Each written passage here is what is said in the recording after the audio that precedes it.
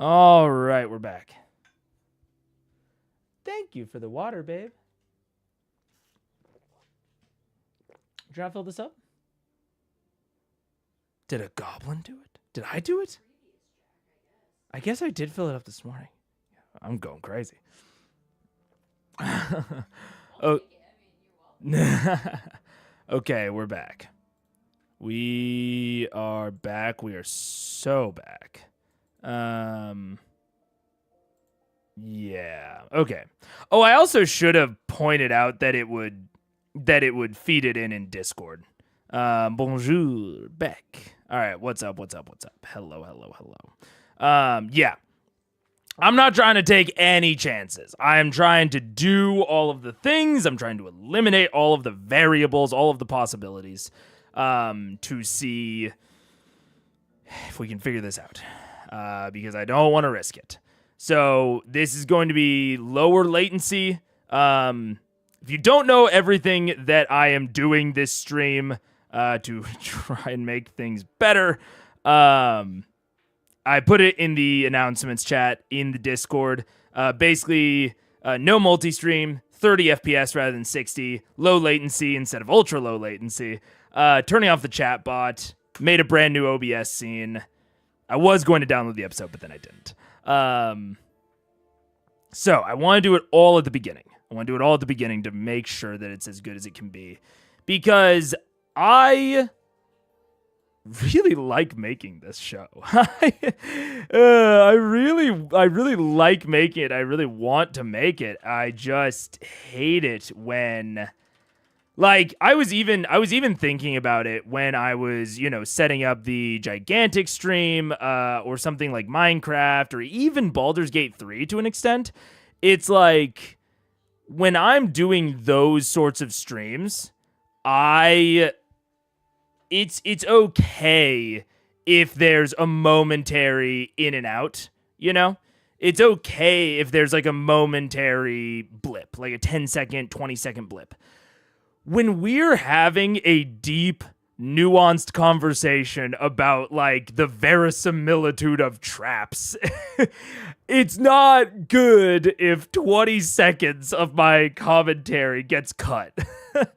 Like, I don't know what I need to repeat. It's a huge break in the continuity. Like, it just like ruins the concept of the stream for me personally. Which is just so incredibly frustrating. So, and I love making this. So I am willing to do whatever it takes to get that concept back to full, So that's what we're going to do. That's what we're going to do. Sounds like you had fun with Gigantic, though, when it finally worked. Yeah, I did have fun with Gigantic when it finally worked. Like I said, I was playing it this morning. I had a lot of fun with Gigantic. It will, I can guarantee that you will be absolutely seeing more Gigantic. Can absolutely positively guarantee that. Why? Okay, I am having one slight. There we go. That's better.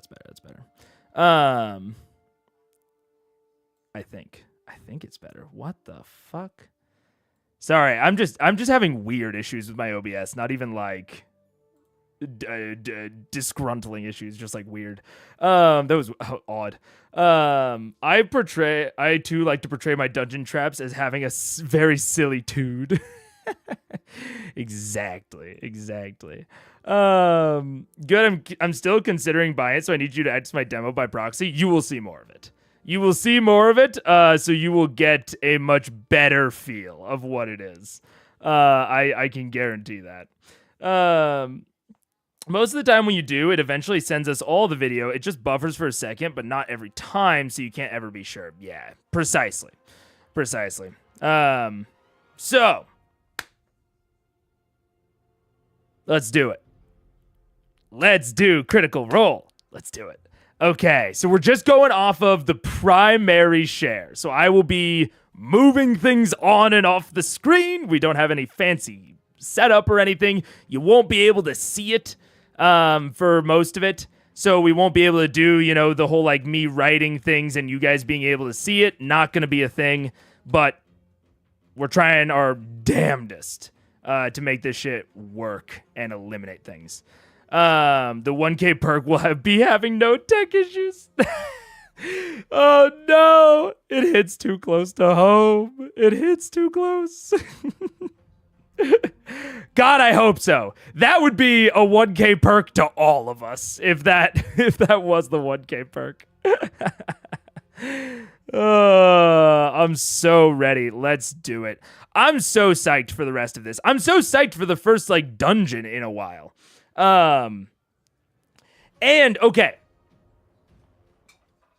Just because we don't have the fucking normal setup doesn't mean I'm not going to still go through my normal shtick. So, want to do comment, takeaway, normal stuff. So, lots of people commented about the traps. We'll get into that in the takeaway. Albie. So far, it's pretty much a straight line. Actually fits for a tomb. A series of narrow, straight tunnels with one or few larger chambers for a tomb. Totally accurate. And number one, I just wanted to highlight this out for like a tomb. Is very, very, very accurate and something to think about when you're designing. But second thing is let's talk about the traps, because my big takeaway from part one is I need to keep my fucking mouth shut sometimes, because we got into such a long and heated debate about something that frankly I did not have that hard of an opinion on. And when we got so deep into it, all of my like real opinion was like, oh yeah, like that might be like a convincing argument. We'll just have to see. Like it was so much of like, man, like that absolutely could be the case. That could be a good explanation for it. We'll have to see. And that was all of it. And like people brought up some like very reasonable, like explanations for why there might have been this sort of trap. And they all made sense. I hadn't seen like hard evidence of a lot of the explanations, or at least like super convincing evidence. There have been a lot of soft evidence so far. And so I need to do a better job. This is somewhat a takeaway of the show, but more of a takeaway of me, is I need to do a better job of just like talking about like narrative stuff, of like I need to wait until the scene is over. When it comes to like map design stuff, I need to wait until I've seen as much of the map as I can. But I saw something in chat and I wanted to respond to it immediately, and then we got way off the rails. So that is my own fault. And I just need to do a better job of it. Seriously, only remember Keely grabbing Grog from falling. Oh no, we got into combat. We got into combat. It was just after all of this shit had started. I'm gonna restart a little bit. I'm basically gonna restart from when Matt started pulling out the Dwarven Forge. I'm gonna go like, I think to I think right around to here, because this is when Matt was talking in Undercommon to Laura. So I think I'm gonna go to right about here, because this was right around when the full out combat started. And we're also going to get rid of the BG3 OST. The easiest explanation is that the traps were installed before the place was abandoned. Yes. I agree. I agree. And this is part of me. I have so much more to say. But it is all either based on speculation on my part, because, I don't know the full grasp of the dungeon, but I need to small frame drop. Oh, dude. Yeah, I saw that. What the fuck is it about Critical Role? Like, someone brought up in the comments, like, oh, maybe it's this is a great frame drop, or a great freeze frame. I don't know what it is. I've already, within the first 20, 30 minutes of streaming, gotten more frame drops right now than I got all day yesterday. Is it the fucking days? Is it Mondays and Wednesdays? Like, I don't know what's going on. It is mind-boggling to me. And like, we have, like, someone brought up in the comments, like, oh, maybe it's the viewership, which, like, I think is something that, like, makes intuitive sense if you're, like, trying to look for, like, you know, pattern recognition. That it shouldn't matter. Just the straight flat out answer is, like, there is no reason I can ever think that it should matter. Maybe it's because you're streaming from and to YouTube. That is maybe the only thing I can think of, is that I'm on my fucking browser. I mean, and this is something so interesting of, like, is this the fucking issue? Is it that I'm trying to watch something in browser? Because that is the only thing that we haven't changed. So it's fucking insane. It's CR Ep 44. Yeah, CR Ep 44, Eden. We're gonna try to push forward.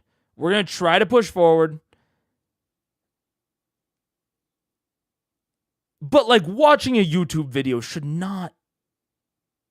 It shouldn't.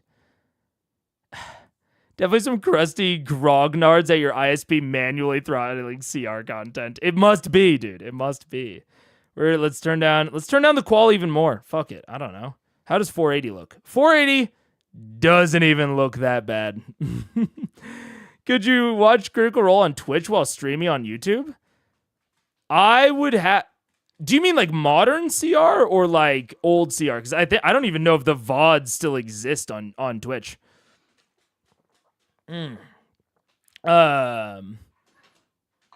But I will buy into this conspiracy now. Dude, yeah, I don't know, man. I'm honestly wondering if I should just try to download it now. If we should just take it here. Okay, you know what? Fuck it. I don't even think it'll take that long. My download speed is good. And let's not even. We already restarted once. We won't even have to restart for this. We already restarted once to, like, reset the latency.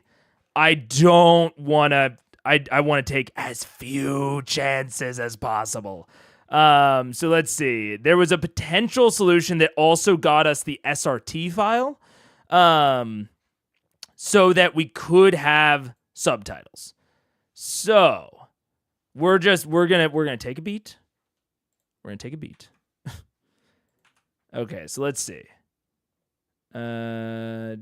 Download. Also, if this becomes the general solution, where, like, we have to download it, I will paste the link down. Okay, I did. There we go. I will I'll put like an episode of the episode of CR after the fact on in the background to make sure they still get my view, because it's one view, but also it's one view, and they made a good show and they deserve it. Okay. This is not going perfectly so far, I will say that. And the site seems very sketchy. But we got an SRT. Okay, wait. I do think the old streams are still on GNS's Twitch channel, FYI. Interesting. Does it not count as a view if you download it, then watch it later? If I were to download it on YouTube, it would count as a view. But if I downloaded it like through like the YouTube Red downloader, essentially, but that's not an actual download. That it would still load me in live. If I tried to watch it on there. So I have to essentially use like a YouTube video ripper. Which I am not encouraging in any way. But this is seemingly the only way that this will work.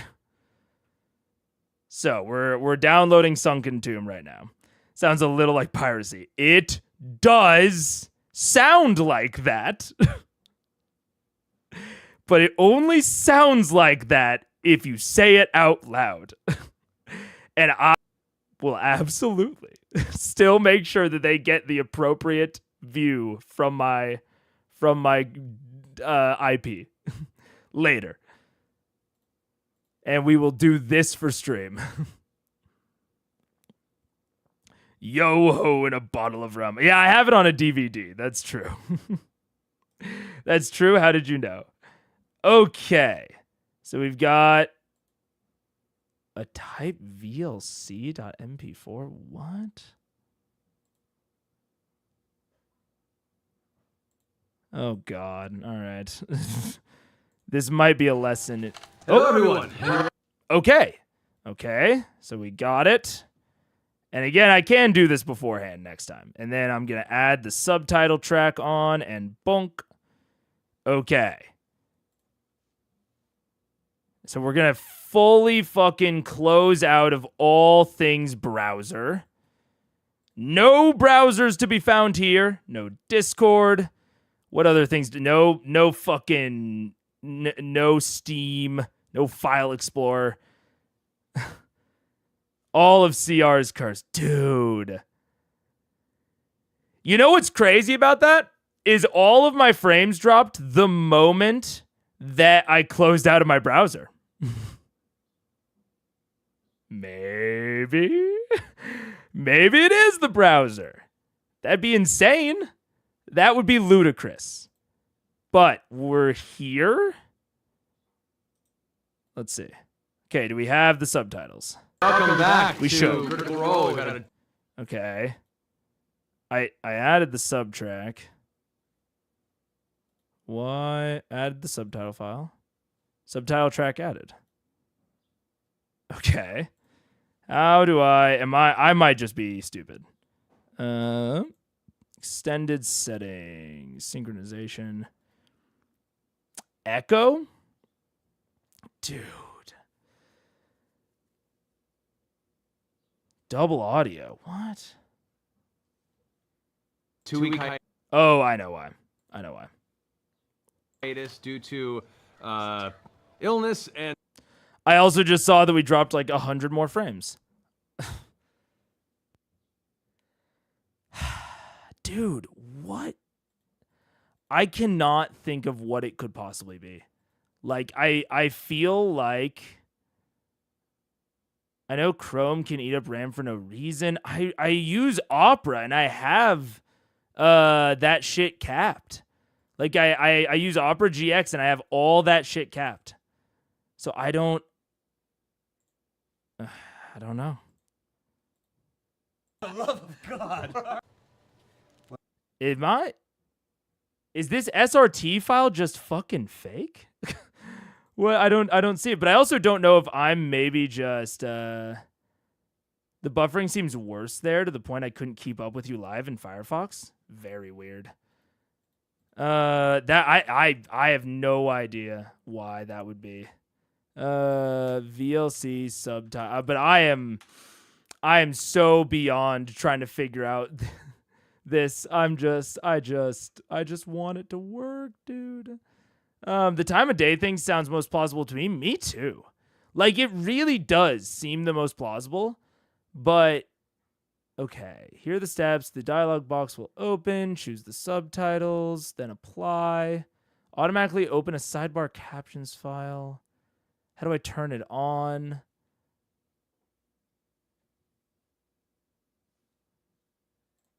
Okay. Well, I started talking to you. Theoretically, it's saying that we should just have the subtitles, but it's hard to know if we're not seeing them because the SRT file was fake. It is possible. Wait, let's see. No? Okay. Well, the SRT file was fine. Is this a fine SRT file, actually? I think this is okay.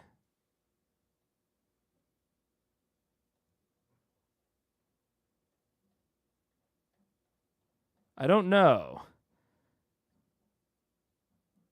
Wait, is this literally the entire YouTube? Oh, this is why. Okay, so the SRT file is bad. Okay, this is one of the things I was worried about when it came to like trying to download an SRT file. Hello, everyone, and welcome back to Let's see, I have a Critical feeling- Role. We've had a 2-week hiatus due to illness and traveling, but we're back. Maybe it's worth doing CR on Tuesday and Thursday. Maybe. Try the one I just uploaded to the NAS. Okay, we'll do. Let's see. All right, let's try this. Tools, subtitle, add subtitle file. Oh, I should probably turn that off the full screen. Subtitle track added. Okay, it's this one. It worked for me in VLC. And we're a little late today because of... Okay.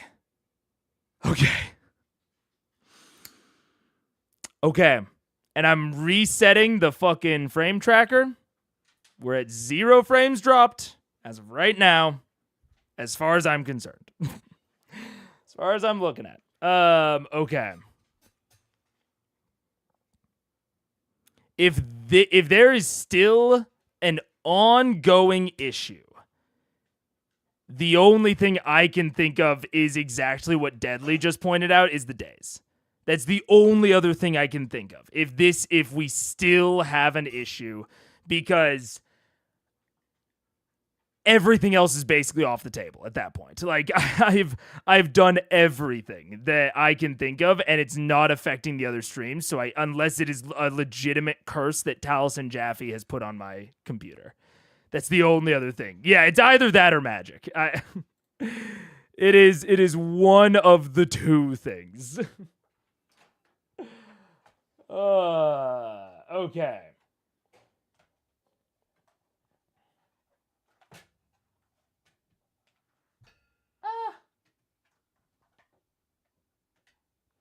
All right, got the tablet set up. Got this. I still think it's worth making an offering to Eldritch deities. Dude, hook me up. Get me a contact. You get me a phone number, I'll contact him. If you can get a PO box, I'll send some sage. I need to just start doing druid craft before every stream to try and make sure that it fucking works. Make a small donation to Talison's preferred charity. Maybe that would work. Okay, let's do it. Let us do it. And where did we about leave off? I think it was about around here. Well, okay, no, the Dwarven Forge hasn't come out yet. Okay. I think we're a little bit before this. Yep, there we go. All right, we're right about here, I think. Taliesin is not a fan of elder gods one can name drop, so keep your worship to the ineffable nameless ones. Fair enough.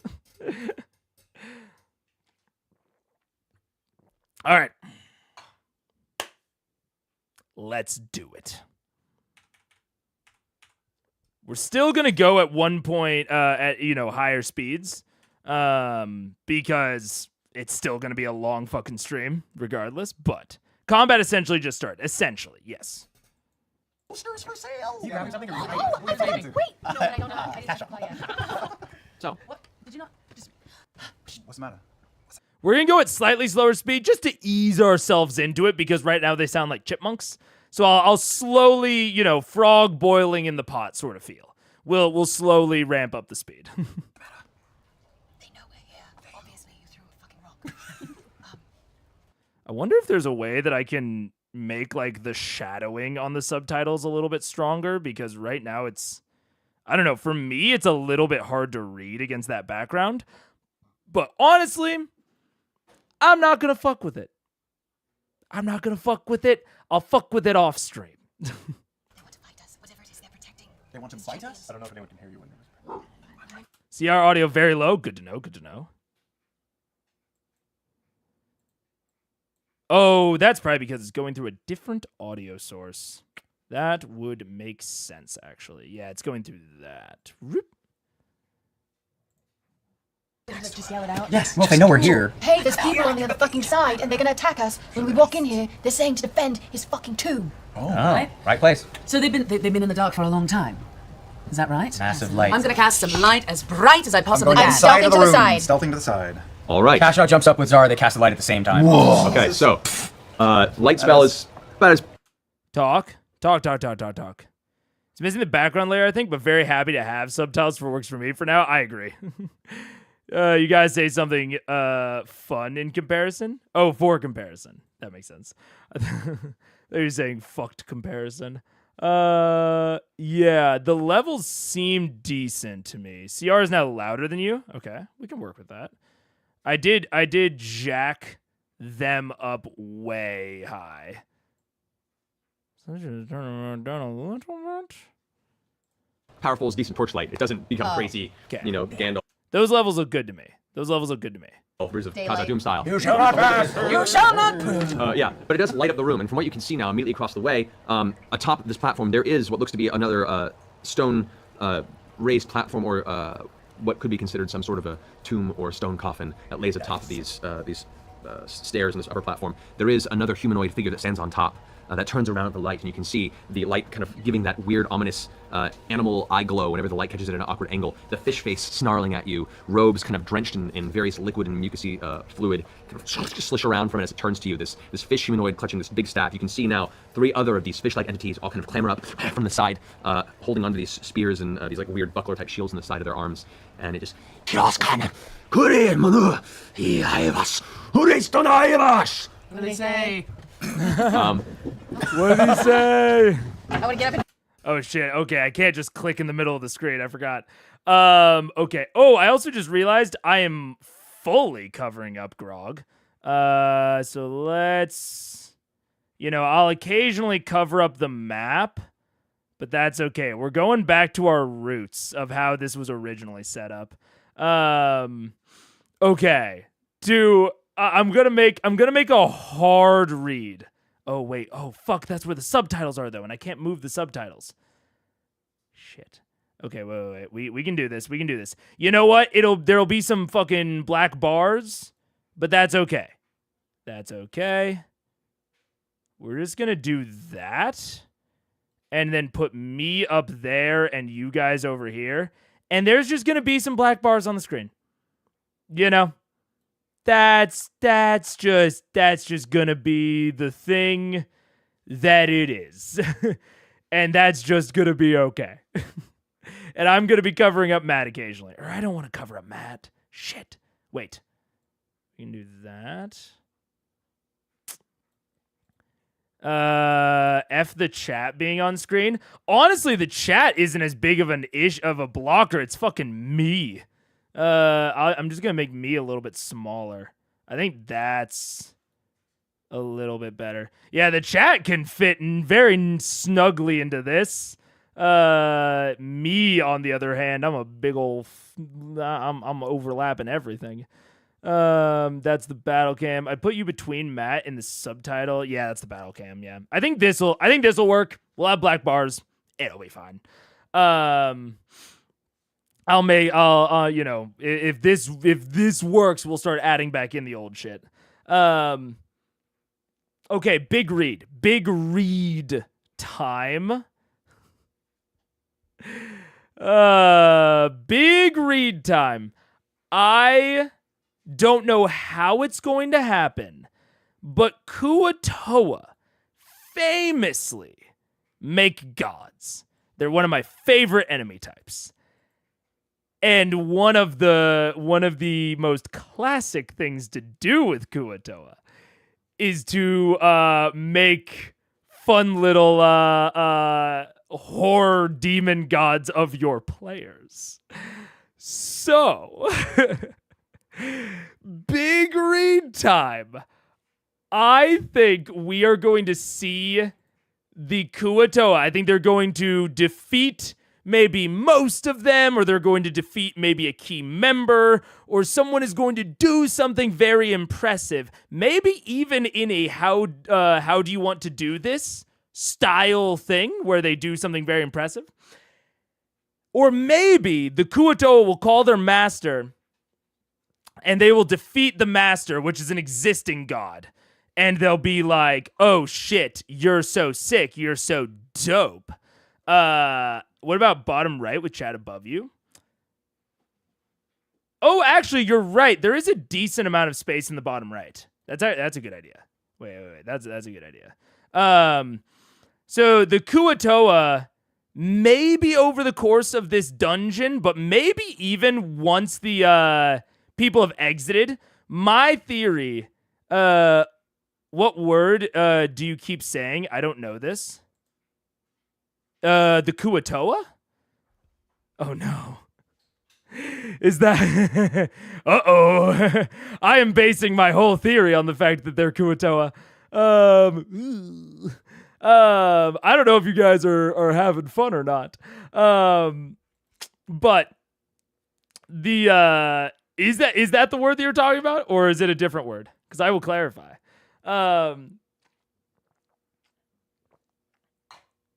But the I had to look them up. Kuo-toa. Oh yeah. Oh shit, I don't even want to bring up. Okay. Kuo-toa. Yeah, Kuo-toa. Fish people. This is the enemy that I am assuming they are fighting right now. These are the people that I am assuming they are currently fighting. Are these Kuo-toa? Especially with how they've talked about them. Like, it sounds like they are in a room with a bunch of Kuo-toa and like a Kuo-toa priest. And the Kuo-toa are a group that have basically like a low, they're fucking idiots. But they also have like a low level kind of psychic psionic connection. And they're sort of like orcs from Warhammer, at least my understanding of orcs from Warhammer, where it's like if they believe it, it's real. And so they often get together for these rituals where their collective belief spawns a god. So that is my theory for what these are, and I think that their master is a previous god that they've made, probably based somewhat on the Raven Queen's champion.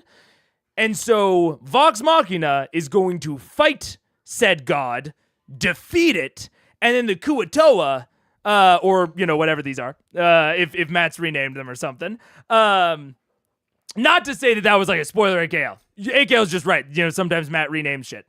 Don't let our ignorance make you think you're wrong. Yeah, absolutely. Absolutely, Matt could have renamed them. Or we forgot. Also true. Yes, there are also other fish people, so I could just be straight up wrong about what these are. But my theory is then that what's happening? Why is there like extra fucking VLC is being weird. Okay. There we go. That's better. So my theory, they'll defeat the current god, and I'm gonna guess Grog is the most visually, I think, intimidating, and probably the one that the Kuo-toa will latch onto the most. Barring Grog, I think if one of the magic users, like Keyleth, does something very stand-outish, then maybe they'll latch onto Keyleth. But I think they are going to latch onto one of the players and make a new god in their image. Whether or not we'll see that this episode is an entirely other discussion. I actually think that this could be something where they don't actually, like, kill off all of the Kuo-toa, and the Kuo-toa that survive make this god, you know, kind of in secret without them realizing it, and it comes back 20 episodes from now is this fucked up fish version of Grog that's terrifying the Othanzia, you know. So that's my theory. That's my theory.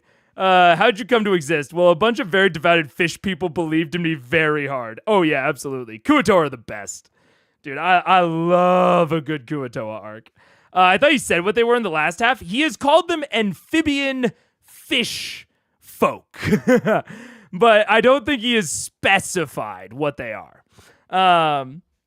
Birdsey shoots his gun, Kuo-toa create talents, and yeah, that is legitimately terrifying. Oh yeah, well, and the scale of the god that they can create, like the scale of power of the god that the Kuo-toa create, is proportional to like how many of them there are.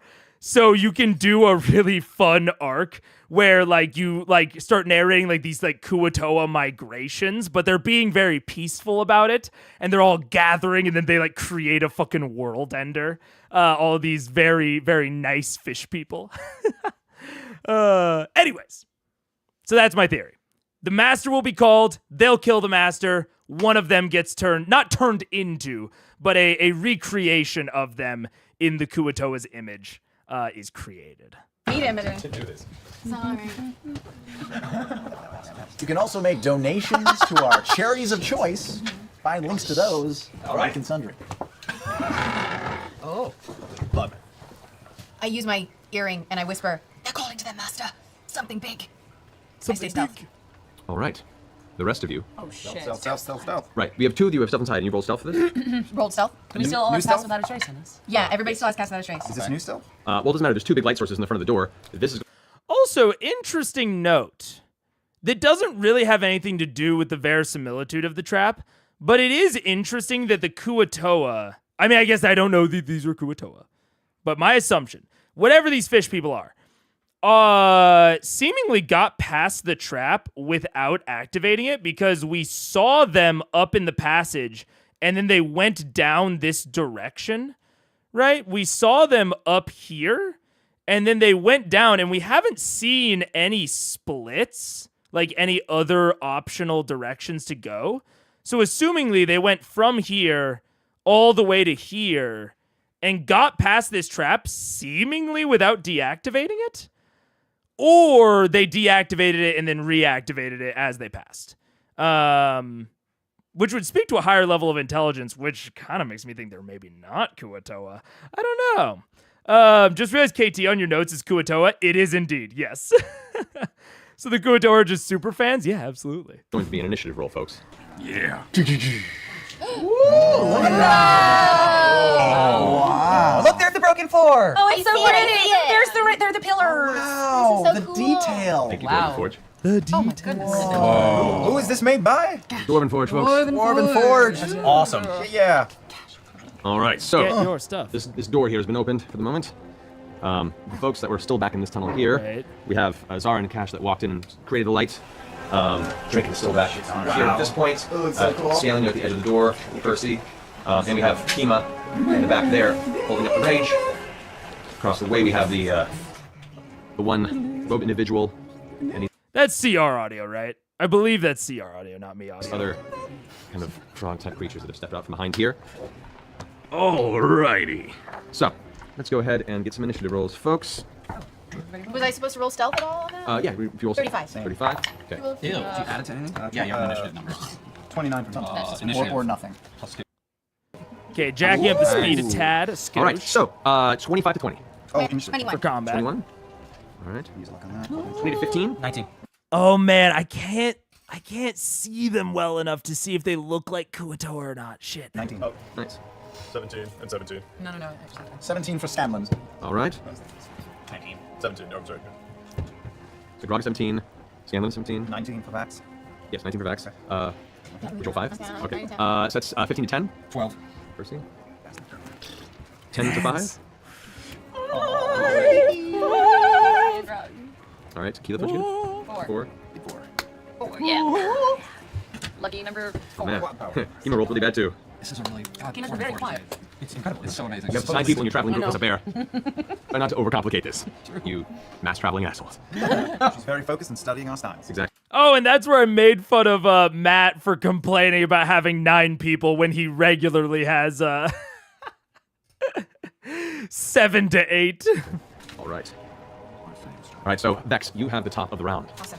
I'm gonna. Ooh, is this sneak attack? Cause I'm stealth. Yes. Technically, it would sneak attack if you hit somebody who has not. You don't know if they've seen you or not. Oh, okay.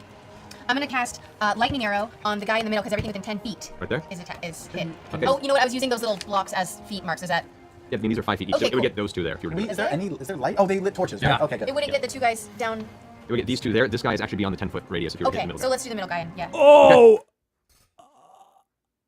Oh, oh, they might not be, but oh. I mean, okay, it is to some degree. I feel like there's only so many ways to draw to like represent a fish person.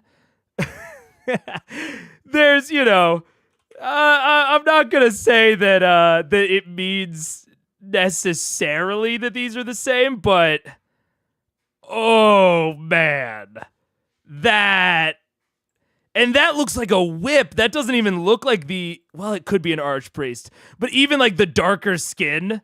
Oh, I'm pretty sure I'm right. I'm pretty sure I'm right, even if he renamed them. I think I'm correct. Oh man, which one? Which one? Go for it. Oh, that focus change. That's 30.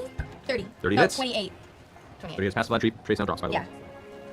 That is very fair, Timpanist, is that it is very fair to reuse other sorts of minis, even if they are not exactly what you want. As someone who legit doesn't remember, they definitely look like Kuo-toa.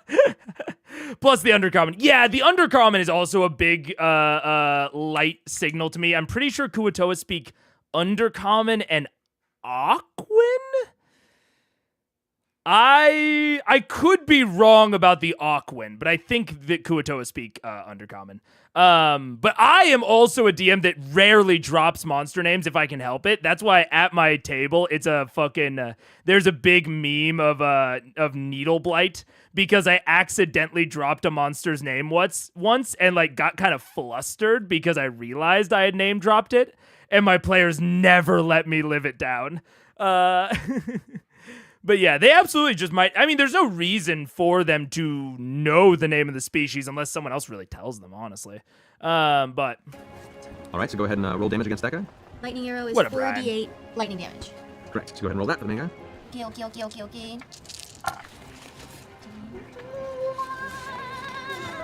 27 plus sneak attack? Correct. 29. Oh no. 9 points of damage. Fantastic. And then it is 2d8 against the other 2 if they do not make the dexterity. So what's the DC on the spell? Oh, it's a natural 20. 15. One of them succeeds, one of them fails. Okay. So roll 2d8. 13. One takes 13 damage, the other takes 6.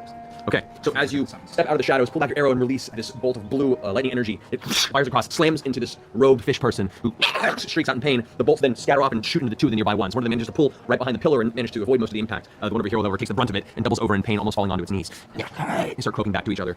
I'm gonna move your stopper trinket? Yeah, I'm gonna move behind that wall there. Right here? Yeah. All right. And trinket, you want to move? Trinket is gonna Don't forget to have your pointers, guys.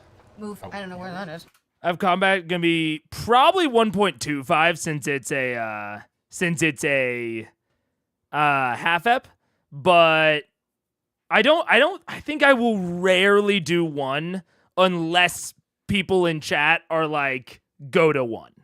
If folks in chat tell me like, hey, go to 1, then I'll do it, before like a very important one, but my default's gonna be 1.25 or probably 1.2 because on VLC I can only do it in 10s. Well, I can probably do it more with more finesse, but I don't know how to off the top of my head. So, John's notes should let Megan know if the changes, I think. I don't think me and John have talked about that. We might talk about that off game, but also if we bring the bot back, I theoretically made a way for like John or Mustang to message me if we need to, but anyways. Move behind the pillar. Can you get there? So movement speed is 40. Maybe. Yes. Get there, yeah. Yeah. Cool. All right. That brings us to Let's Max. see. I don't know if this laser pointer is going to work, because there's now a wall in the way. I'm gonna go up the side. Works. I'm gonna hit my heel against the other heel. I love that you're All right. putting it at the TV. Yeah. There's now a dwarven forge wall in the way. Wow! Oh my gosh, it's so 3D that it's blocking this real life object. Wait, what did you say that the company that made it was? Dwarven Forge? Yeah, that's right. Oh. Yeah, I'm gonna go That works. That Oh my god, it works to that perfectly. window, the window right there. Right here? Yeah, Alright. and you tell me if it's a surprise, I don't know, but I'm going before Fish Guy up on the dais. I can't make it work over these walls. I'm gonna chuck 3 daggers at Fish Guy up here on the dais. Okay. Through the window. It's not a surprise because they were aware that there was an aggressive action Okay. coming in, but you still. But because I go first, I get advantage on all attacks. Right. So here we go. First one. Are you against this guy? Against guy on the dais, yeah. Is 28. Hits. Second one is 14, and the third one is 27. Okay, all 3 hit. All 3 hit. All right, so the first one we'll do sneak attack on, and here we go. Oh, sorry, yeah, advantage. Thank you. 11 for the first, 10 for the second, and 8 for the third. Does it include sneak attack damage? No, you said it didn't Have get sneak advantage? attack. No, Oh, no, yeah, no. because it's advantage. You don't have surprise. Right, but because I have advantage, I automatically have sneak attack. So yes, sneak attack on the first. Yeah. The first one was, okay, so It was it's 10 plus whatever the dice roll is. I rolled a full 4, so that's 4 to 8. Plus 8 times 13, 19. I will say the Dwarven Forge terrain looks great. I'm not a physical terrain type of guy. That's never been in my in the but the things that I am able to acquire financially or that I have a desire to acquire, but it looks great. It looks really nice. 24, 28, 32, 34. That's better. That's the dice. 34, so 68 plus 7 is 75. 68? No. You doubled the dice, yeah. If it's a surprise, you. Okay. It's sneak attack. Sorry. I always get this Yeah. fucking shit confused. Sorry. So half of that is it was so 34 plus 7 is 40. 41. 41 points. Always Okay. get confused It's all every good. fucking time. So after the energy from the arrow is still dissipating from the blast, you've already rushed behind through the small space in the wall, in front of all 3 daggers, all sinking into the body of the robed frog creature who doubles over from pain, slamming into the top of the stone sarcophagus. In doing so, its hand hits it, and a bunch of black feathers kind of scatter off the top. It come to rest on the ground at the bottom of the raised platform. Then in your turn. I'd like to use the rest of my movement just to sink down with my back against the wall, out of the way of the window. Okay, so it's kind of there. All right, that ends your turn, Kashaw. Okay. How far away are they? They're 50-ish. about 10, 15, 20, 45-ish, 45 feet. 50 from whoever's in the lead. Man. Okay. You know what? I think I'm gonna do a. How close are the 3 together? Oh, there's 4, right? There's 4 of them, yeah. So those, how close are the 3 to the top there? I don't have a laser pointer. I mean, they're all within 10 feet of each other. They are okay. Good. I 50 think feet, I am gonna do. A 5th level flame strike. Yeah. Hells yeah. Whoa. On all, if they're within 10 feet, I can hit all 3 of those guys right there. All right, dexterity saves. Fail, fail, and fail. Go ahead and roll some damage. So it's a 20, right? Yes, it is. Well, no, you already hit with them. Sorry, I take that back. Damage. You just do straight damage to them. They don't get any reduction in that because they miss their saves. I will- So you just roll the dice, and that's how much damage they take. I will also say, so we've been talking about the dungeon so far. Oh wait, damn it. Okay. We're gonna do a test. We're gonna do a test. I want to go back to my normal CR scene in OBS because I really think that that's one of the least likely to be like a problem within the broad scheme of things, and I really want to be able to draw out shit on my tablet. So we're gonna go to this one, and we can still put that up there. Yeah, there we go. And then we're also why is the I know exactly why. We're gonna go to this now. If we start getting frame drops all of a sudden right after going to this, then we'll know what the fuck is up, right? But I think this is one of the least likely things to be the problem, and so I may be willing to do it. So yeah. Especially because it's not even related to networking at all. And I want to talk about the map. So this Kuo-toa encounter, right? I do already like this battle arena a lot. There's a lot of, I think, really good things going on here. And I think that there is a very distinct, I think if you were just looking at this and, maybe more casually consuming it and not thinking about it too hard, you would maybe only be thinking about the room as the battle arena. But I do absolutely consider the exterior part of the battle arena, especially given that, some sort of master is on the way, and that it seems to be a dead end otherwise. So these are all dead ends. This goes on further, right? And then we have another thing right here, which it seems like 2 of them can fit within. So it's about 2 across, which for a 4-person party, honestly, not too bad. Pretty wide. 9 people with a bear? It is going to be very... No, all chat commands are not working. Because that is this. The only reason I'm bringing this back is because it is absolutely nothing to do with the networking, but the chatbot theoretically is like monitoring the network. So I turned off anything that could be like networking related. So yeah, chat commands are off. Which also Discord is off. But I will try to be very cognizant. And John, your name is like very like bright blue in the chat, so I will try to be very cognizant about watching for it. 9 players, all of them summoners. So we have this, and then we have a slight bend out, and then we have an even further bend out, and then back to here. And then we have kind of two things right here, 2 things right here, a raised area right here that is not only raised, but also has a even higher back wall. And then some sort of thing here. Not sure if this is actually important, that like differently colored marble, but definitely could be important. The other thing about these side pieces is that they are see-throughable. So they're like half cover or maybe 3/4 cover, depending on how you use them. But you can see instantly, the moment that you have just a few pieces of terrain, the players immediately start to use them. Vax dashes over here and starts hucking shit through the window. Like frame 1. And I immediately like the raised platform and the fact that this has a behind area, that is theoretically blocked off from the rest, because this means that if you have something coming from the outside, your players have a place to theoretically retreat to and play for larger cover throughout the rest of the combat.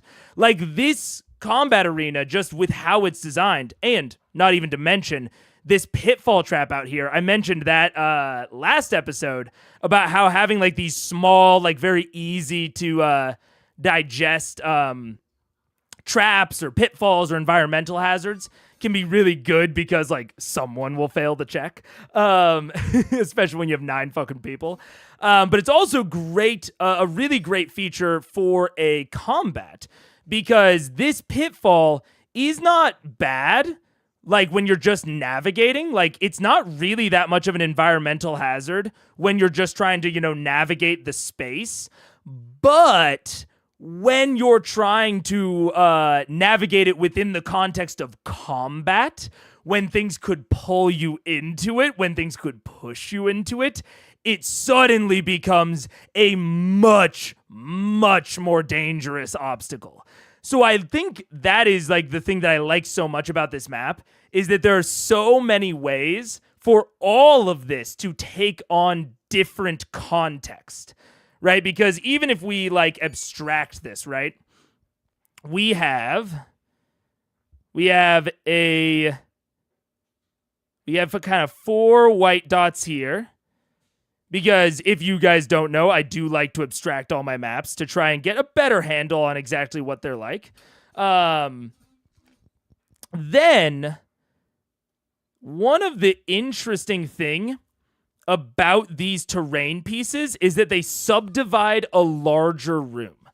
So you can have a pretty large room, but if you have these subdivided terrain pieces, it makes them feel like they have more distinct segments. So you have this up here, which is connected to this down here, which is connected to this out here, which is then connected pretty much to that. And then you have this over here, this back here, and this back here. And all of these are white pieces. Like, there's nothing really interesting. There's no difficult terrain that we can see, although I could see this marble section, this like differently colored marble section, potentially being difficult terrain. There might be some sort of magical field, some sort of ritual going on that like slows you inside of it or makes your magic worse or something. It could be kind of a debuff zone. So that could be interesting to look out for, and a possible thing that you could do for your own stuff. But the really interesting thing about these zones is that they have a lot of obstacle connections between them. So this zone and this zone have like these obstacles between them. They have the pillars, they have these walls. There are definitely ways to get between them. Obviously, Vax can throw daggers between them, but it would be difficult to straight up travel from this zone to this zone. It would be a little bit more complicated. Same thing with going from like here to there. So this is the sort of combat that I think that my, map notation isn't the best for representing, especially when it is this sort of subdivided room with just a lot of terrain pieces that offer cover. I think that's one of the main weaknesses of my abstraction, is that minor pieces of cover, like these pillars, are a little bit difficult to abstract within the notation.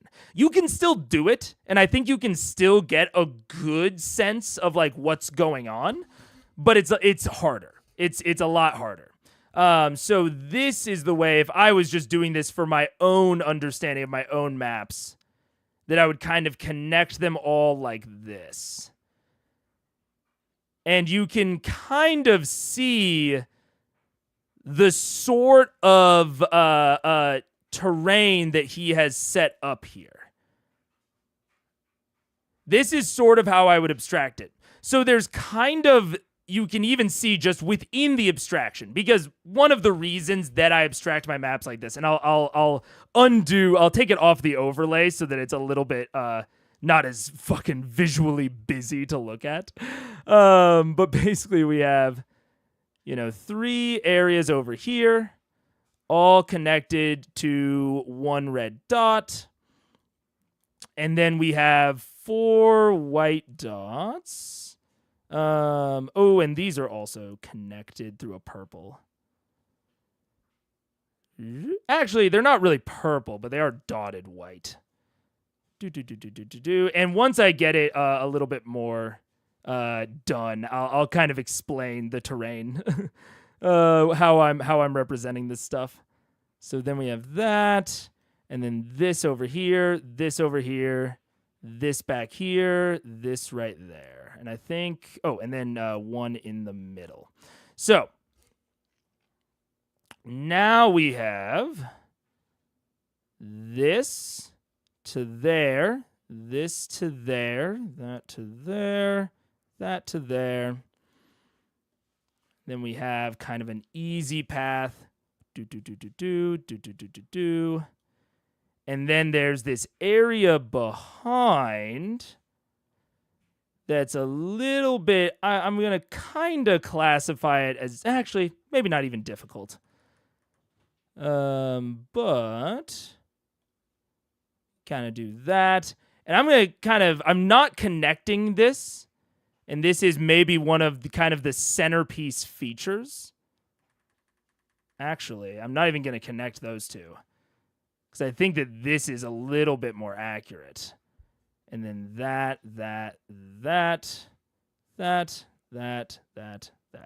Okay. So let's talk about this. So this is the raised platform. This is kind of the area behind the terrain on the sides. This is the entry area. This is in the middle of the dotted section, right? And then this is the behind area. And I think that you can see kind of some of the interesting parts about this map, right? The reason that I'm not connecting this upper area and this over area is that you kind of have to go out and around to get back there. And I think that that's one of the important centerpieces of this map, is that this area is so disconnected from everything else, right? That this back area is very disconnected from the entire rest of the room in terms of visual sight lines and in terms of actually walking paths or getting between it. The other important area is that this is all elevated up here. So you very clearly see, even just within this basic abstraction that I'm kind of doing off the cuff, you can see that this is a very centerpiece area of the room. You're going to have the most important person up here. Because if the players want to go and gain access to this point entirely unobstructed, they can. They can march straight from here, straight up to here. There's a very direct funnel, but that location also completely separates them from this location, and it means that anything that enters the room also has a direct line of access to them. Whereas going over here separates you from two of the other sections of the room. Going off to the side like Vax did, yes, you can still get directly accessed, but you have more access to this safe zone, and more of the room, this central area, doesn't have access to you because of these red lines. So you can still theoretically interact with those areas, but it's a little bit more difficult and a little bit more safe for you. So it's a very, like I said, it's a pretty, relatively,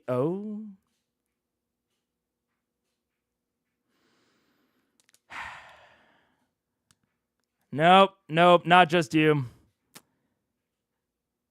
Not just you. It couldn't be. It couldn't be this fucking... It couldn't be this. It couldn't be.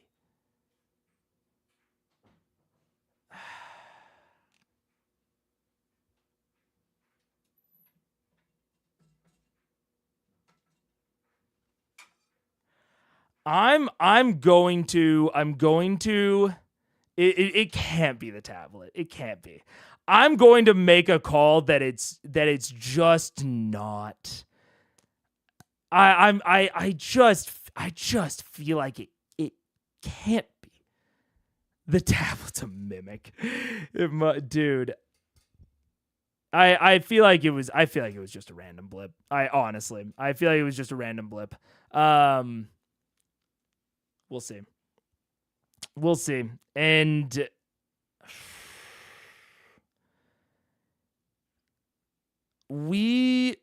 the only other thing that I can think of, because it was a very short blip. The only other thing that I can sort of think of is that it could, stage 1 denial, yeah, is that it could theoretically be the day of the week, but that seems so odd. That just seems so weird and random. And we're at a weird time of the day where, I guess people are on their lunch break because it's 12:45. So maybe it is purely time of day. Did you get that tablet from a techno wizard? I must have. All right, we're gonna push through. We're actually gonna take a break in a second at on the hour, to do a water break, pee break, all that. But I like this map. I like it's sort of, if you really kind of take a look at it, it doesn't really look like it when you first just are examining the map, but it sort of has this interesting 3-lane structure where there's this starting point and then there is 3 kind of zones of the map. And you can even kind of cut this one like that. And this sort of segmentation of your map, it can be very simple. Obviously, like there's not a lot complicated going on in this map. There are the pillars, there are these windows, there's this raised platform. That's it. But segmenting your map like this is the like very first step, and it's the easiest step towards making your maps not feel like the White Room, which I've been very critical of Matt's stuff in the past, of it just being a White Room where everyone kind of gathers around the people and smacks them. This segmentation of your map provides, number one, more space for you to evolve the combat, because the different areas can take on new meanings as things come from the outside or as you need to retreat. But they also just, like, that cutting up of the map segments makes it feel like there are legitimate decisions to be made within your placement on the map. It doesn't feel like, oh, we should all just gather around this one point in the middle and hit them. Like, having these red lines and having this, like, kind of cover over in these sections actually makes it feel like there are legitimate decisions to make during this combat. So, big thumbs up to that so far. And it's a 20? It's No, 1d6, 5d6. There's 5d6. 1, 2. No, it's 46 fire damage and 46 radiant damage, so 8d6 total. Oh. Got it. There you go. Come on. Big Does money it feel good to roll Oh! that? Whoa, that was good. That's good cash. Okay. gotta feel good. 6, 10, 14, 16, 13, 23, 24. Okay, so Thank you. as you, are you gonna say where you are? You moving? No, I'd like to then move in closer to Trinket. Okay, so as you're moving by, you grab onto your holy symbol, look over and concentrate, your eyes go dark black, and one of the feathers that drifted off the top of the platform comes to rest on the ground between the three of them. As the feather hits the ground, it creates this kind of opening of blackness behind them. As they look down, all of a sudden the darkness turns to bright searing light as fire and divine energy just whoosh, slams up from the ground beneath them into the ceiling, and you just hear these three. What fucking subclass is Kashaw? Oh my god. Like the fucking, like, I know that his deity seems like relatively evil. But holy shit, what subclass is he? I don't even know. That sounds fucking crazy. Maybe light? I don't know. 1x? I can go to 1x. Yeah. I can go to 1x.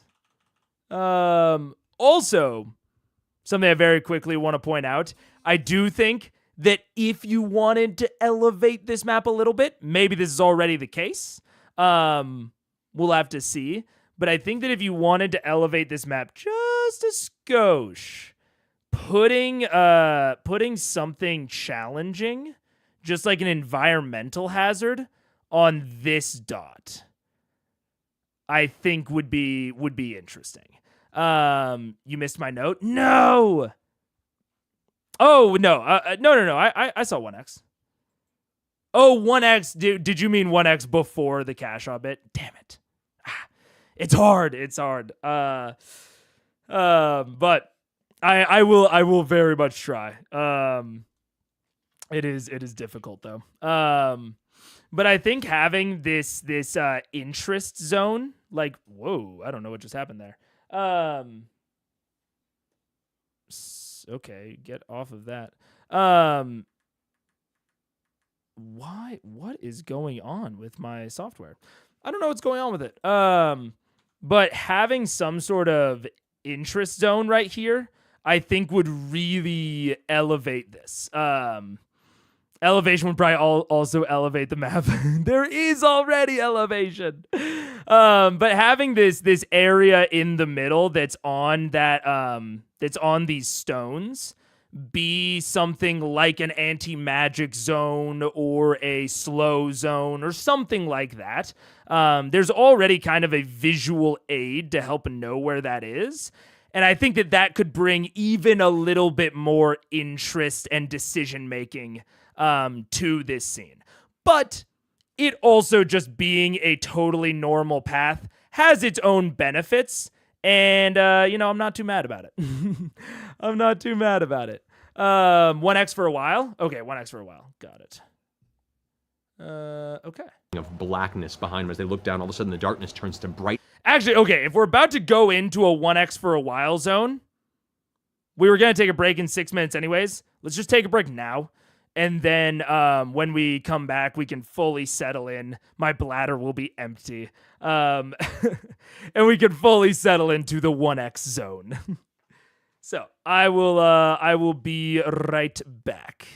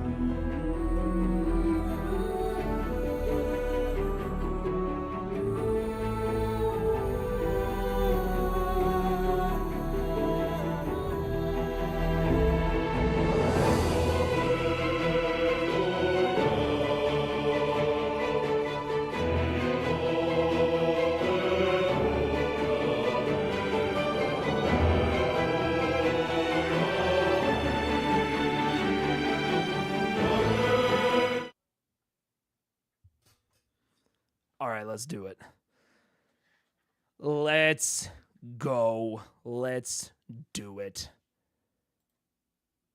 I will also say, if we continue to have it local, it would legitimately be a lot easier to program in commands for mods to send to literally just lower it.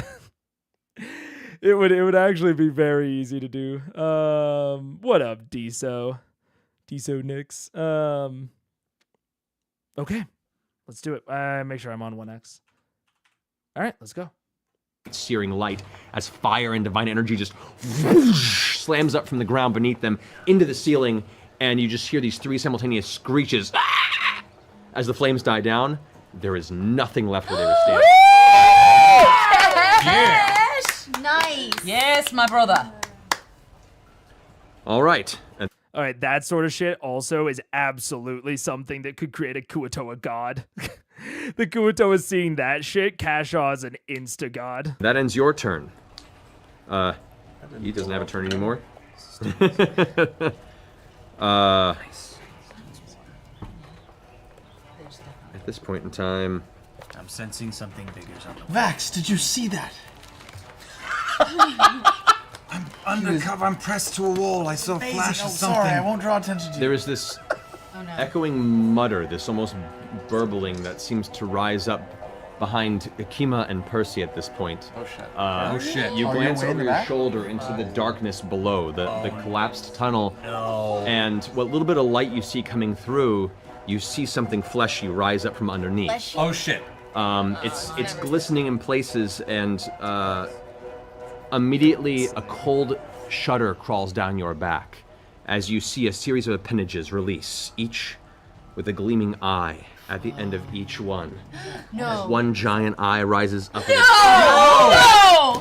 What is that? No.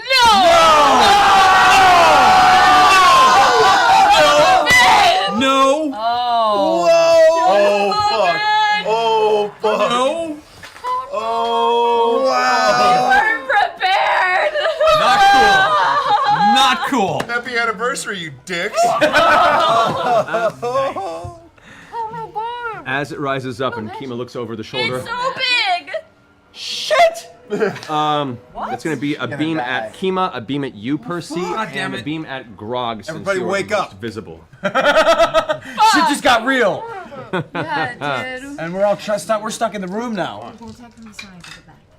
All right. Oh my god. Okay, against Percy, I need you to make a dexterity save. Wake up, everybody. Okay. What's going against him right now? You. That's 19. A 19. Okay, great. A dull green beam arcs past, and you manage to just duck out of the way. I can speed up now. Okay, understood. This. I'm gonna hold. I gotta hold my tongue, but this. To you, of which that stone wall now just turns to dust. Rock behind you. The one against Kima. See if she makes her save here. No, she fails. This beam hits Kima square in the chest, and as it does, she doesn't seem to have any physical reaction, but she begins to back up instinctually from it. You can see her jaw agape, her eyes wide open. She looks like she is filled with the dread of the ages. And the third beam going towards Grog. So roll that. Need you to make a dexterity save, Grog. Not raising. 19? 19. Great. A strangely quicksilver-like beam strikes you in the center of the chest, hits you, and you feel the muscles around your chest begin to seize up and crack into dust like the actual flesh is turning to a slightly hardened stone bit. Flex and resist the effect. The petrification not beginning to take hold within your body. I don't remember all the things. I don't remember all the things. It does everything. Everything. Yeah, they've got fear, disintegration. Yeah. It's that's the Everyone with super size. I think they got poison. Hang on, let me see. There's a fuck you beam too. There's like literally a fuck you beam. No, it's Oh my like god, the you're going into a disintegration special rate. section of your book that's never good. I've got a list. I've got a fiends book. Oh my god, of course you do. He's moving! Oh no, he's a guy. So as it's kind of like turns up, its beam striking you. After all the beams hit, it turns around and speaking in a language you don't understand unless one of you speaks deep speech. God damn it. Deep speech? I speak common. Yeah, is that the same as Gnomish? Infernal. Pretty close to dead right now. Good thing It's about been it. fun hanging out. We like to All get right. into He's right above you, so he's kind of hovering right over your heads, and it stops kind of right above you, Grog. That ends its turn. You're up. You fucking shoot that shit at me, and I'll go into a frenzy rage! And I will... I'm gonna just attack it regular, with Graven Edge. Okay. Just on this one, 'cause I don't know what hits it or not. Just you get two attacks. Yeah. It has a view and it's Terrible. 12? Well, if you go to swing, it misses entirely. I will also highlight, exactly what we were talking about of this entire room taking on a new kind of context as this beholder, enters the scene of what was before, not really applicable is now a place that they could go and hide from abilities that specifically need line of sight. This entire room suddenly takes on a very new context and meaning. So very nicely designed room. I don't know about this beholder. I'm gonna have to see, but it's a nicely designed room. You swing at the 17, and once again, just in your fury and anger, and it flying overhead, and the little bit of intensity of its reveal, you just can't seem to find purchase of the body. 17 does not hit, FYI. Okay. Got it. All right, Grog, you want to move? You stay where you are. I am going to move, like the sweet dewdrop that I am, and haul ass behind. I've got a little pointer. I'm going to move behind that column. Okay, you can get there fine. Yeah, just put it between me and him. Alrighty. That'll end my turn. Okay, as you rush past, it's going to go ahead and use a reaction to make a bite attack at you as you kind of speed beneath it. That is a 24 to hit. That hits. So you take 14 points of piercing damage, reduced to 7. Thank you. As its teeth just reach out and bite towards you, kind of streaking across your shoulder as you push out of the pain, continuing forward. All right, that ends Grog's turn. Scaling, you're up. Jesus. I mean, what? Can it see me? I'm right under it. It doesn't seem to notice you at the moment now. Okay. It seems to be intent actually looking towards Zara and Kashaw at the moment, as they're immediately in front of it. I'm going to attempt to use my wand to fire. Oh, no, that's a bad idea. I'm going to use my lightning bolt. Lightning bolt on it. Lightning bolt. Alrighty. Because I'm right under it, right? So You I'll are, just go correct. straight up. Oh, it fails its save. Lightning bolt. Yeah, that's an 11. Okay, so I can roll for something? Yeah, go ahead and roll 86 points of lightning damage against it. Is it doing a level 3? Yes, please. All right, go for it. So, yeah, so 86 lightning damage. That's really good. Damn. 30. 30 points of damage. I'm also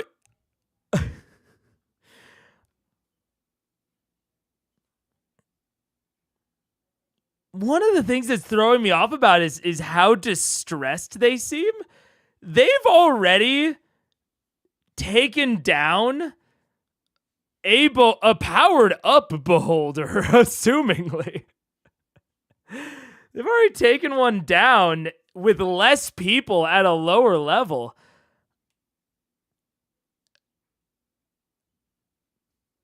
I feel like there's something I'm missing. That's like the deep internal feeling that I'm having right now is that I'm missing something. And I don't know what it is. Nice. So as you just release this bolt of energy, you guys see this flash of blue light in the distance as the bolt slams up into the creature from underneath. It's all its eyes kind of whooshing up around in your direction for a second before kind of looking around all the areas around it. It's still focused intently in your guys' direction. Do you wish to move? You stay where you are. I mean, it gets, well, I assume it sees me now, but I'll slowly back away. Okay. First he's in your way, so you have to back over in this direction. You stay there? Okay, sure. Okay. Cool. Does it kill me while I move? No, it's already made its reaction. Okay, and then I will turn to Zara and I will sing to her to inspire her. I'll sing, Zara, a rainbow, Zara, a sunrise, Zara, the moon to wear. That's not good enough, no, not good enough, not for Zara. Okay. You take a D10 inspiration dice, so keep it on hand. Wow. I always like the bailout at the end. Yeah. It's the best. That's terrible. All right, and it's your turn. First, you're up. Oh boy. Okay. Okay. First thing I'm going to do. So it took its reaction. Does that mean that if I try and like run around it, it can't take an attack of opportunity on me? Or... Correct. Yes. Okay. So. Grog died? I don't remember Grog dying at all. He went down, if I remember correctly. But we haven't seen someone die yet. I believe that Pike is the only PC that has died in this campaign, and it was pre-stream, from what I remember. He died? I don't remember that at all, because I know that Matt has, like, fancy dying rules and, like, reviving rules. He got revivified by Pike? Really? And did they just not do those res rules yet? Huh. Yeah, I don't remember that. Interesting. But, I mean... They also still have a cleric who assumingly has even better shit now. I don't know. Yeah, that's interesting. Veteran players told the newer players that beholders are a big deal. Yeah, it's just weird to me because they already have experience with beholders where all of them survived. Like, yeah, they, I mean, even if Grog died, he got revivified. It was such a inconsequential death that I don't remember it. So it's like, he doesn't fancy res stuff, but I think for quick revivifies mid-combat, or it's wobbly at the moment. Fair enough. He only implements them later on. That makes sense. Which, I mean, to that end, like, I am very interested in Matt's res rules, because I think that, like, and someone did point out that last time they had a plan, which is fair. Like, last time they had a distinct plan, so maybe they're like, oh, the only reason that we even succeeded there was because of their plan. Very possible. I think they might have high stress, high intensity associations with that combat. Potentially. Yeah, potentially. Huh. 90% of D&D deaths are inconsequential, one of the quirks of higher level play. Yeah, that, which, like, I will say I don't know I just realized that Paige is in a meeting and I'm talking loud. One of the things that I do, one of the reasons I'm really interested in Matt's res rules is because in that context, right, of like, oh, the last time they fought one of them died and had to be revived or revivified. If there was more consequence to revivification, or if there was more risk, then even them being higher leveled would still be very scary. Like, even though they are higher leveled and have more resources, have more magic items, have more people, or actually, I guess the same amount of people. No, actually more. No, same amount, because they lost Ashley and Orion, but gained Mary and Will, and then Kima both times. So actually, same amount of people. Grog died and was revivified by Pike. He didn't want to go through the ritual during a busy combat. Interesting. That's very interesting. But if there were more consequences to the dying, then I would very much understand this reaction. of like, oh, even though we think we can probably like as a party win, if there is more risk to one of us going down, one of us dying and potentially, you know, being revivified, if there was more risk associated with that, I would understand the reaction much, much more. And yeah, you guys are probably right. It's probably like, you know, kind of a new player, older player thing. But yeah, like I'm very like in the mindset of like, oh, like, I don't know, like they survived last time. This is probably a distinctly easier combat. I don't know. Which is one of my big hesitations with ever reusing monsters. Unless there's a like very specific reason, you know? And so that's why I'm looking at this and I'm like, man, like why is Matt reusing the Beholder now? Because there are so many D&D monsters. There's so many. So to me, if they're reusing them, there's a reason. Like at this point, like the reusing the dragons to me is because of the Chroma Conclave. Like that makes total sense to me to like use dragons a couple of times to like foreshadow this Chroma Conclave business. Makes total sense. So I'm wondering, to me, yeah, like I said, to me, reusing the Beholder feels like it should mean something. Whether or not it does, I don't know. Also, a Beholder is Liam's favorite monster. Well, that's fair. And I will cut my opinion. I will hedge my entire opinion with, if you are going to get your players to react like this, I mean, fuck it, man. Reuse all the shit you want. If you are going to get your players to have that level of reaction to a monster reveal, fuck all my advice. Like that sort of shit and that sort of reaction is exactly what you want when you reveal your monsters. Fucking, you know, all I can say is like how I think people will react. And in general, I find that, you know, that sort of reuse, especially in a situation like this, is not going to typically elicit this sort of reaction. But if you have evidence to the contrary, fuck it. Like, you do whatever you can to get your players to react like that. That's fucking awesome. So yeah, I don't know. It's we'll have to see.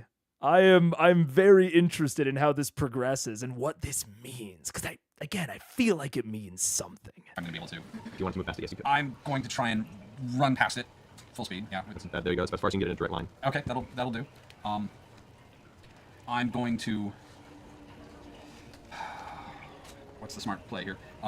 Keep it going, Percy. Yeah, sorry. I'm going to cast Hex on the little fish creature. I know that sounds odd, but that's what I'm doing. Actually, it looks to me that little that makes total sense. Yeah. Postage to the left of it, to down again. That works. So, Percy, as you go to cast the spell, you release the incantation. Nothing happens. Okay. And that's a very good point, Turtix, of like a level of theming, which I think if you're thinking about like themes across a campaign, I think the dragons and the Chroma Conclave is a very good example of like that type of theming, and that theming paying off at some point with like, oh, we've had all these dragons, now we have this big dragon, you know, adversary faction. I think that's a great example of really solid theming.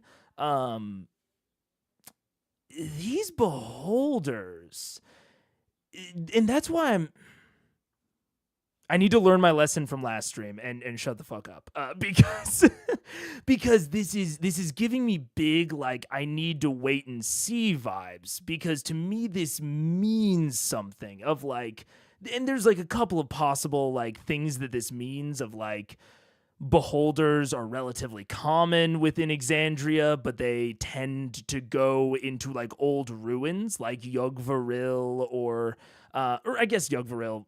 Yeah, no, Yugvril is a ruin because Clarence or Clarence. I mean, I know that's not his actual name, but Clarence said that Yugvril existed before the Mind Flayers moved in. So there's a potential theming there of like if you go into these old ruins from the before times, you'll encounter a beholder. There's like some potential theming there. But I really just need to see, because this is hitting me a little out of nowhere, and I think it's hitting the players out of nowhere too, but like in a not a bad way. I'm just wondering how much it means, you know.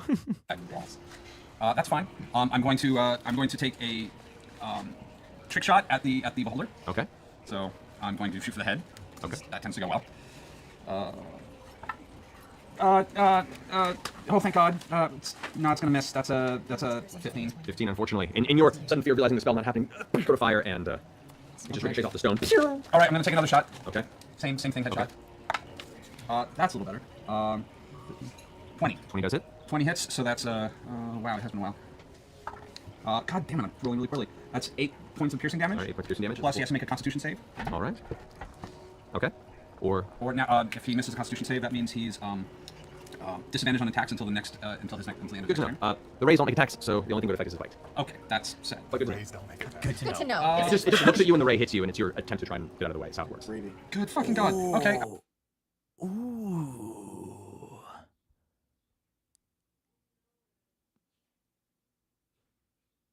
Ooh, I wonder if this is a beholder that the Kuo-toa created after witnessing a different beholder. Like if these Kuo-toa summoned it after potentially seeing something like Kavarn?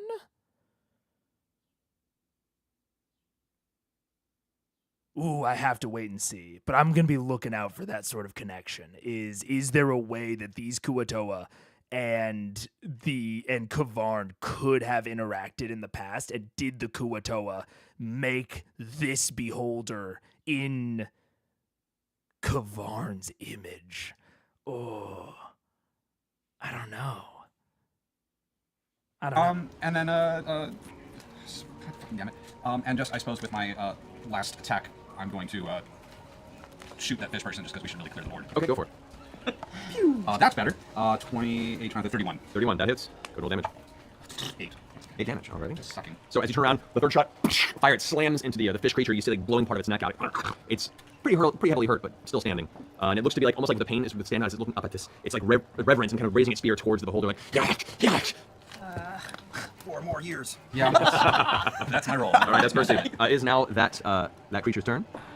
All right. We're gonna build a fish cage. That's what I'm gonna pay for. So it now, after being shot, is going to. It's gonna be huge. Huge. Tiny hands, huge. 6. It's gonna move up to you after you've shot it.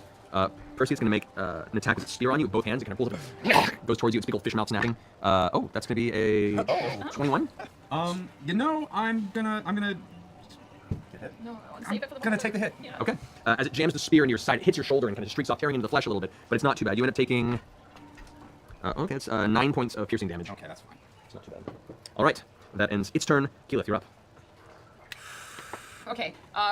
First things first. I'm gonna. Actually, sorry. Before the end of your turn, out of frustration of being shot, it's going to use one of its action points to shoot. One of its legendary actions to shoot another eye ray at random. Oh. At the end of Percy's turn. Where's that laser point? It's gonna shoot at me, isn't it? Actually, it's going to.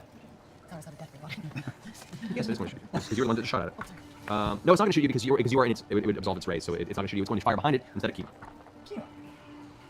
Okay. What? Come on. Make a strength save. Oh no! Natural 2. So that's going to be the telekinetic ray. It's going to move it 30 feet in any direction. It's going to lift Kima above and just drop her. God. Kima, unable to do anything at this point, struck with fear from the previous ray, and is nowhere near the edge, is just thrown off and plummets into the darkness below where the beholder originally emerged. You just hear her scream as the echo continues past. You don't even hear an impact. That sucked. Oh. Okay. I can't do anything. Now it's your turn, Keyleth. Oh my God. It is. Do I still have enough time to do a bonus reaction to try and save her with a grasping vine, or is she gone? She's falling. That would be. You know what? I will say. Go ahead and roll a dexterity check. Just a straight dexterity check. Straight dexterity. Oh, As you look over, before you have an opportunity to get that thought in your head, she vanishes into the darkness. Oh shit, Kima just died. She may not be dead. She may just be really wet and broken. She landed in the slime. Okay. Yeah, maybe it's something. It's all right, everybody. It's all right. Keep going. There's Keep nothing going. I can do. Nope. Okay, Don't kill it. I'm going to try and move behind him. So I'm not like in his eye cone, am I? Jesus. Right now you're not, no. So you can move. No, behind him a bit. Here? Yeah. I'm going to cast Blight at 5th level on him. Oh god, I'm so afraid. So it's going to do 98 damage. You want to give me some d8s? D8 me. Yeah. 8. Yeah, I know I need an 8 too. Here, you want an 8? Okay, Constitution saving throw. That is Fail it. 11, so yeah, full Yeah. damage. All right. Okay. 8, 10, 15, 17. 17. Come on. Jesus, that could have been better. What did I say? 17 plus another 7. So 24, 28, 31, 33 damage. 33 damage, nice. So as you look up, you channel your spell energy into the essence of withering life force, and you can see a portion of its back, kind of, the slime dripping from its form. The flesh kind of shrieks up and shrivels, and it streaks out. Some of the ice stalks kind of quiver and look at the direction of where you are, and some kind of glance down and see you. So in this, we established that this moss slime isn't natural. It's not like plant. Correct. And I'm going to use my bonus action to go into earth elemental form. Oh, yeah. Return to form. Wow. This worked last time. All right. What does that mean, Keegan? You turned into a giant rock. I'm a giant earth Nice. elemental. Has anyone just tried talking to me? Go ahead, please. Hi. Please. All right. Turn. Okay. Ends your turn. At the end of your turn, it's going to use another legendary action to fire another ray. This one is going to be... Gee, Hercup, that's only if we're not capping the fall damage at 1,000 d6. Yeah, maybe Matt's got uncapped fall damage. This is going to be at Scanlan. That's the one that's kind of clear behind it. It sees you transform into Earth Elemental form. Do I still have enough movement where I can like go underground? Can I do that or no? You can travel into Earth. You cannot travel into like solid stone, like carved stone. Is there any earth around? Hello, everyone. What the fuck?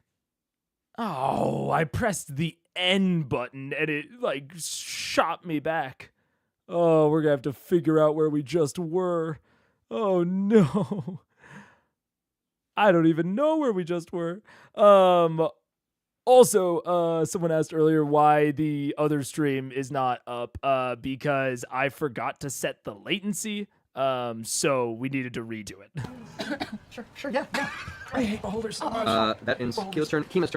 Also, the subtitles aren't there anymore. What the fuck did I do? What the shit? Turn. Kima! Kima! Is she unconscious? She's possibly still falling. It could be a really deep hole. Just like, damn, it's taking forever. Okay, I actually just like binked where we were. 318, but why? Where did the subtitle track go? Where? Why can't we see it anymore? No. Okay, disable subtitle track 3. Let's not make the acrobatics check. Oh no! I'm just gonna try to re-add the track that Eden sent. That's a lot of dice. It's like Grog falling off the. Look at this, guys. He's cold as Doing so much math. Look at him. There we go. All right, we're back. Okay. You hear a distant echo of a slam of impact that seems like the breaking of water along with the hitting of stone. You hear this distant echoing. Ouch! She's alive! Wait, we hear her say something. I mean, she's not underwater drowning or anything. No, She's not. and she's not dead. Okay. Correct. The hit of water and stone sounds like wherever she landed, it was shallow enough to impact when she landed, but not enough for her to like sink or anywhere. But she is right now effectively out of this fight. But she's safe. But she's seemingly. Ending her turn, Zara, you're up. Come on, Z.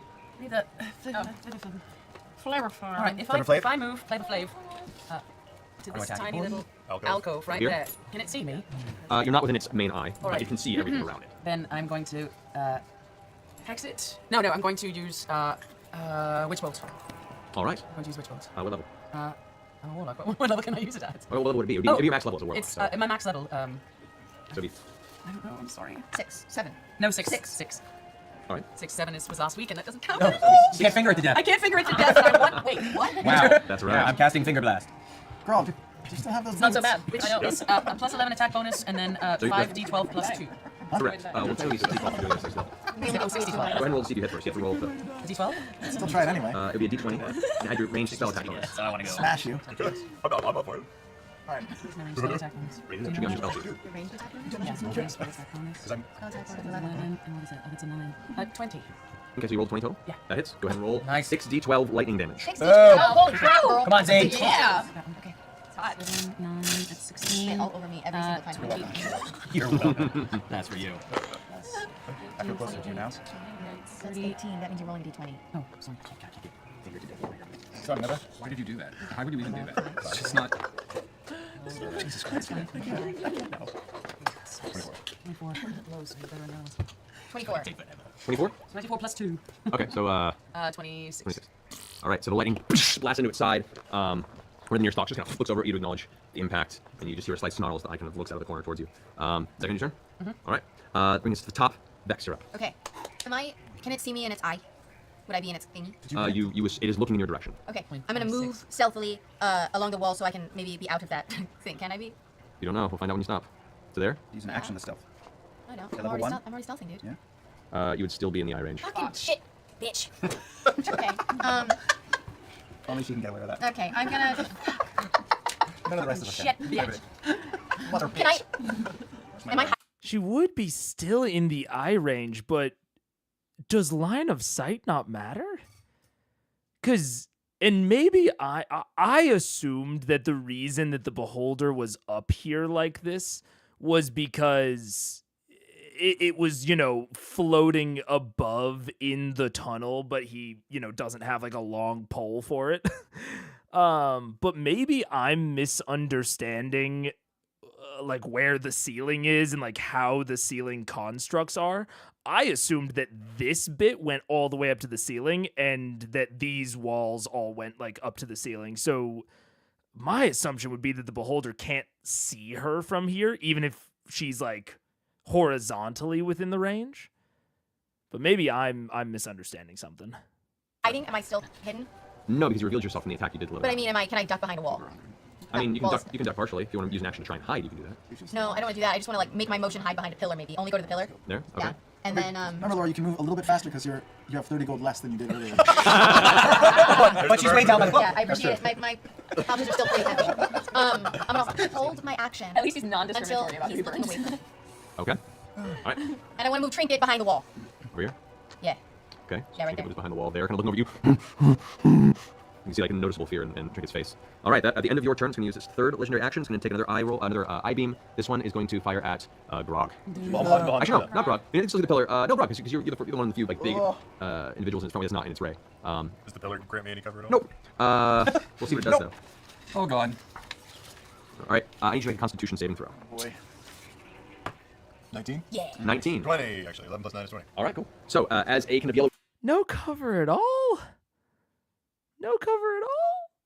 I mean, I suppose, it's a saving throw, so it's a little bit different. But I feel like if it was an attack roll, it'd be like half cover. I mean, I know he's a big dude, but come on. We'll see what it does though. Oh god. All right, I need you to make a Constitution saving throw. Boy. 19? Yeah. 19. 20, actually. 11 plus 9 is 20. All right, cool. So as a kind of yellowish beam streaks across and slams into your back, you feel your back muscles tense up and lock up, and you resist the effect once again. You just have that hardy constitution of a Goliath that seems to be resisting every one of these beams that slams into you for the time being. It's like the last time it was the Rocky Horror Picture Show. He was taking the laser. Back to your turn. I'm going to use cunning action to hide. To a degree, Ranskida. To a degree. Like I am absolutely a fan of, I've called them pub stomp or ant stomp type combats to highlight the power progression of PCs. But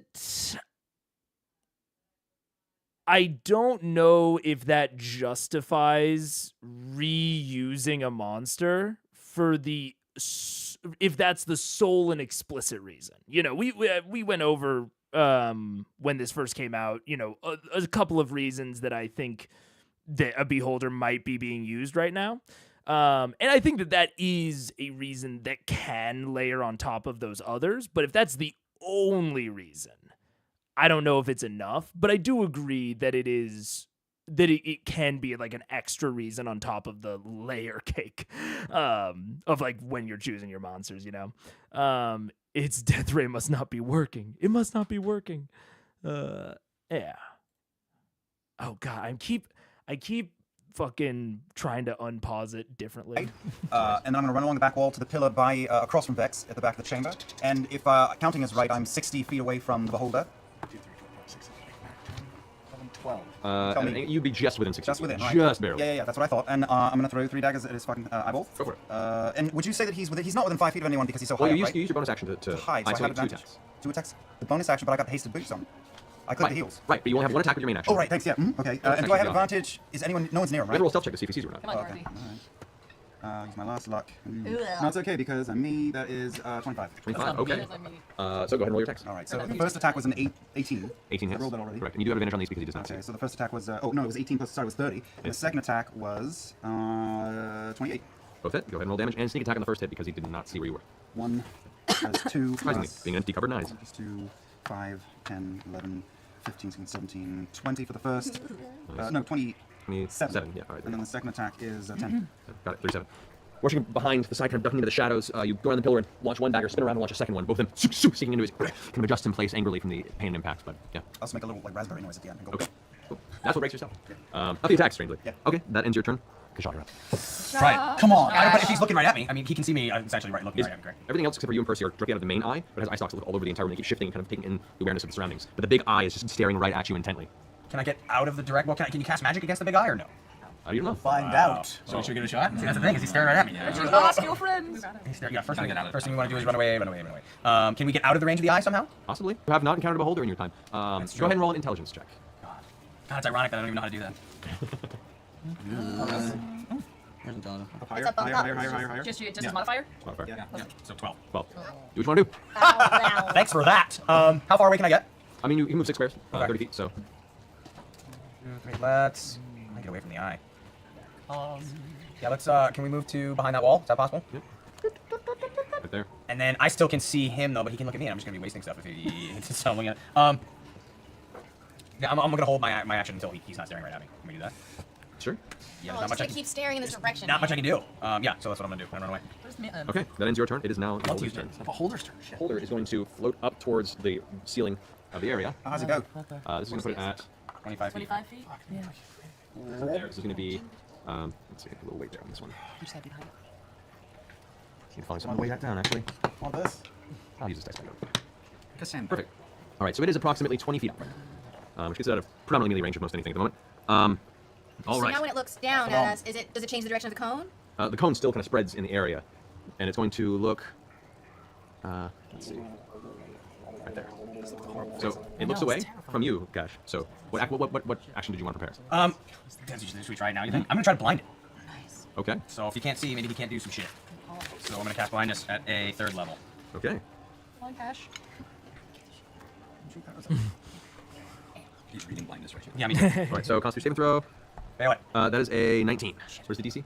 What is the DC? Spell DC? My DC is It's Right there. fucking 18. 18. This is the spell, unfortunately. Damn it.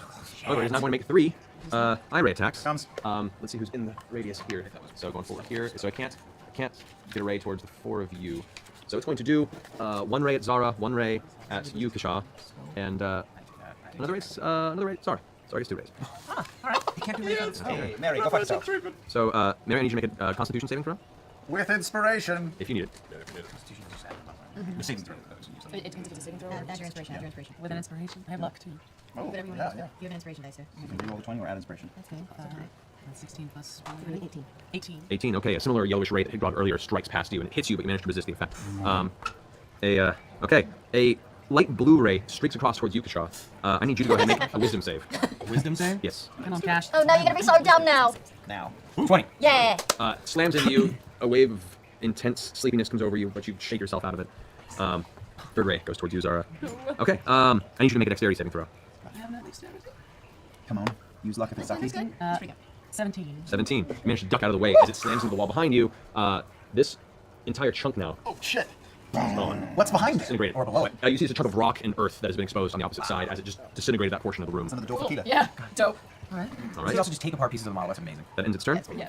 And now, because of the top of the round, Thank you, Scadlin. Love kisses, kisses, and love. out of All right, that is fun. That is a fun advantage of having the physical terrain. Because, like, if I say that, like, it disintegrated a piece of a wall, I do think that having the hole there does kind of imply that there's something on the other side, but it's a very quick, like, Sam asks, and then Matt's just like, no, it's just, like, stone, and it's just like a chunk of rock. Behind it is just the disintegrated the wall. It is very evocative to see an enemy like destroying physical pieces as they fire their shit. That is cool. That is very, very cool.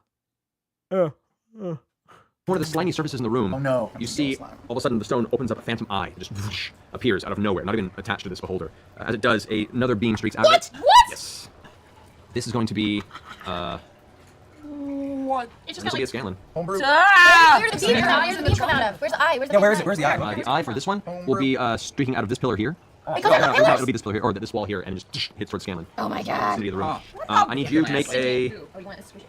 make a Constitution saving throw, Scanlan. Constitution. That's not a beholder fight. Constitution. What? 20. 20. Yeah. All right. As a familiar beam hits you and begins to lift you off the ground, Oh no. you manage to grab onto the side of the stonework and pull yourself out of its force before it can. Now, I will say, I don't know which this is, but I personally think, I think it's honestly more likely that this is an ability of the beholder, but my encounter building sensibilities would love it if this was like a lair action. That is like, it is able to generate these eyes within its lair. And you know, if you were just like meet it outside, it would not be able to generate these eyes. I think that's a very cool lair action for a beholder. To be able to generate extra eyes around the map. Because it both allows you to remind the players about the line of sight stuff, because like the beholder is a monster that is built so predominantly upon sight and line of sight and all of that business. And a beholder that when you fight it within its lair can summon extra eyes to get different angles on the fight is a cool lair action. I think you have to play even more with the terrain. Like, I think that you could have even juiced this fight a little bit more by maybe extending the room a tad.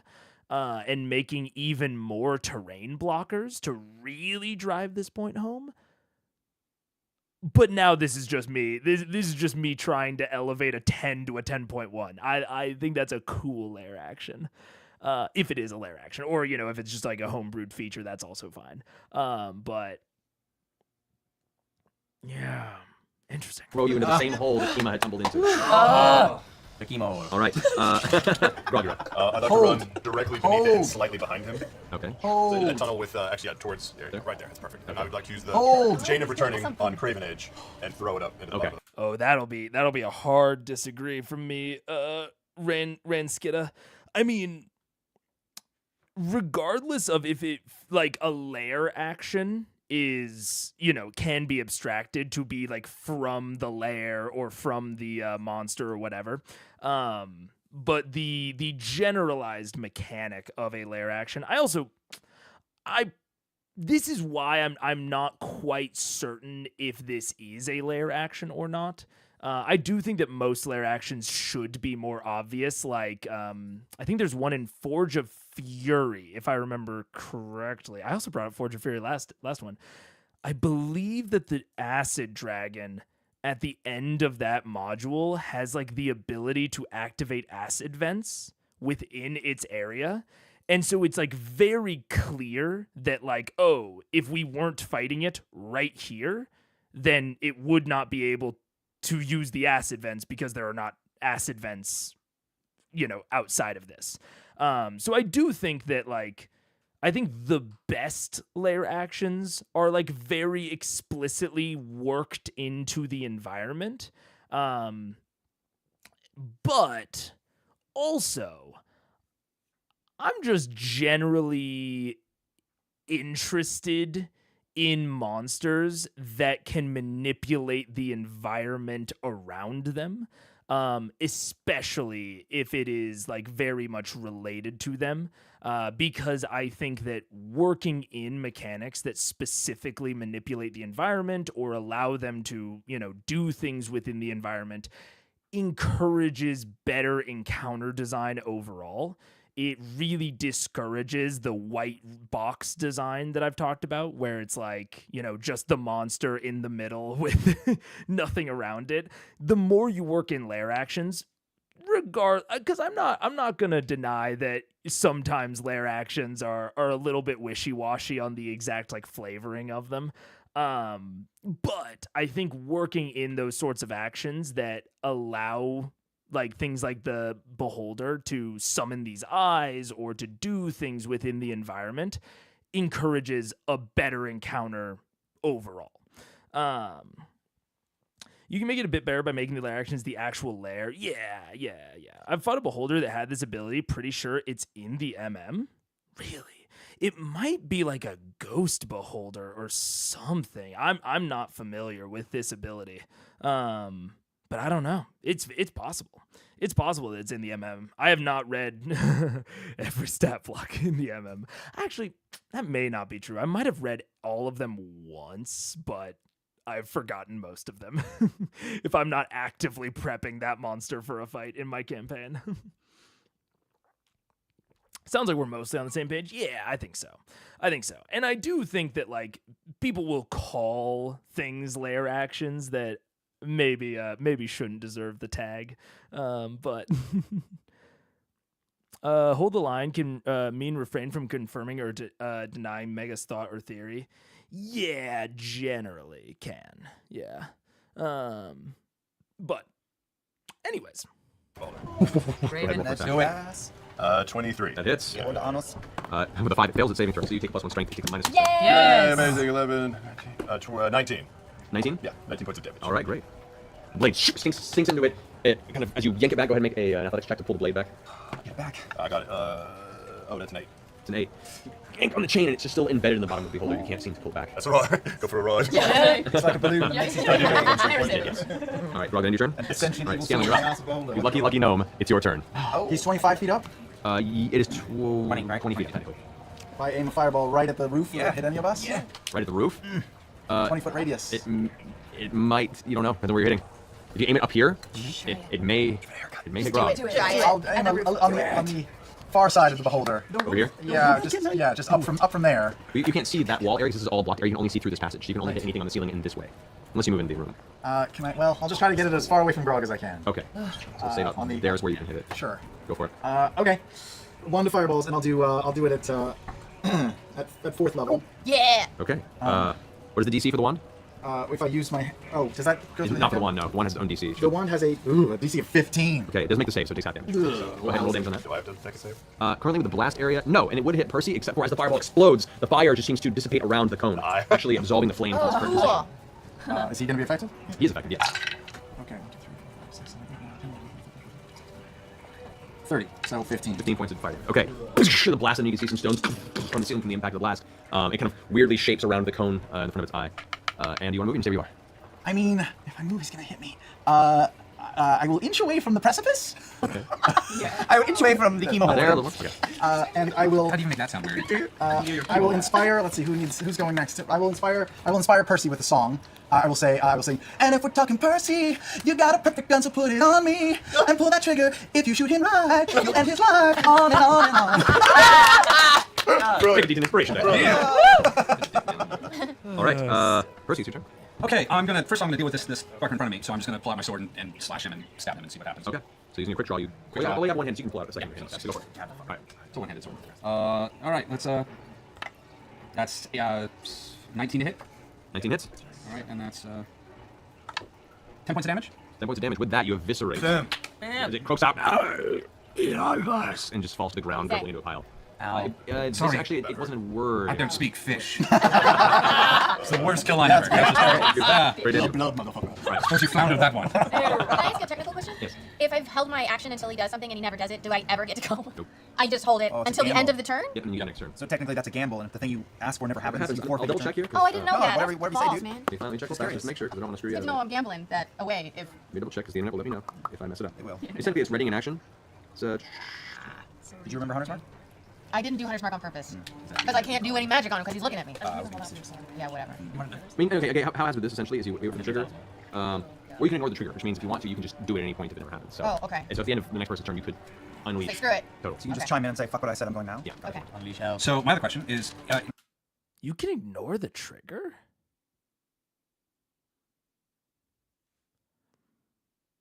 I'm tempted to believe Matt because he was just looking at the rules. That isn't.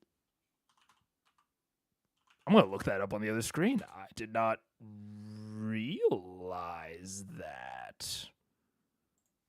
my attempt to cast a spell while in the cone, does that cancel out that spell so I can't Yes, cast the it spell's anymore? used. Spell's used? Unfortunately. Told it, man. They're assholes. So I'm going to make a run for cover towards the where's the laser pointer? Which way? Run that way. There? Yeah, I can get about right there. Am I still in it? One more if you want to. Okay, and while I'm running, I'm going to take a shot. I'm going to pull out the big gun and take a shot with the big gun. Okay. Do it. So, and I'm going to attempt to I'm going to also attempt to make this a legs wing hit, and I'm going to try and knock him down. Okay, this is not a this is not a fucking ad, dude. But I will say I've said it before, and I'm gonna say it again. The number one thing that the Daggerheart playtest has taught me is that Demiplane is the best, and I like it a lot more than D&D Beyond. Is D&D on Demiplane? Because holy shit, D&D Beyond's indexing is so ass. Oh my god. The indexing on their search functions is so shit. And Demiplanes just fucking works, dude. Demiplanes is so nice. But I found it anyways.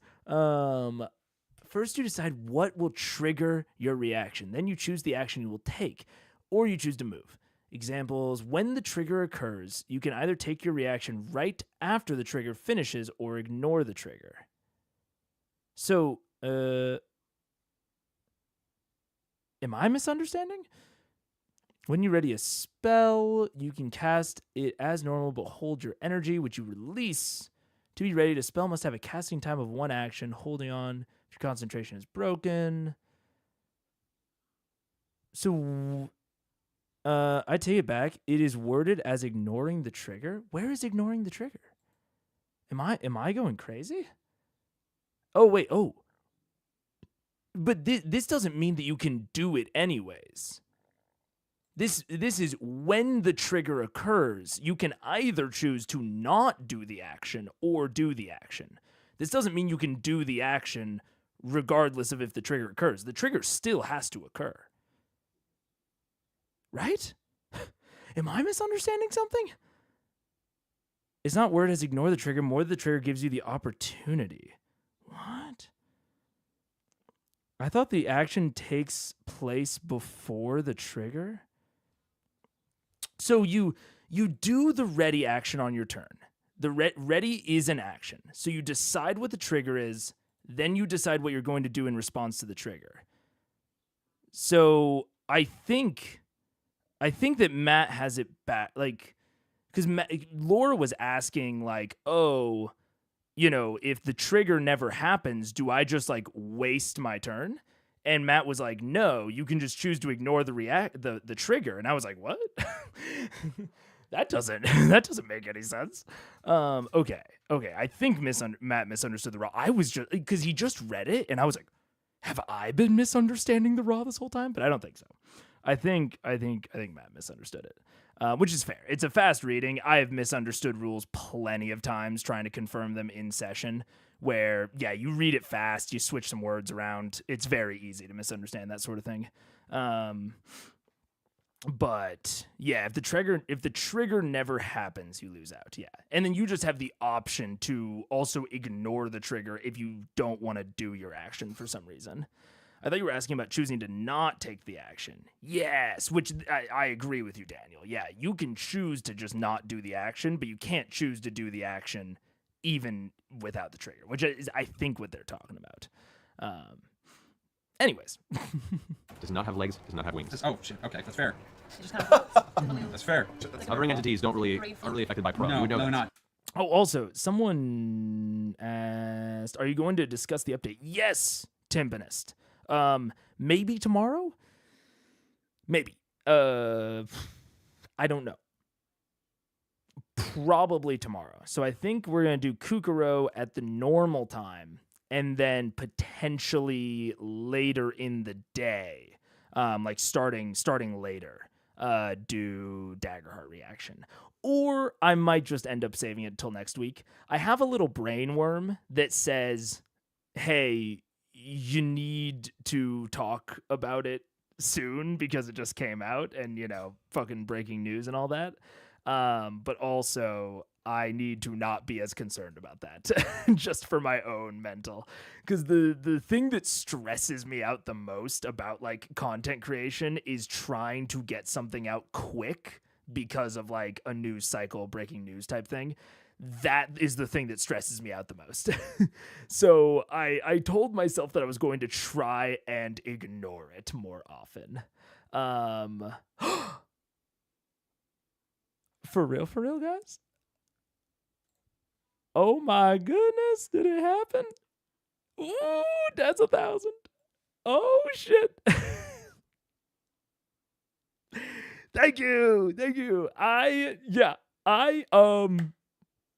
don't have anything planned. Thank you, everybody. I will plan something. I don't know what's gonna be. But thank you all very much. Thank you. It's very exciting. You guys are all cheering for getting ads. That will be the primary. Oh shit. Did I just fucking disconnect my headphones? Oh, it's back. Permanent shift to gigantic streamer? No. But that's gonna be sick. I'm sorry. I'm excited. I think I'll think of something. I'll think of something fun to do. Maybe. Oh man, I had something that I wanted to do, but honestly, mostly because of the technical issues, I have not been able to prep the thing that I wanted to do for 1,000. So I'm gonna have to think about if I want to just delay the 1,000 until I can do that thing, or if I want to do something in the meantime. But thank you all. I appreciate it. All right, back to Critical Role. Stop looking at me. That's very fair. In that case, I'm going to just do a sharpshooter shot and see how this goes. Go for it. Roll well. That's I have inspiration. And I have inspiration, which I'm going to add to that. Alrighty. So that's 10, 11, 12. That's 18 to hit. 18 just hits. Ah, yes. So that's and comes through again. Thank you. That's very useful. I need another d12. Why do I never have any d12 for this? Feels you on deck, so be prepared. Okay, so that's No, the other kilo. I have a question. 9, 10, 11, 12. So smug. No. That's 28 points of damage. 28 points. 29 points of damage. Nice. And reload, and that's the end of my That's turn. the end of your turn. Sorry, text. Okay, that ends up Percy. At the end of your turn, Percy is going to do one of its eye rays. This one is going to be towards Grog. As Grog's out of the cone and kind of rush underneath, throwing the blade up and stuck into it. Also, I do want to show you guys something funny. I do want to. Who's edging the 1K? I do want to show you guys something funny. So it has to be like 5 days. So it processes it late, but it's so. The eligibility is 999 out of 1,000, and one of the following: the shorts views or the public watch hours in the last year. The requirement is 4,000, and I'm clocking a solid 50. Which is a little silly. It's a little silly to me. Of just like what they expect the watch hour sub ratio to be. It's supposed to be about 1 to 4, and mine's like 1 to 50. But that's all because of you guys. So thank you very much. I will find a better way to say thank you extra. But thank you. stop talking about me. Go back to the critical roll. The ice ox shoots down. Okay, Grog, I need you to roll a dexterity saving throw. Yeah, I get advantage on those. Because of the danger sense. 21. 21. All right, not a worry. You managed to duck out of the way before it slams into you. Not a worry. All right. What kind of ray was it? It was a black ray that streaked towards you. A familiar ray, you're very familiar. I remember that one. Yeah. Did I have to maybe like throw something behind them No, again? not that one. Boo. All right, Keyleth, it's your go. Question: did enough like stones kind of fall out of the ceiling that might be like knee-shaped Not from the ceiling, no. You can only have 2. From the fireball. from the fireball? No, it's mostly flames. The impact and explosions, I don't have to like damage. Yeah, that sucks, Deadly. Yeah, the requirements are odd. The shorts requirement is fucking huge. It basically requires like 2 or 3 of your shorts to go viral. Honestly, or viral, whatever that means nowadays. But It's the structure of it. It's more, Is the ceiling considered worked stone, Yes, or is it it is. just carved out? unfortunately, it is considered work stone. Okay. I mean, if you wanted to like shape up there and try and break through it, you could attempt that. Yeah, let's do that. Okay. I want to do like the hole that was kind of already created by Scanlan's fireball.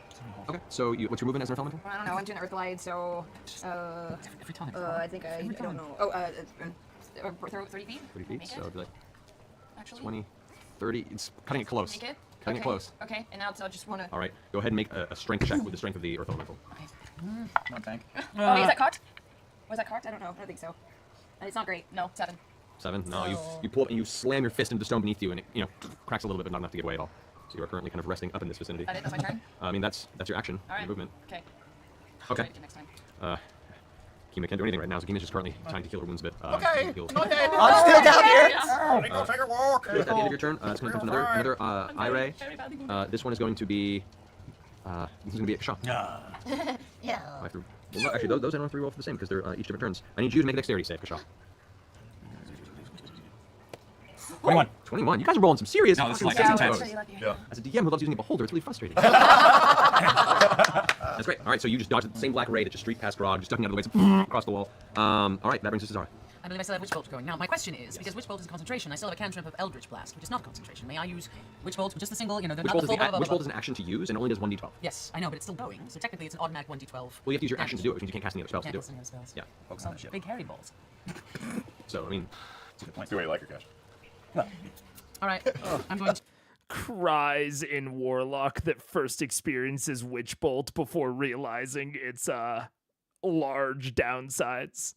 I feel like this is just the Warlock experience in a box. I think every Warlock has gotten to this realization of like, oh wait, that's you with Witch Bolt? Man.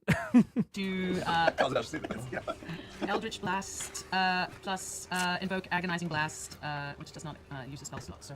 all right, so go ahead and roll 3 attacks with your ranged spell attack against the beholder. Nice. These are D12s, I need D10. Need 20s for attacks. Oh, just attack. Hold your turn. I'm gonna use luck. I have luck. Yep. 12? Plus. That's your attack modifier. I'm sorry. So that's 23. Okay, so that hits. Second one. Sheesh, 13. Yep. Got about a quick little 400 frame drop.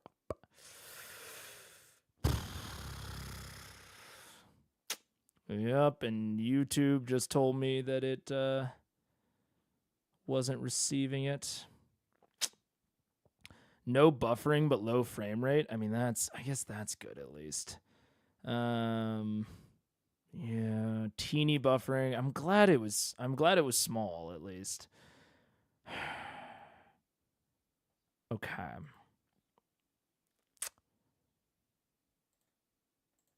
Yeah. YouTube is telling me that it's not receiving enough, which makes sense with the dropped frames that I'm seeing.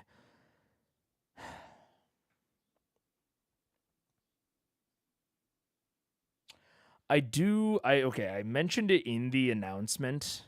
I do have another theory or another possibility of what could help. Besides something like putting business line. It's the same time of day now, right when it kicks off. Not normally. We're at like 2 p.m. There's nothing that could account for this. So, I have a potential theory as to what could be going on. And I will run a test under that theory on Monday.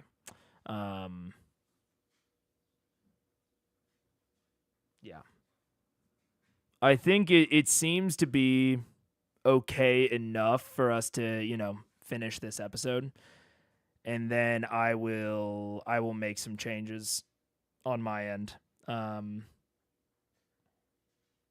To potentially. Are you routing through a VPN now?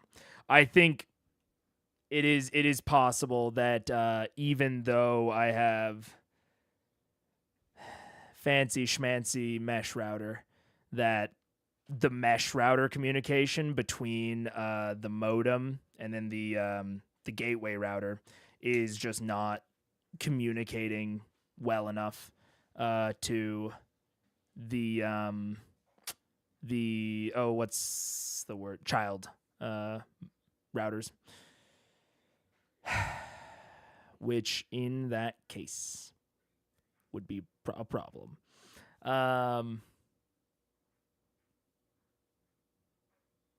But that would mean that I would need to move back out to the living room, which has its own deep set of issues if I'm doing this every single day during the workday when Paige is working.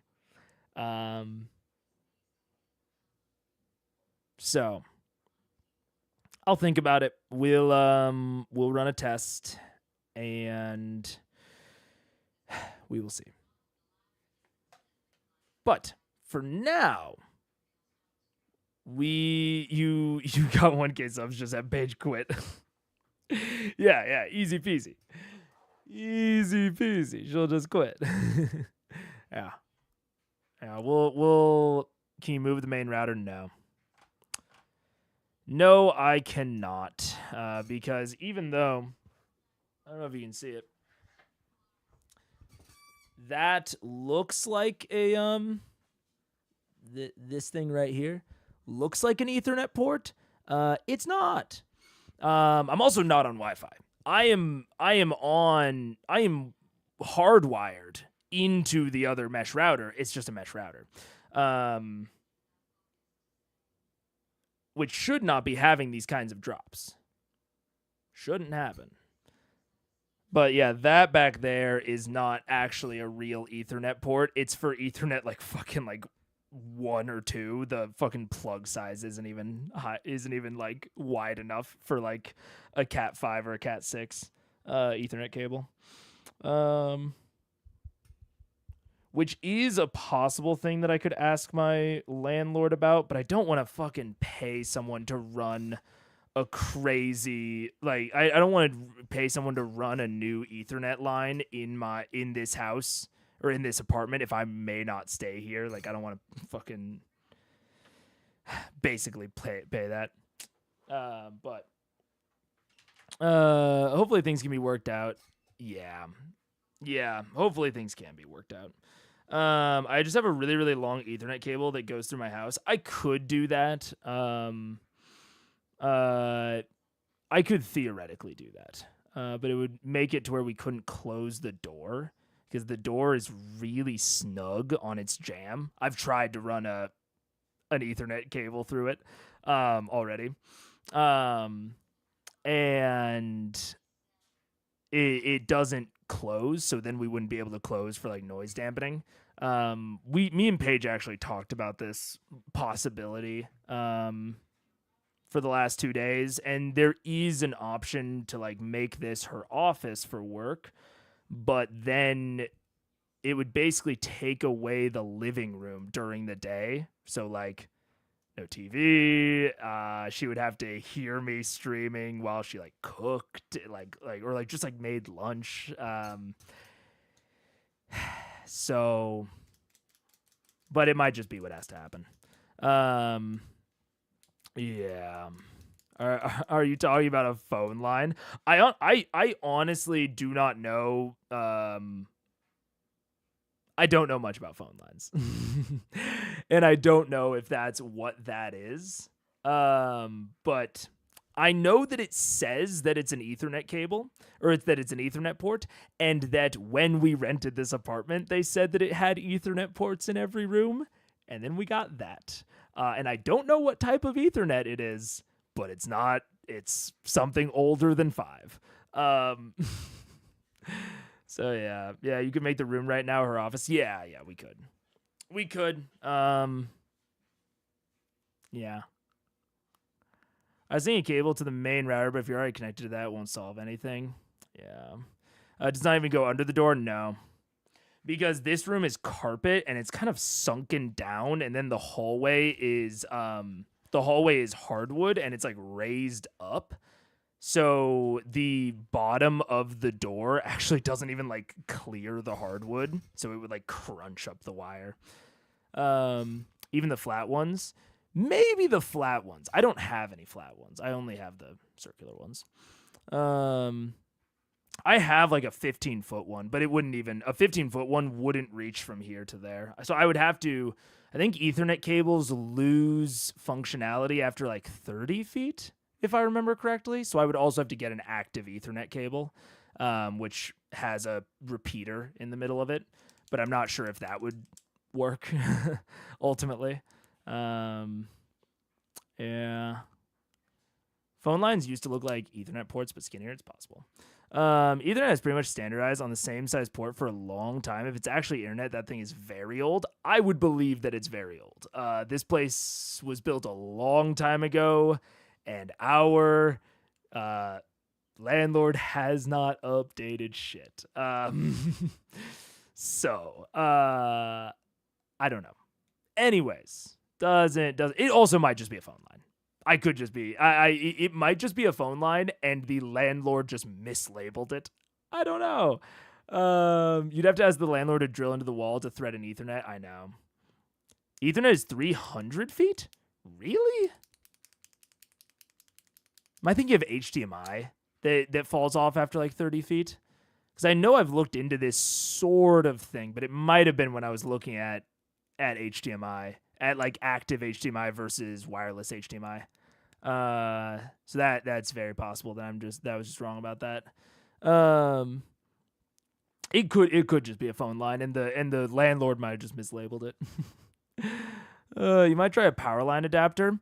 I've tried power line adapters before. I have a few, and I have never gotten them to work. I've tried them in 3 different places, and I might just be I might just be living in trash ass places. And I know that it can depend on if they're on the same not switch. I don't know. Doesn't matter. I keep wanting to say circuit, but that's not the right term for it. Like a power line adapter won't work if the plug is on, if the 2 sides of it are on different breakers. Breaker doesn't sound right. Anyways, maybe weird apartments with weird power circuits, possible. I've never lived in like a house. I've only lived in old ass apartments. Very old ass apartments. Chew on the neighbor's line. Either you'll get internet-based powers or they'll lose connection. Either it depends on the classic cable. Cat 6 does go quite long. Cat 5 was much shorter. Ooh, okay. I might have been looking at Cat 5 when I was researching this. So, anyways, doesn't matter. It is disappointing because this router is supposed to be like top of the fucking line. And if that really is the issue, that would be very disappointing. But there is an easy answer of I just move out to the living room. It just comes with its own set of issues. So we will see. But for now, we're just going to watch Critical Role. And if we have more buffering and I need to rewind, I will just do that. And we will continue to work on it. Anyways. And the third one? Natural 1. Oh, no. Yeah, All right. I don't think so. All right, so go ahead and roll a 1d10 plus 5. That's, I suppose, D10 is plus 5, 11. 11. 11 points of damage as your beam streaks and blasts it from the side. I use my action since that's Go the for end it. of it, right? Yep. I pop out and I shoot 2 arrows at it. That's it. Okay. Just like, The attacks do not get the magical bonus to hit. So whatever your attack bonus is, -2 to damage and hit. Because of my bracers. No. Bracers don't affect. No, Oh, actually, it's it's -4. All of your magical equipment doesn't work. No, when no, you're I know, but my bracers only add to damage. Right, but your actual bow is magical and adds to hit in it. Yeah, so that would be minus. -2 to hit, -4 to damage. 4 to damage? Why 4? Add +2 to my damage. Technically, it's supposed to be +2 to hit on that end, actually. So it's all good. So Well, this one is 29. that hits, and the other one is 20. is with -2. Yeah, Okay, they both hit. Go ahead and roll damage on each one. Go. Tag team, yell. Ah. Oh, God, that's WC pathetic. Field with it. Come on, Miss Lemon. 10. All right, 15 points of damage. As you shoot around, releasing these 2 mundane arrows from a mundane Pathetic bow. arrows. Both hit. You can see now it's starting to look a little rough. Like it's hurting the streaks of blood out of various wounds it's taken. It still has Craven Edge kind of jammed into its underside, stuck in its craw. All right, so that brings us back to the end of Zara's turn, where it uses its 3rd and final ray. Can I? Oh. I haven't moved. Oh yeah, you can move if you want to. Where you want to move? Actually, I'm gonna say where I am. Okay. This last ray is going to. So tense and excitement moment. I know. Oh, I'm trying to see here. This is going to be at Scanlan, since all the rays and everything else. Well, everybody's kind of hiding. Everyone's kind of in his corner hiding, and Scanlan's just one visible in there. Oh, that's right. He can't attack anything within his own Cone, home. yeah. All right, you can make a Constitution saving throw, Scanlan. Great for 17. 17. I will say, Daniel, it normally doesn't come up. I mean, it would come up, within a normal D&D game, but it doesn't normally come up on I would say that mundane of a role. But it is, I think, partially because they, have all of the Pathfinder mindset of all of these magic items with all these riders and everything, So I think that's probably why it's a little bit more apparent in this fight than it would be in maybe your typical table. Or your typical 5e table, I should say. All right, Jesus Christ, guys. All right, so you take, as this one kind of almost shimmering purple ray slams into your chest, you manage to get most of the ray to not impact you in the flesh, but where it hits you do take some damage. So you suffer 16 points of necrotic damage. All right, Vex, you're up. Okay. I am going to... If I run back to where I was standing, am I out of its freaking cone? It would be, yeah. All right, I gotta do that. I also don't think I've ever used an anti-magic field. I have used a wild magic field a few times as a DM, and I love using a wild magic field. But yeah, I have had an anti-magic field as part of a set piece, but it was part of a security system, and I don't think if I remember correctly, the players peacefully got through the encounter, didn't trigger any sort of combat, didn't try to use any of their magic items. So I think it was a part of the set piece that just never came up. I don't even think the players ever found out about it. The only time I've ever used an anti-magic field. But I've used a wild magic field many, many times. If you're over there to get into a space. All right. Being attacked by Daria. All right. Back to all my magical stuff. Yep. All right, I'm gonna shoot for my Sky Sentinel. Okay. At him. Go for it. Okay. That's my first attack for that. And that is 22 for the first arrow, because it splits. That hits. 20. Hits. Was that? No, that was wrong. No, that was right. That's right. Mm-hmm. Oh, that was weird. 16. Misses. You get 2 hits on that with Sky Sentinel. Okay, so that adds 1d6 to my damage. Correct. Okay. Balls, 8, 9, 10. 16 for the first. Alrighty. 14 for the second. Alrighty. And then my second attack, I want to shoot through my blazing bowstring. Okay, go ahead and roll for attack on that one. Come on. Okay, 17. As the arrow ignites in the middle of the air, the enchantment is too strong and actually burns the arrow to a cinder before it reaches its target, just scattering ash against its body. Oh, no, it wasn't one of my owlbear arrows for sure. I'm going to duck behind the wall right there if I can. Okay. Actually, currently all the areas of the wall are taken by Trinket, and Shaw, you can have Trinket move out of the way. Fuck you, get out of here, I got this part. My wall. This is taken. This is taken. Okay, I push Trinket out and make him run around and hide behind the other wall. Wow, from the mother's mouth. I love you. Move. Get out of the way. All right. He's got 40, so technically he could make it behind that other wall. There you go. Yeah, the better covered. All right, so at this point in time now, you can see where the slime all over the walls, all of a sudden a series of tendrils begin to swip out of them. Wow. What is happening? All right, so good to know. So now pretty much all the slime-covered walls in here and within this hallway are now reaching out these semi-translucent, almost created out of the same slime, these tendrils that are just reaching out and grasping.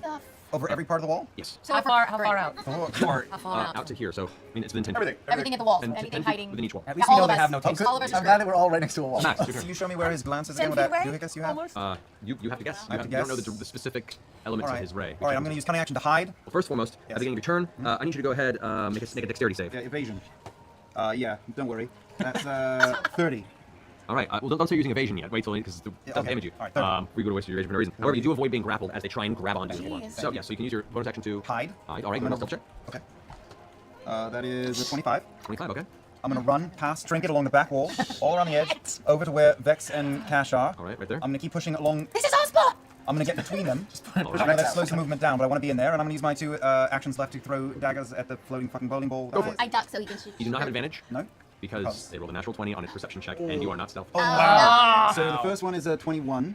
All right, that hits. Yeah. Second one, oh no, okay. Second one is a 17. That misses. All right, so it's a measly little attack of 9. 9 points of damage. Stink. little toothpick impact.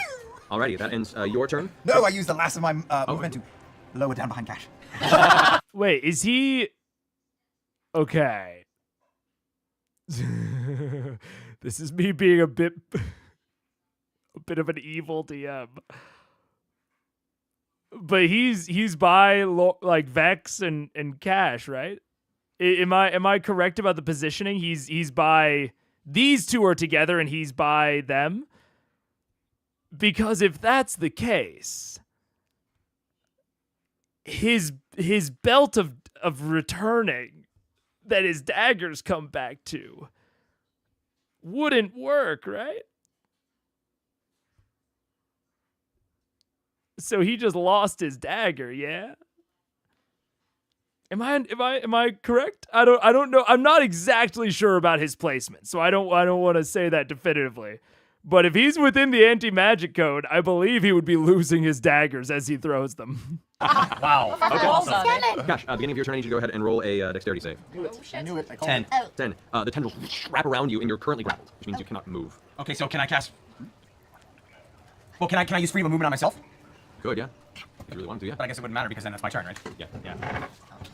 Am I taking any damage as it's holding on me? No, it's just holding you in place. Okay, then I guess I'll just feels really uncomfortable. It does. It's just uncomfortable and frankly just too close to me, and now a little creepy. Yeah. Yeah, I guess then there's not much I can do. Can I cast a spell still? You can certainly try to, yeah. All right, then I'm gonna try even from there being grappled. certainly try. A 6th level flame strike. Hey. Let's try to do some damage here if we can. Okay. So what are we doing? So he's gonna go ahead and make his dex save, which he makes, so he takes half damage. But Okay. go ahead and roll 8d4, or sorry, 86 points of damage. D6. 1, 2, 3, 4, 5, 6, 7. That's not bad. Actually, that's not bad at all. So we got 10, 16, 21, 22, 23, 24, 25, 26. 26, nice. So that's half that would be 13. 13. 13 points of fire and radiant damage as a column of flame bursts up around, impacting you. Feel the impact from beneath you from Did the it maybe blast like of it. loose a little bit of stone up a little bit more? Maybe. Maybe? Alright, nice, cool, nice, good to know. And then I can't do anything because I'm grappled, so I can't You even can't move. move that, so you're there. Yeah. Alrighty. So that ends your turn. It is now the beholder's turn. Oh, Jesus. It's been a while, hasn't it? Beholder is going to turn this way. Hey! Hi. Back up this way, and it's just going to like stare down in this direction now. Does Grog travel with it since he's hanging from the train? Unless you want to hold on. Yeah. Okay. Yeah. You can drag along holding on to the tree. Yes. That's the greatest kite ever. Yeah. So that's going to be 3 ray shots. Hi, guys. It's like a ride at the state fair, and equally as dangerous. No. You're fine. You're in the cone, no? No, yeah, you're in the cone. I can't do its eye ray. However, based on the visual there, it's going to be 2 rays against Kashaw and 1 against you. Me? Yeah. You can see me? Yeah, well, eye stalks can see you from there. That vantage point at the very top, yeah. All right, so against you, Kashaw, I need you to make a Constitution saving throw. 9. 9. Oh, no. Your muscles tense up and lock as you are paralyzed for a minute. Oh, shit. You're While being also in the while being tentacles. held by the tentacles. Sweet. You can't do anything on your turn. Fuck. Against. I was ducking I like down. the I was tentacles ducking down. So It's still fine. I need you to make a dexterity saving throw. Okay. Which you're good at. Okay. Come on. 21. 21. Yeah, you managed to duck out of the way. This part of the wall, actually, however, blasts out from the impact there as the disintegration destroys the stonework. And the last. All right, and Kashaw, I need you to go ahead and make an. Oh no, you. I can't do anything. You said. You can't. You're paralyzed, so you automatically fail dexterity saving throws. Oh my god. All right, the beam hits you, and your skin begins to turn a dull gray Oh, as you can see your flesh beginning to harden around your body. Gosh. Okay. All right, Totally normal. That ends its turn. Grog, you're up. Happens to everyone. Can I run as far into the alcove that is at his rear, just underneath him as far as I can? Yeah, right there. maybe one step closer, so right underneath it. You still attached to the thing? Yep. Yeah. Oh yeah, so I'd like to pull the Okay. blade out. Okay, so this will be your bonus action. Pull it out. Okay. Make your athletics check. And can I, awesome, 23? Yeah, pull the blade out, catch it in your hand. Can I hold the rest of my action and look at Scanlan and say, hey, Scanlan, could you give me a lift? Maybe. All right, I'm gonna hold. Maybe. I'm gonna hold my action. Okay. All right. No, you only can get close to me. Okay, at the end of Grog's turn, it is going to... Actually, Grog, I forgot to do that. Oh, in the beginning. I need you to go ahead and make a dexterity saving throw. You have advantage on this. 19. You're fine. All right, so it's now at the end of your turn. It's going to go ahead and do what's reactionary eye raise. This one is going to... Dude, that was so real. Of Matt just being like, oh, and Grog, I fucking forgot. That's so fucking real. Of just like, oh, you're running this combat and it's a complicated monster and you forgot to have one of your PCs do a saving throw that they should have done. That's so real. Clash is lucky that Laura and him didn't have the opposite raise. Auto-fail disintegrate is tough. Yeah. Yeah, it is. Which is why you have to. It's why when you guys saw me prepping for Daggerheart, one of the big things that I was like, I'm gonna need to continue thinking about this off stream, and I'm gonna need to like really like think about this a lot before I actually run it, is targeting priority. It is how intelligently do you play your monsters, because you want your monsters to feel real and tactical, and like you want them to feel like a really substantial challenge. And it can be de-investing if it feels like monsters are avoiding like the correct course of action, especially if they're meant to be intelligent monsters like beholders. Now, for this specific beholder in this specific situation, I'm not really commenting on this specific fight, more just the situation in general, because we don't even know the exact stats of this beholder, how intelligent it even is. But this is why, yeah, for that last Daggerheart fight, I was like, man, I really need to think about the targeting priority, is exactly what Ron Quixote just mentioned, of like, if this beholder was really trying to win, like if it was trying to win as hard as it could, and it had the same level of intelligence as like Matt Mercer, as a human, then it would have disintegrated Cash. And like that would have just been like the better course of action. But you also don't want your monsters to feel like they are always tactical war gamers. You want them to feel like their actions and their targeting priority make sense for them, not make sense within the context of a game. So it's something I think you need to like think about bespoke for every pre-planned combat. Like, yes, if you're, running a combat that you maybe didn't plan for, or is, a little bit more off the cuff, you just gotta trust your instincts.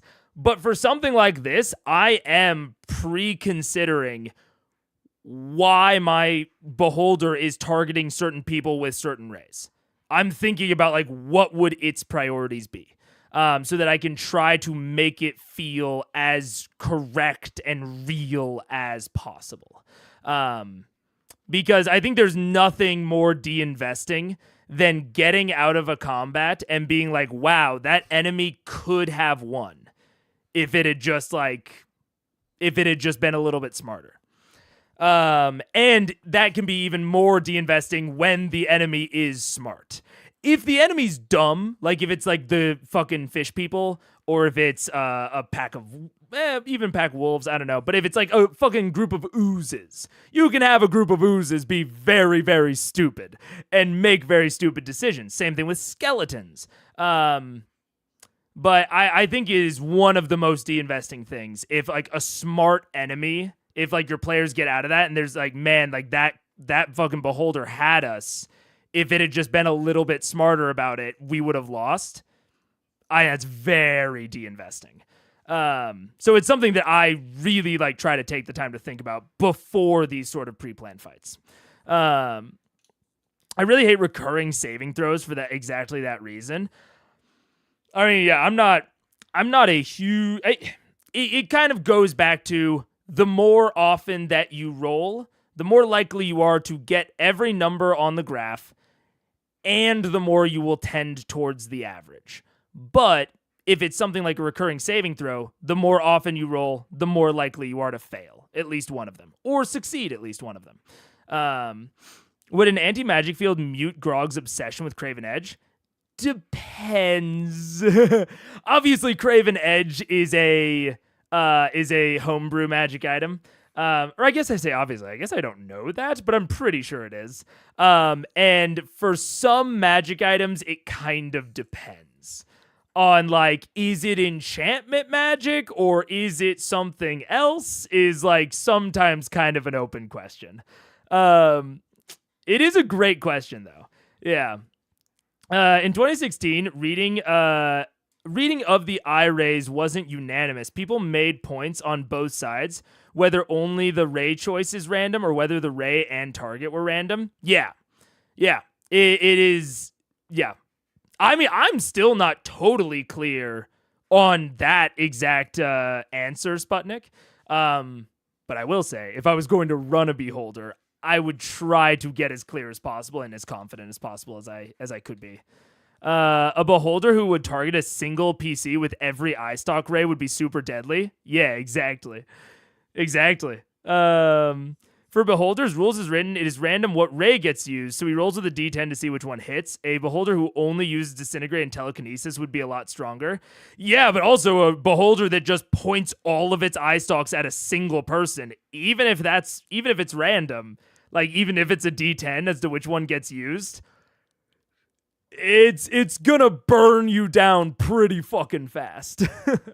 And it can just play defensively with its anti-magic zone in the meantime. So you really have to think about, like, how intelligent and how strategic should this beholder be?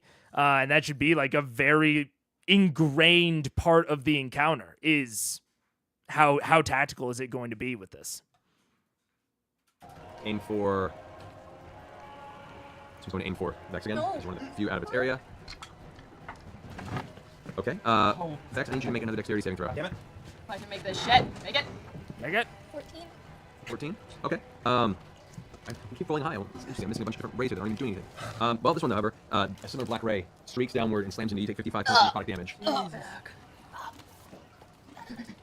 All right, and now Ed is going to bring it to Scalen's turn.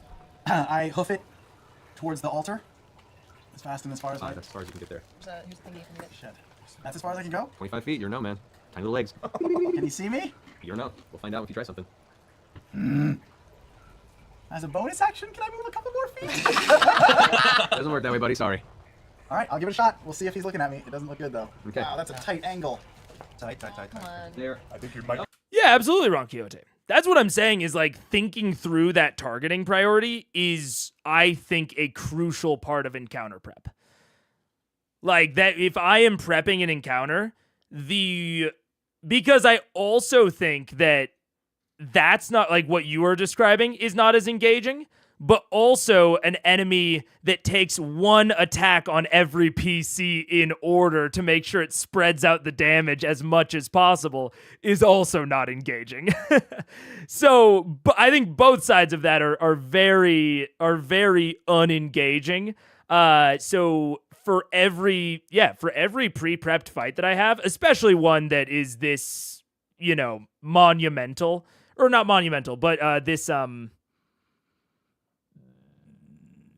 important, I guess. That will emotionally make your players react a lot. I think it's very important and good to take the time to think through what is your person's priority. What are their strategies? To make sure that it feels cohesive and not random, and that it makes sense for them. I think that is the way to get the most engaging aspect of it. An age of the beholder determines how much control it has over its stocks. That could be cool. That could be interesting. Yeah, like the same way that you have with like dragons, like a young beholder, an adult beholder, an ancient beholder. That could be some wild homebrew, especially if we were talking earlier about like theming of a campaign. If you wanted beholders to be a very strong theme within your campaign and you wanted to, use spectators early on and then, start evolving it up, having that sort of like age difference in the beholder have a determination, like maybe you can roll 2d10 and pick which one you want as a DM. Could be wild. Could be a crazy way to level up the danger of a beholder without actually changing many of their stats.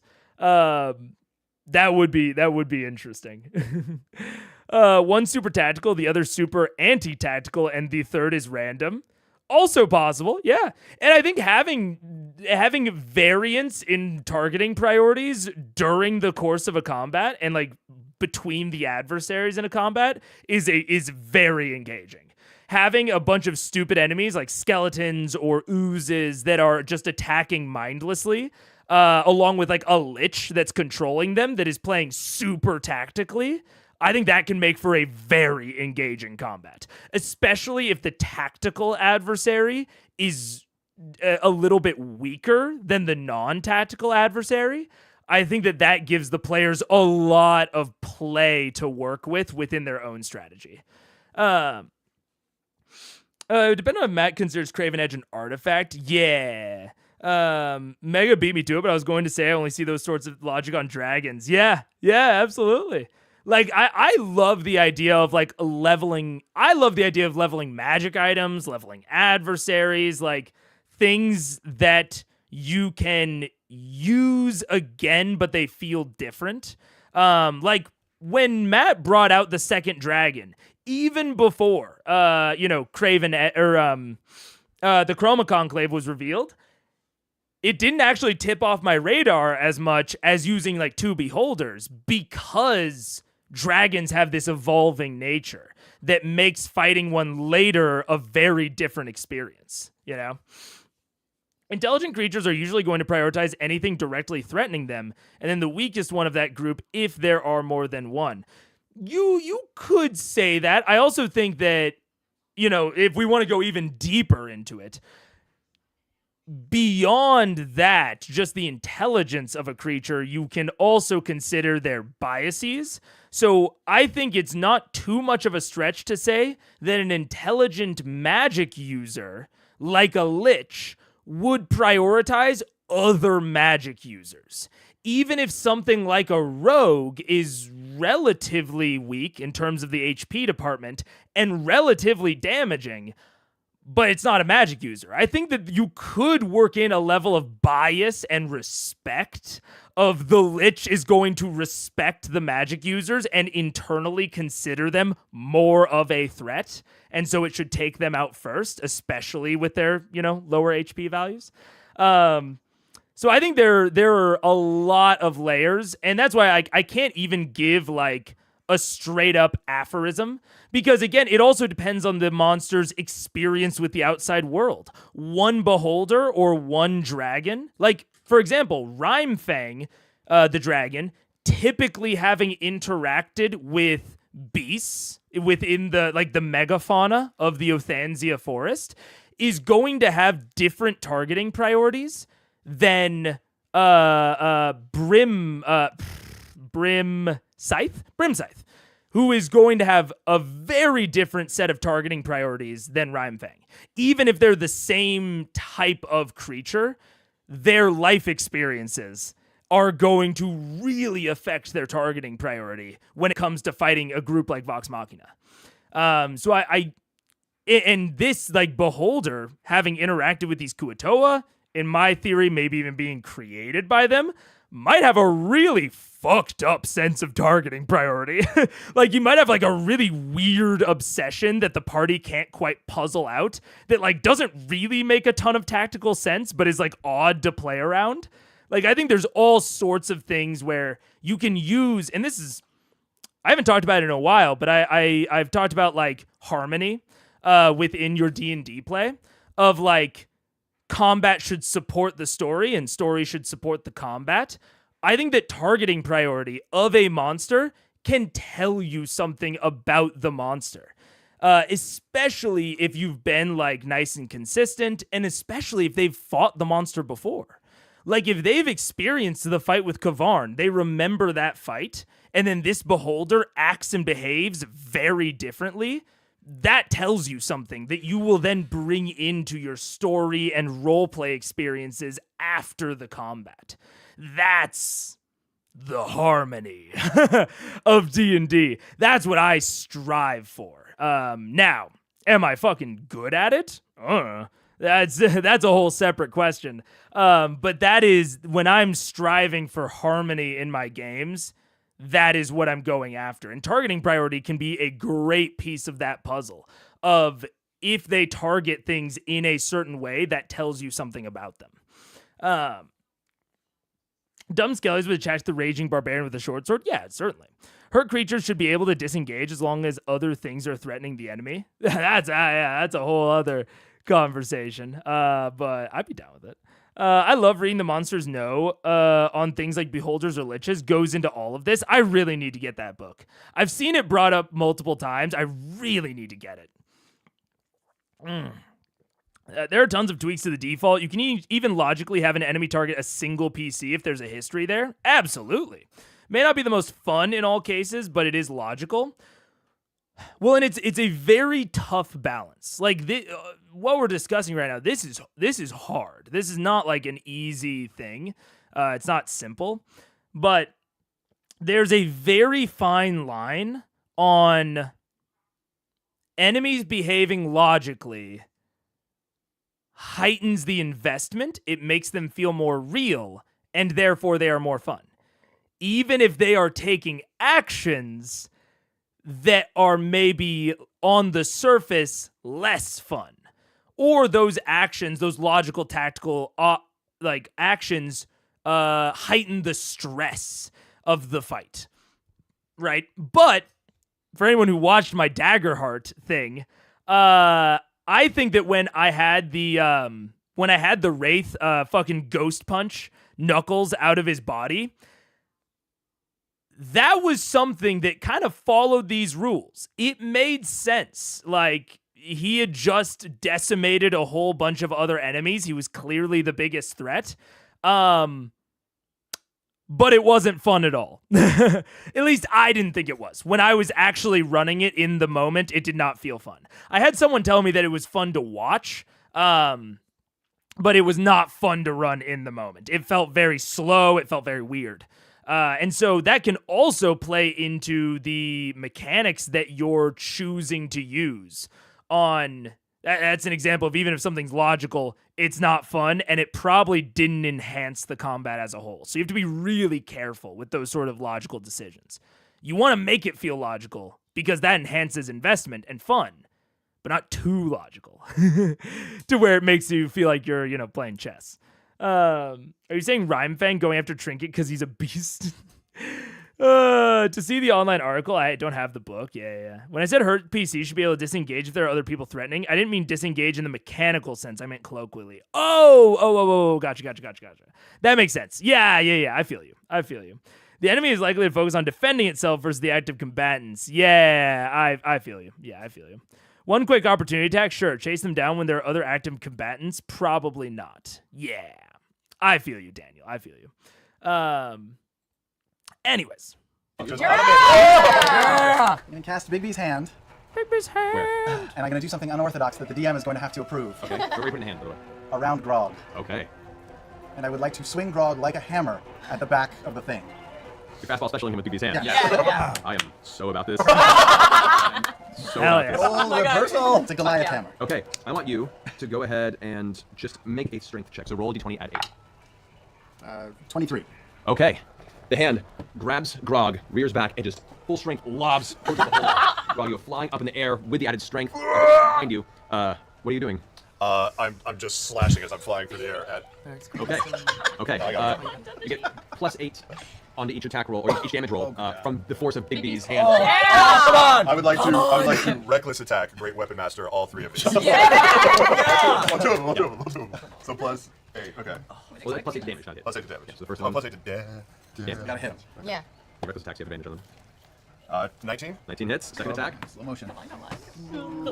22. 22 hits. Go ahead and roll damage on them. This is gonna be nasty. Kill him, Grog. Kill him! Come on, Grog. 5, 10, 18, 28, 36 for the first one. Was that 26? 30.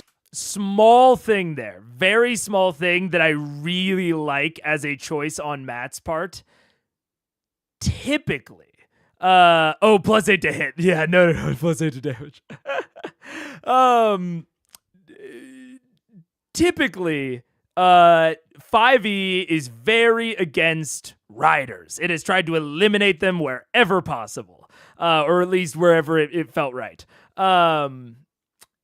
And even things like traps or fall damage, it's never a static number. It very rarely even has a static number added onto the back. It is almost always lots and lots of rolling. This has been talked about a lot with crits, and there's a very common house rule called brutal criticals, where instead of just rolling double the dice, which could theoretically result in a really low value, you take the maximum value of dice rolled and then roll the dice and add those together. All of that to say, I think one of the reasons that brutal criticals is so popular is because when people hit that big benefit, when they roll that crit, they want a very distinct benefit, right? They want to see that this was better than if they had just hit normally. It's guaranteed better. And to that mindset, within that mindset, I like that Matt made this add 8 rather than add 3d6, 4d6. That's a very common piece of advice within the DMG when you're improvising like environmental effects, when you're improvising traps, when you're improvising dangers, is to use a pool of d6. And I think that works in a lot of cases, but for something like a tag team where they are doing something cool, they're doing the fastball special, they are working together, I think it is a good choice on Matt's part to use that plus 8, to use a rider, because that gives guaranteed benefit. And not so guaranteed. He still has to hit, as they pointed out. But it gives relatively guaranteed benefit to the tag team, right? It makes it, because if Matt just said roll 3d6 extra dice, that theoretically could be way more than plus 8. But if he rolls a 3 and a 5 and an 8 on it, or, he only has 2 attacks. So yeah, say a 3 and a 5. Feels maybe like Scanlan should have just hit Kavarn with Bigby's hand. But giving him the guaranteed plus 8, I think is a very nice way to encourage this sort of tag team behavior. I think that was a really, really good, solid choice on Matt's part. The amount of times I've seen a crit do 20 and the next normal attack do 25, very disheartening. Precisely. Yeah. And so I think that you never want a tag team to feel disheartening. If people are doing cool and unique things by combining their features together, I think you never want that to feel disheartening. You never want to, or maybe not never, but I think you rarely want to discourage that. I think that is one of the fun things about playing these sorts of games, is that tag team sort of stuff. And so you want to encourage it at every level when possible. In my session, if someone rolls a crit, it means their dice are minimum the half value of the dice. So a 1 to 2 on a d6 is always a 3, then you double the total. That also works, yeah. I think that, that system is getting at the same thing as the brutal critical. It's when you roll the special thing, when you get the special thing, you don't want it to be worse or even potentially worse than if you had just rolled the normal thing, which is, I think, a very good case where you should start using riders. So, 3 thumbs up, 4 thumbs up for the +8s rather than like a 3d6. Support classes can feel weak since other PCs get a lot of the credit at the time. Yeah, absolutely. I totally agree. 36 for the first. 9, 14, 22, 32, plus 8 is 40. What? Amazing. As you go streaking through the air, Grog, whoosh, arc once with the blade across the top, severing a couple of the ice dots, etc. Whoosh, tears through it. Fails both its saves with a 3 and 2. Strength is reduced by 2 more. Oh, so you got another strength on you. You bumped up one. Yeah. However, you pass over and also then plummet immediately to the ground. He's so fine. Falling prone. 10% of his hit points. You take 10 points of damage from the impact. Half the 5. Well, that's not bludgeoning damage. It's just fall damage. It's like a hot sneeze. Yeah, take 10 points of fall damage. And are prone on the ground. I'm not crazy, right? Falling damage from falling is bludgeoning, right? Is that correct? I believe that's okay. correct. And Big Beast dissipates, I assume. I'll take it for that. No, Big Beast stays there. It's a bonus action. Oh. He's just chilling right there. Where No shade. They're learning the system, but I just want to make sure I'm right. Oh, okay. Right. All right, great. That ends at the end of your turn, Scanlan. I would like to use my bonus actions to inspire who's about to go. Vex. Me. Vex, who's taking selfies of her. I was taking a snapshot. Her goal stats. I will inspire her with a limerick. Friends, I don't mean to sound bitter, but a year ago life was a shitter till I picked up some dice with some friends. It was nice, and now, I'm a critter. It makes sense to you, but it sounds like a nice song. Inspiration. What does that mean? It didn't make any sense at all. All right. So, at the end of your turn, Scanlan, it's going to go ahead and use another one of its eye rays. Oh, Jesus. I should have killed myself. I'm dead. This one is... this one's going to be at you. All right. Make a Constitution saving throw, Scanlan. Come on. Come on. That's 11, right? Yeah. 11. You take 13. 36 points of necrotic damage. Oh! No. From the Innervation Ray. He's not Looking down, pretty rough. but he's looking pretty rough. All right, Percy, you're up. Okay, I'm going to circle around the side of the wall, get on the other side of this wall. Yeah. Just buckle myself against the wall. I'm going to take... Also, I think we're gonna... Yeah, so we end at 51. I think we're gonna do a break at 3 o'clock, so in about 15 minutes, pee break. A couple shots with bad news. Okay. I'm going to... should we go for the first shot? I'm going to be doing... fuck, let's take a sharpshooter shot. Let's see what happens. Sure. That's 18, 19, 20, 21, that hits. That hits, 25. So that does... 5, 11, 21 points of damage. Nice. Reload. Firing again. Also another sharpshooter shot. 23. 23 hits. Whew. That's better. That's... Oh, wow. Yeah. So that's 36 points of damage. Spending a... using my action surge. All right. Reloading. Okay. Another sharpshooter shot. Kill him. That hits. That's the same. 13 for... Yeah. That hits. 6, 9, 10. That's 26 points of damage. Dude, sometimes I can see the DM within Taliesin, and I love Taliesin looking at a dice that he knows hit because he, just rolled it and it hit before, and him saying that hits. I was like, oh, Taliesin was back in it. He was a DM for a second. He was back in his DM brain for a moment, and then he's like, oh, I mean, right, it rolled the same thing. Like he immediately remembers where he is and kind of corrects himself.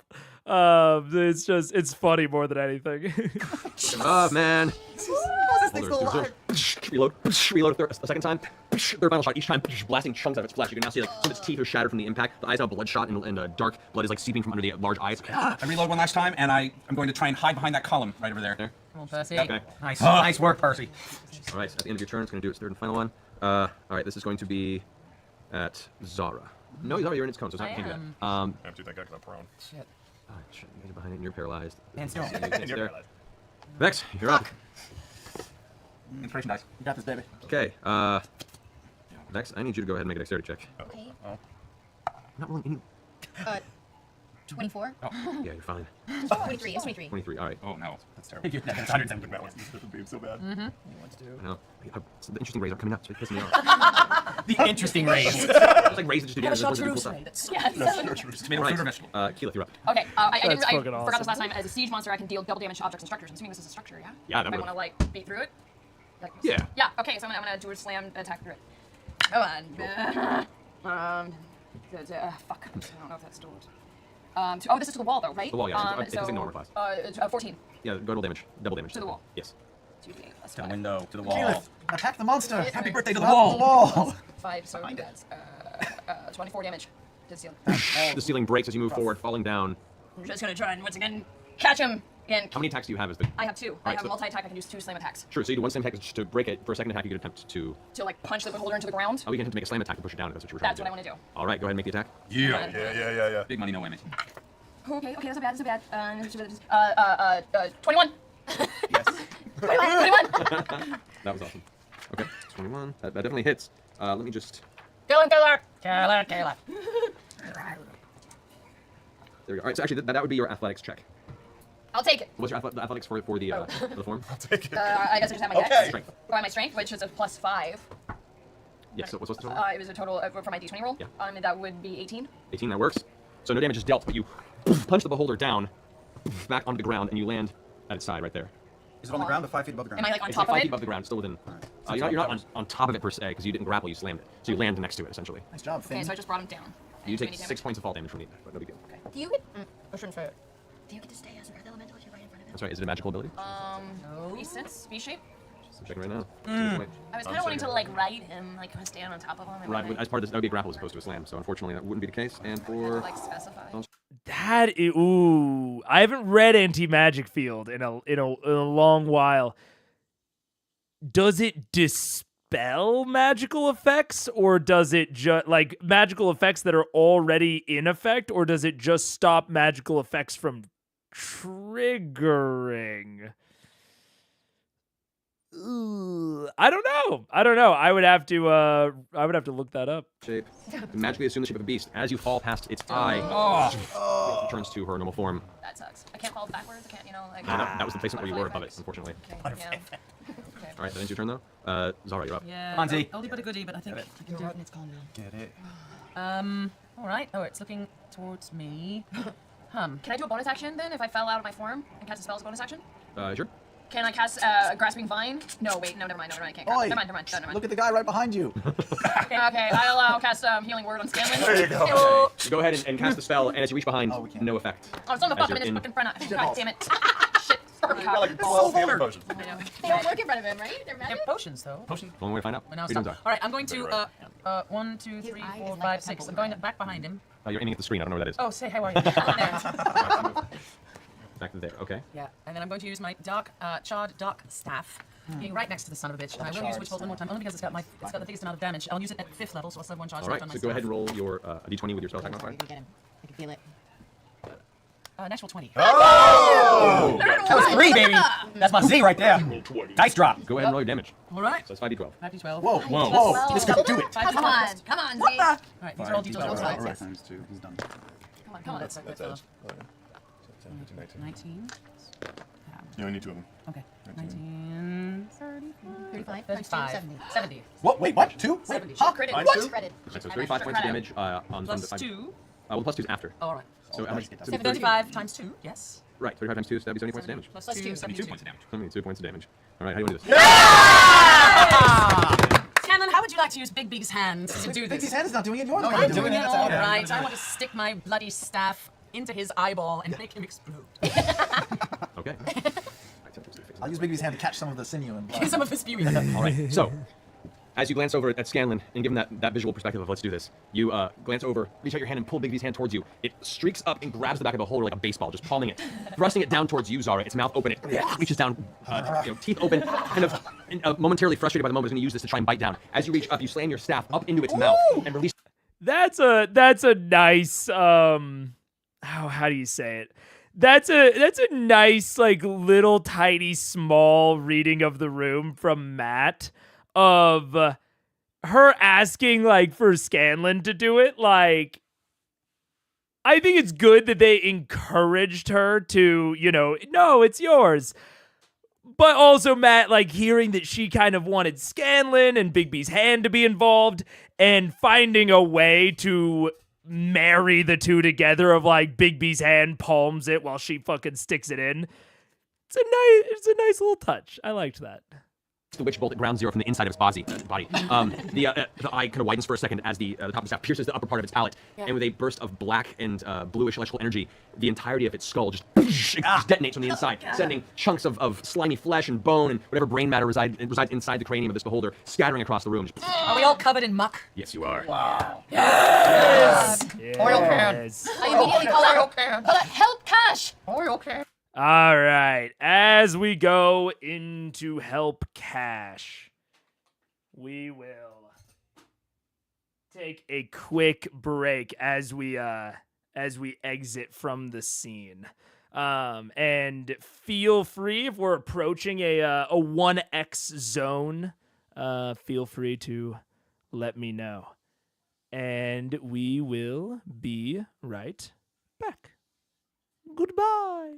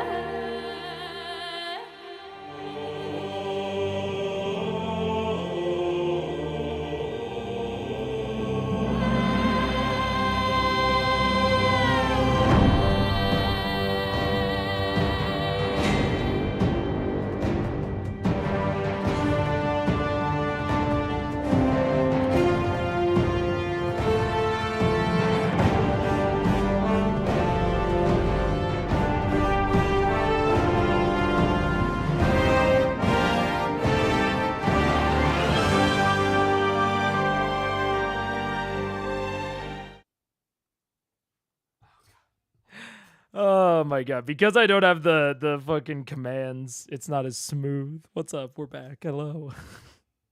I want to make those smooth sooner rather than later. The transitions between them. But we're back. Also, thank you everybody for taking the bot commands. I appreciate it. What's up, Sue? How you doing? Welcome. Thank you for catching the live stream. I appreciate it. All right. I think we're settling into the end. When's the last time code? 55:58. Oh my gosh, like right up to the end of the stream. Okay. But we're beep boop, we are bot. But I'm excited. Good combat. Like very, I think it's a very good example of like a nice battle arena, a lot of like moment to moment good decisions on like the tag team, on the there's a little thing that I don't even know if it's that big a deal, but the little thing during the how do you want to do it, I think that was just like a solid combat overall, using the surrounding environment and potentially like knocking people out of the combat with Kima, presenting like true environmental threats that the enemies and adversaries interact with. I mean, I really don't have anything negative to say about that combat. I don't personally love beholders because of how random they are, but that's like very much a personal taste thing. That is not something I would ever like knock about like an encounter design. So I think that might be one of the best CR encounters that I can remember, at least, of like a solidly designed arena, solid enemy interaction, solid environmental interaction. I'll tentatively say top 5, top 3 encounters, but it might be my number 1 in terms of like the one that I think has like the best like solid design. Yeah. Good encounter. I still check out during combat until you go on a tangent. I get that. I understand that. I think that there are entertaining things, but it's the same reason that I jack up the speed. I don't tell Mega when to do 1x. That's too much of a spoiler. Needless to say, if one is... Oh, okay. But your analysis of the combat is interesting. Thank you, Daniel. I appreciate that. Enjoyable ep all around. Yeah, I agree. I definitely am. I'm liking this ep. As much as we went on the trap tangent last time, I'm liking the dungeon so far. I'm liking this trap. I think there's a lot of I'm liking this encounter. I think there's a lot of interesting things going on here. This is a good little segment. I think it's my favorite up to this point. It's a good one. Yeah. If one is coming up, I will say so. Gotcha. I am snuggled up to the line. Yeah. Combat is better to play than to watch. Yeah, absolutely. I totally agree. D&D combat is fun to play in well-designed encounters. It's super fun. Like people love to bash on D&D combat. It's a very common like whipping horse in online communities, but I think D&D combat can be really fun to play in like a well-designed encounter. I think this combat would have been super fun, but watching it can still go really slow. Yes. Cash. And I saw running the edge. Help. Kima! Cash needs help. Are you alright? I run to the edge with Vax since I saw fucking Kima go over. Can I go over and help Cash? Oh wait, Yes. As the beholder dies, the ray eventually fades off, and you get the tendrils kind of retract into the wall. So you're fine? Pick him up. I run to look over the edge to take care of Kima too. Covered in muck. I Give me look the at my rope, give me that brother and I endless say, rope. "Are you all right?" I'm alright. Pulling the All rope right. out. Yes, thank you. I'm pulling the rope out and trying to lower it over the edge. I'm going down. I'm repelling. You hear the voice echoing from inside. All right, relatively speaking. Vax is coming down to get you. Yeah, I'll give it piggyback you up. Come on. I can Hold fly on. Just down. wait a moment. As you come down, kind of pulling your dagger out and use it as a torch, down on the inside as you're lowered, you can see there are hundreds of partially eaten corpses of those fish humanoids that you encountered earlier, as well as what appears to be various cradles of just gathered slime and putrescence, the real core of where this beholder had been existing at the bottom of this tomb. If you'd gone down there, we would have jumped right Kima's down there currently, like, kind of holding one shoulder. You can see she's tending to herself with her wounds for the most part on her own, but just currently looks up like, I got nothing. As soon as you descend from the pit, kind of dangling from the rope, she goes, okay, good. Let's tie you up. Grog! Yeah? I'm gonna tie her up, you're gonna pull her up first, and then throw it down and get me. Pull her up and throw her down? Yeah. No, almost. Just pull Kima up. Okay. Step 2 is coming. Yes. And I'm gonna use perception on this pile of bones down here as she gets yanked up. Look for any loot. I know what As they're doing this, investigation. Should we go to the tomb? I'm chugging a greater healing potion while I look around for any loot around the altar and around the dead bodies. Okay. Trinket with me, if you wouldn't mind. And we're gonna walk up to the altar and push the sarcophagus open. Okay, so you guys move up and push the sarcophagus open. You know, something I have tried that 1x for a while, got it. Something that I have tried that I'm about 50-50 on as to whether or not it's good and I like it. Something that I have tried off and on is even after the combat is over, like I will tell the players you are out of combat, similar to being like you're out of initiative. But I will stay in initiative for like 2 to 3 extra rounds because it can be really useful towards like organizing this sort of stuff. I'll basically like take off movement requirements and like, you know, general like combat requirements, but I just keep us in the turn order just to help organize like, okay, you're doing this. Next, what are you doing? You're doing this. Because, like, they're all, like, kind of talking over each other and giving Matt their plans. And I will say, I think one of the reasons that I have tried this is because it is very hard for me to remember overlapping plans with my ADHD. And there are also a lot of downsides towards like staying in turn-based for like longer than you need to. It makes things slow way down, especially during a point where roleplay can take such center stage, like right after a combat, especially if it was like a deadly impactful combat. Roleplay can really, it's a great opportunity to roleplay some very tense or some very emotional moments. And if you stay in turn-based, that's a little bit more tough. But it can also really help organize like looting sections, rescuing sections, kind of cleanup operations. So positives and negatives. I've tried it. I'm still kind of a coin flip on it. It would probably depend on the vibe of my table and how often they are dropping into roleplay versus how often they're dropping into like task mode as to whether or not I would use that. As you guys slowly start bringing Kima up, the rope itself kind of tense with the weight. She's wearing a lot of armor, but it manages to pull her up without issue. You go ahead to the top of the sarcophagus there, and it is covered in black feathers, some of which got pushed off in the battle. Yeah, Daniel, you're right. I mean, I think it's most commonly like if people are still doing death saves or something. But I have used it for less time-sensitive scenarios, just to like, again, like organize like looting activities and like general cleanup stuff from the fight.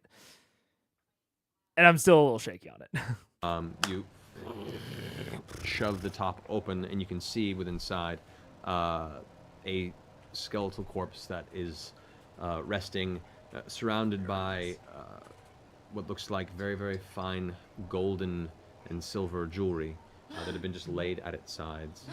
And on the corpse itself, you can see there is a set of jet black studded leather armor that has a series of just runic engravings and carvings along pretty much every square inch of the leather. And you can see around the mantle of it, where the leather mantle falls, the edge is trimmed with black feathers. Oh, that's hot. That's fucking sick. Got some Labyrinth of Jared shit right now. Artists, go. Investigation check. 15, a very average 15. 15. Yeah. I'm trying to. Brother, I'm gonna go look at the stuff that they're finding. Okay. Be safe. Okay. And I run over to the bones. sarcophagus. I'll wait here. You find what looks to be roughly within the brief time you spend, and you spend like a good 10 minutes kind of like combing through the slime. You find about 6 gold pieces. Oh wow. Oh boy. Are there any fish guy bones? Plenty of fish guy bones. I play a down couple here. of them on the wall. All right. Do a little song. It's beautiful when the echo. It gives it this sort of reverberation effect to it. 6. Cash walks over and heals Kima. Got it. Okay, as Kima gets pulled over the edge, you reach over and help with that. She's like, thanks, appreciate that. That didn't go as planned. I'm a little embarrassed. All good, Kima. It was a very long fall, And it was a lovely- and I survived that. Did. Yeah. Did you feel anything squish when you landed? Not that I couldn't handle. Did you black out? No. Did you pee your underoos? You make an insight check. Shit, my inside balls. 5. Oh man, she owned that fall. Yeah, you's a badass bitch. It was a heck of a scream as you went down. Grog. Yeah. Throw down the rope, please. Oh, I so want to just throw the entire rope down. Pretty please. Without holding on to the other end. Sure. No, I know what It's you mean. infinite rope. Yeah, but I would throw Greater the healing whole potion? thing down. That I'll throw it is down. 4d4 plus 4. Are there any beholder teeth left? Anything, any sort of... I mean, there are chunks of. There are a few full teeth that you can try and make. I'll take Can I say, Keyleth actually goes over and starts doing her harvesting things. Not a whole lot left to harvest. Yeah. Like it is destroyed. There's a few eye stalks From you the can probably inside. Yeah, sure, I'll Most check of them out are the just eye ruins. stalks. They get 2 eye Perception check stalks. the tomb and beholder see eye if it's stalks. safe to grab shit out of it. Sure, go ahead and make an investigation check. Hey, Vax, you got that rope yet? Thank you. Very Hold on. Very gently, I'm removing Lift. the leather armor. Yeah, I am. Geez, how much you been eating Okay. lately? Whoa! I need Vex, I need Percy, and I need Trinket to all make dexterity saving throws. Oh, snaps. Evil shit. Sorry. Oh, 1. For Dead. me, Why do you roll that big? Instant I death. rolled well on it before. why are you rolling twice? I'm going to use one of my trinket. re-roll every saving throw. 6 for trinket. This is a good night, you guys. No. Good see? time. Bye-bye. And did I find any loot in the bodies of the losers, the little guys? You find a bunch of shitty spears, Shears. crappy leather, and Leather. through all them all about 12 gold pieces. I can almost buy a book. 18 total. So 21. you manage as you reach out and grab for the armor. As your fingers touch it, there's this vibration, and it seems like the nearby shadows in the corners, seem to reach up towards your hands. You pull back in time, but you and Trinket notice a little too late as there's a burst of death, a burst of death energy that just bursts out for a 10-foot radius around the entire sarcophagus. You avoid it. Both you and Trinket Are dead. suffer 56 points of necrotic damage. I'm unconscious. Does that bring you below 0? Yeah. Vex's body falls and hits the stonework, and you look over as you see her eyes stare up, the last bit of air escaping from her lungs as the life drips out of her form. Oh shit. What's going on? Running over. What? Running over, pouring a healing potion in her mouth instantly, as quickly as possible. I can revive her too. Cash, do something. The healing potion has no effect, and as you go to her, you can already feel the clutch to her skin. Her body is instantly cold from the necrotic blast. Kashaw! You glance over at Ow. the sudden, intense energy of the room and see your sister lying cold and lifeless on the ground, being cradled by Zara. What the fuck happened? Cash. I can raise the dead. Wait. run over. Wait. Ray, that's different. I can revivify or I can raise the dead. Revivify. Well, Do it. Let's do it. I'm already running over. I'm picking her up. What Such a creature's what died within the happened? last What minute. happened? I was only down there for 30 seconds. Do you have it prepared? But meaning, what do you mean? Do you have it prepared as one of your prepared spells? I believe so, yeah. Check your list to see if it has a little dot I'm next pouring to a healing potion in her mouth. I'm pouring a greater potion in her mouth. it. Okay. No effect. The fuck is going on? I do. Do it. Do it. Go, go, go, I go, do. go. I have it prepared. It's true. It's written down. it. It's true. And I have third levels left. So Do it. Oh my god, I'm shaking. All right. I can bring her back. You rush over. You reach into your pouch and pull out a bit of clustered diamonds in your hand that you keep just in case for such a circumstance. And as you place them out, you sprinkle them across her chest, kind of pushing Vax a little bit away, knowing that you need the concentration on this. At which point you pull up the symbol, and this type of magic, life and death magic, draws a little closer than you feel comfortable with Vesh. And you realize at this moment that you're going to have to make the choice to possibly call her attention forth. Call whose attention for? Oh shit. What are you hesitating for? Do it. Do whatever the fuck you're gonna do. Do it. She could destroy everything. Do it. What do you mean she could destroy you? What do you mean? Who's she? The dragons are going to be the least of your fears if she comes back. That's what I mean. Kushaw, you're running out of time. Who's she? I'm going to bring her back. Okay. So, we're going to do a quick ritual skill challenge as part of this Revivify enchantment. So, as you grasp the symbol, and as you do, you can see all of the scars across your forearm begin to light with a deep red crimson energy. Just and you close your eyes, and as you look up, you can see Kasha's eye just go straight black, and this kind of dark energy begins to swirl off, and as it reaches out, it touches the diamonds, which then shatter upon impact, and the dark energy seeps into your sister's corpse. Oh my god. The back arches, though she does not register on the face or any of her movement. Her body lifts slightly in place, her arms just kind of draped, dangling and scraping against the stone beneath her as she's elevated there. How do you guys want to help with this ritual? I take out 3 of my shards of residuum, and I place them. In where the crystals are as an extra offering. Okay, so place the residuum across where the diamond dust was shattered, and use that as almost a focus for the energy from the spell. All right, I need you to go ahead and roll an intelligence check. Just roll a d20 and add your intelligence modifier. I'm gonna throw up. Oh no. I can use my rerolls as well, correct? I can't use for my saving throws. That's for not saving ability throws. checks. What'd you roll?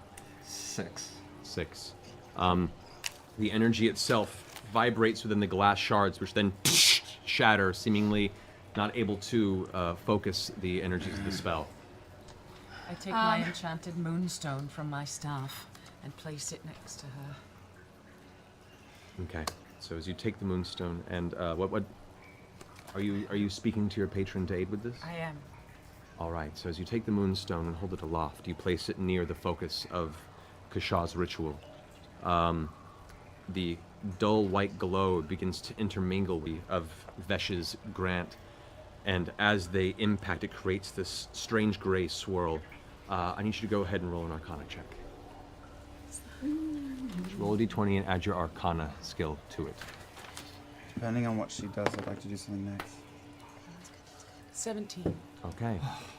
The gray balances, and where the two meet now, there is just gray energy seeping into her body. You, focusing, look up at the altar where the body was, and you see the very faint drifting image of a dark female form looking on. Wants to make the third and final attempt at aid. I will. I do. Oh, shit. I do. I'll let you do it. I pull my sister in close, and I say, "Take me instead, you raven bitch."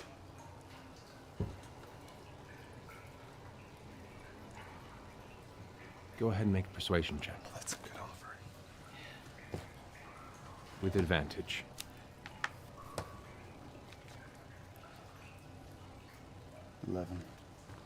11.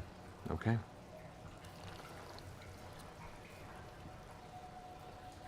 At this point, the dark female form that drifts from the altar, you glancing up intently, feeling the sudden, intense, fearful gaze of Vesh upon you. As it gets closer and closer, the presence is different. What you feared was Vesh is not Vesh, actually. It is an image, a specter of the Raven Queen herself. The face is formless at this proximity. You can't make any details. It's just this perpetually blurred female form of a face. The hair just tumbles down past. And as it steps forward, no expression, no words, the hand reaches out towards you, Vax. There's a nod. The magic strengthens, focusing through your moon crystal into Vax's body.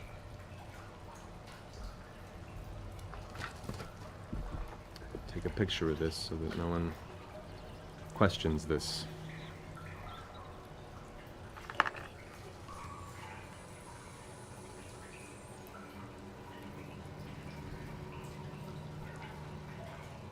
A moment passes. A second moment passes.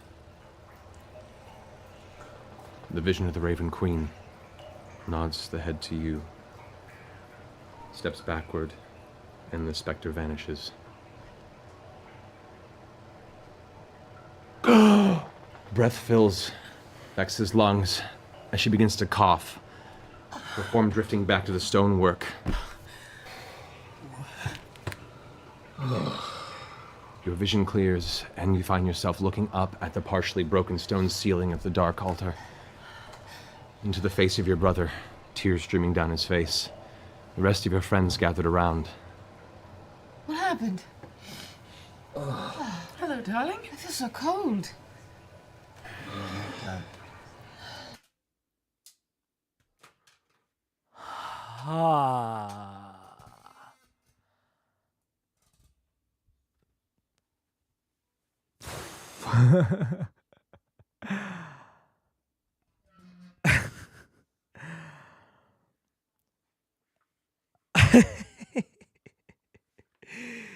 Yeah, I did ask for it, Charm. You're right.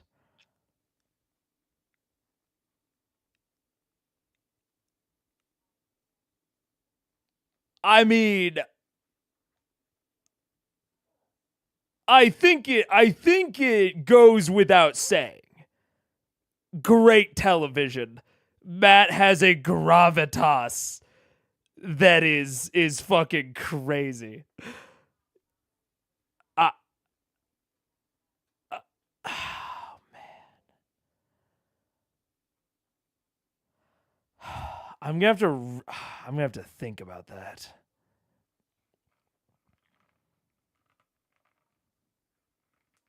Cause I'm watching this of like, would I put this in my game? Because this is something that I don't have in my game. It's something that I'm interested in, like the generalities of. Huh. Instant fully formed taker right now. Yeah. Well, because there's so many factors to that moment of no death saves, the three offerings, and then also there's kind of three, there's the insta-kill, which I'm trying to think if there is anything other than power word kill that kills without saving throws a player, a PC. I'm sure there is. I just can't think of it right now, but it's rare. But I'm disintegrate. I guess disintegrate. Yeah.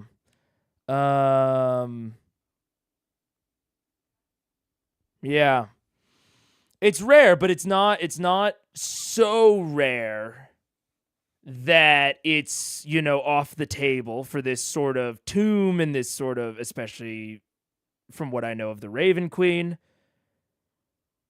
Certainly not off the table. And then these offerings. Finger of Death, yeah. And then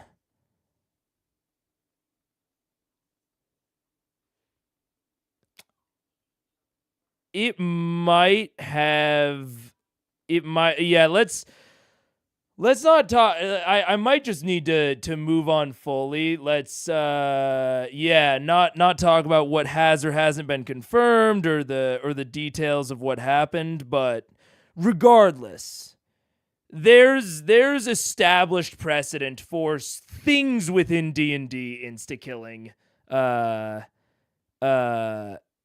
for things insta-killing PCs. Regardless of the actual literal mechanics of what happened, that is a mechanic that has precedence. And the offerings. I'm thinking about, and I don't have enough, but I'm thinking about if I were to come in, don't pause after Matt ends the session and let it roll. I will. I'll let it roll. Okay.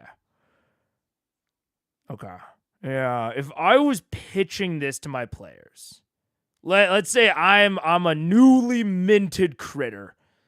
I'm coming out of this session.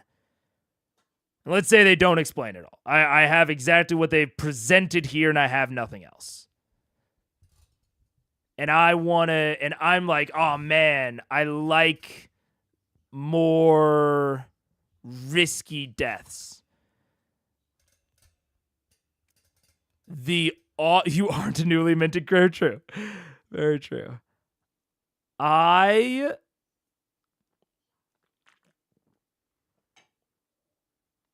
The offerings are very interesting. You know I'm a big rule of threes guy.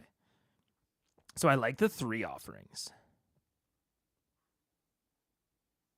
But then he also did a roll behind the screen. But then took a picture of it, which is sort of that's a whole side thing of like, if you're gonna take a picture of it, just roll it outside. But also I think it's a setup thing for them.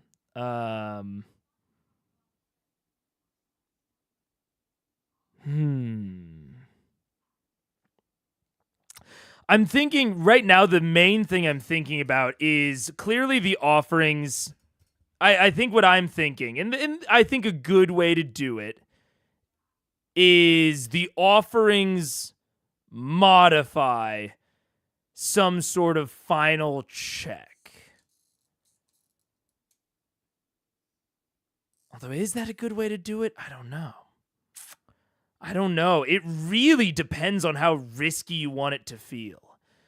Because the way that I'm interpreting this and the way I'd be pitching it to my players, if I was trying to introduce this at my table, then, the weekend after seeing this, is that there are 3,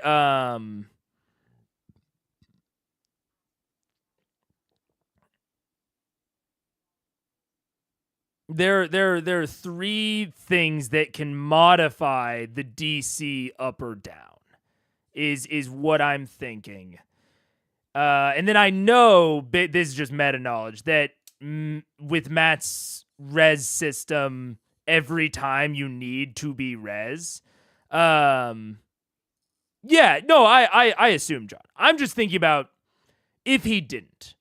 I'm thinking through, I'm sort of reconstructing the mechanic in my head and seeing and exploring different paths and options before I get biased by the actual way that it's constructed.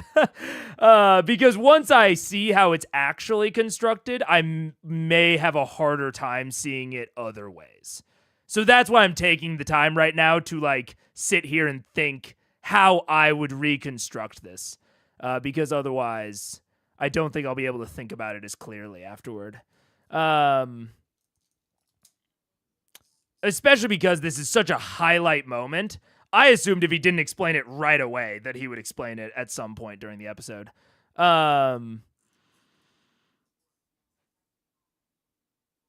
So every if I'm reconstructing this mechanic, it's every time you need to be rezzed, it bumps the DC up, and then these offerings, if they're successful, could bump the DC down versus up. I think that there's something really interesting here with these offerings.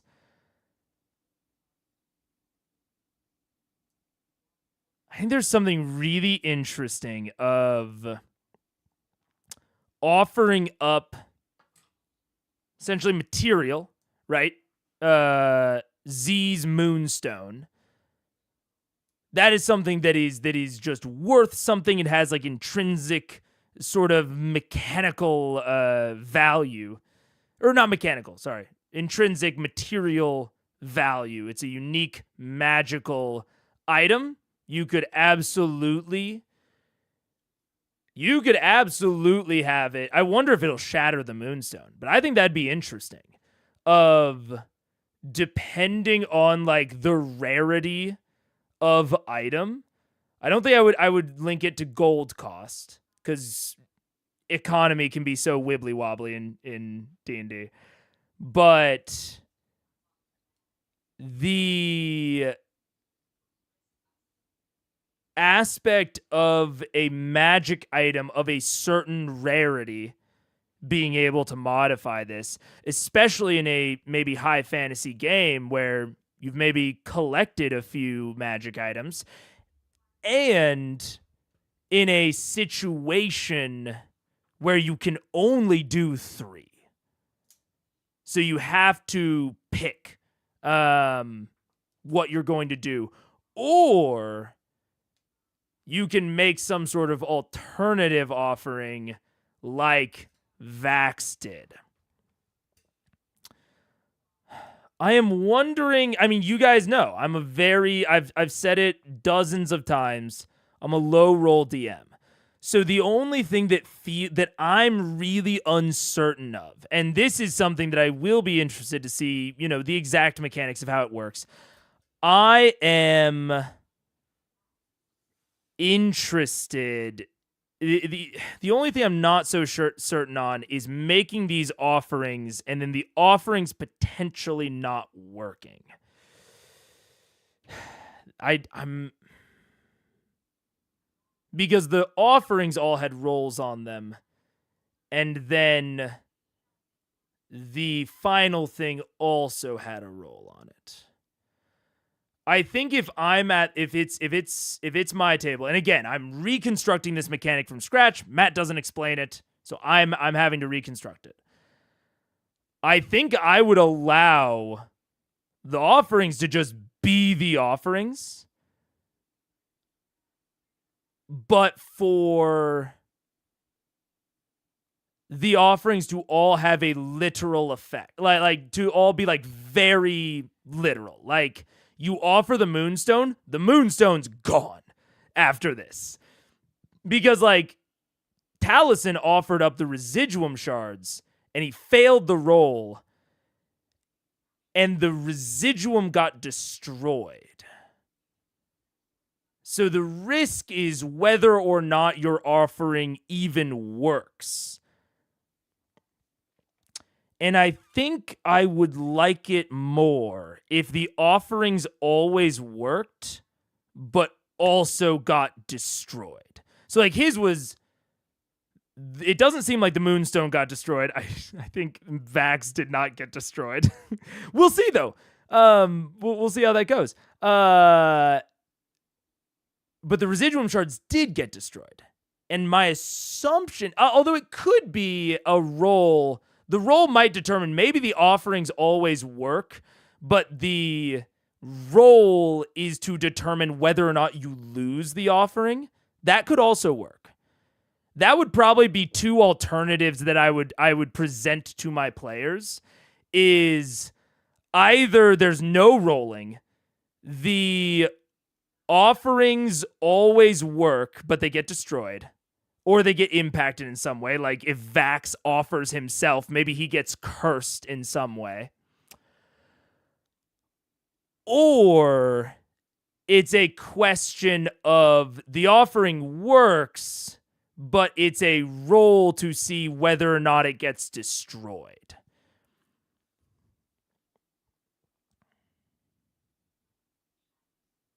And then there's the final roll. And I'm really debating on whether or not I would want the roll to be the big moment. Because I did see someone in chat say something to the effect of, if it was in front of the screen, you couldn't have had the big moment.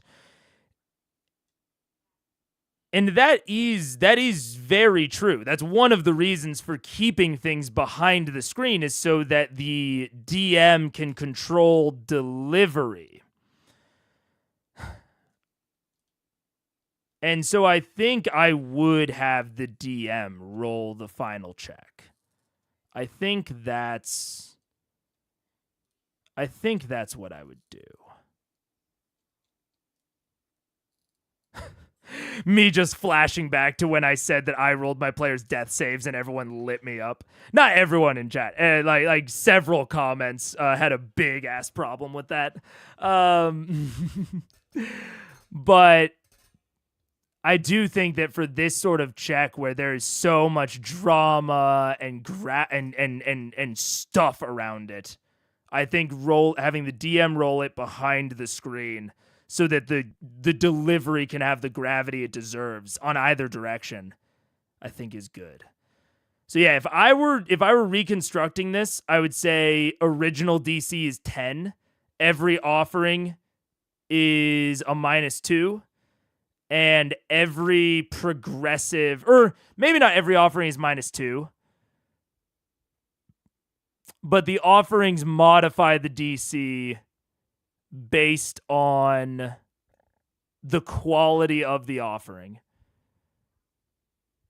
And then maybe the starting DC is 15. Oh, I don't know. I'd have to play around with the exact numbers. But we would have to play around with the offerings as well, because I think there's something interesting about, like, if Grog offers Craven Edge. I think that like him offering Craven Edge should be more impactful than Vax offering the Boots of Haste. And I think that Vax offering himself, depending on what that means, and we might have to litigate that, I don't know, as play at the table, but what offering yourself means, I also think should have more of an impact than offering the Moonstone off of your staff. So it would depend on how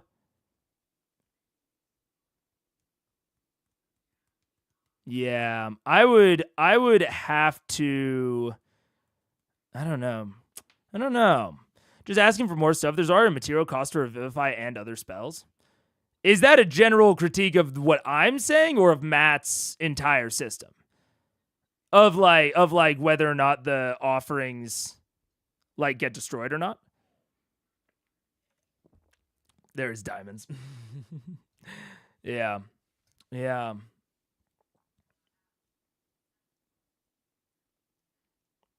I don't know. Of what you were proposing? I mean, it seems like Matt is doing a similar thing, just with different dressing. Although we'll have to see at the end. But like, it seems like there was a shot that the Moonstone gets destroyed. It just wasn't certain because the Residuum got destroyed. But we'll litigate that at the end. But in general, I think that raising the cost of it, I wouldn't make it I'll say in general, I wouldn't make it a GP cost. I think that there is something very interesting. The Moonstone and Vax's offering. Maybe let's go to the end, maybe. I think I'm most interested in the Moonstone offering versus the versus Vax's offering versus the residuum shards. Like all three of those are very different offerings, which is very interesting. They're very different offerings, and I think they should affect the ritual differently. And I like the idea of that, but I would have to think about it in more detail on how. But yeah. Vax Machina are loaded, but other campaigns aren't. I mean, you can never lock anything to a gold value. That's why I'm very much like away from gold value, because economy is so iffy in D&D. So it's like 300 gold of diamond means nothing.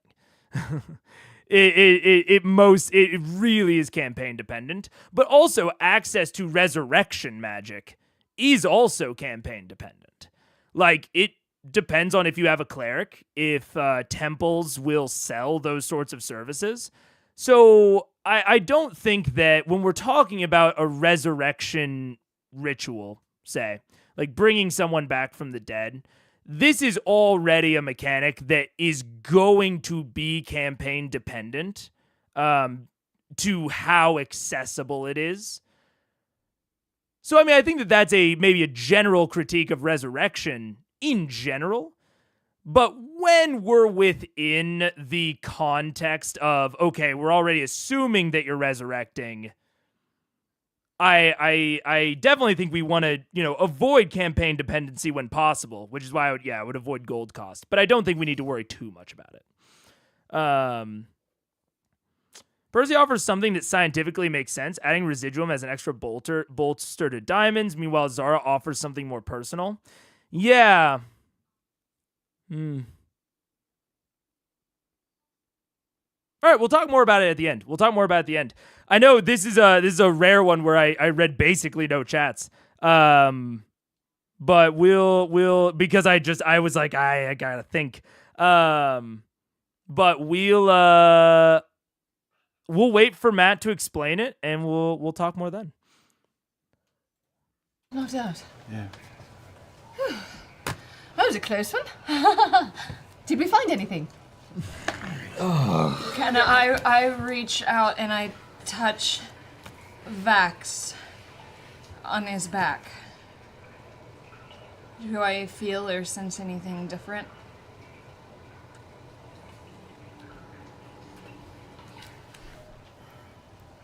No. Oh my god. Uh-huh. Take my stone and put it back in my stone. Why are you I crying? look at Cash. Not crying. You're all right. Stupid. I'm alright. You people suck. I just hand Vex 30 gold and say sorry about before. What happened? You fucking died. Yeah. We turned around, I pull your brother out of the pit, and you're laying there lifeless on the floor. What? At which point, you immediately have this perpetual slapping of wet bear tongue across your face as Trinket is just nuzzling up against you and like pressing all of his weight against your body to an almost intense degree. All right. Your breath is lovely. Okay. Well, how do you feel? I feel cold. Here, take my cape. How am I not dead then if I died? That's a good question, Vax. How are you feeling?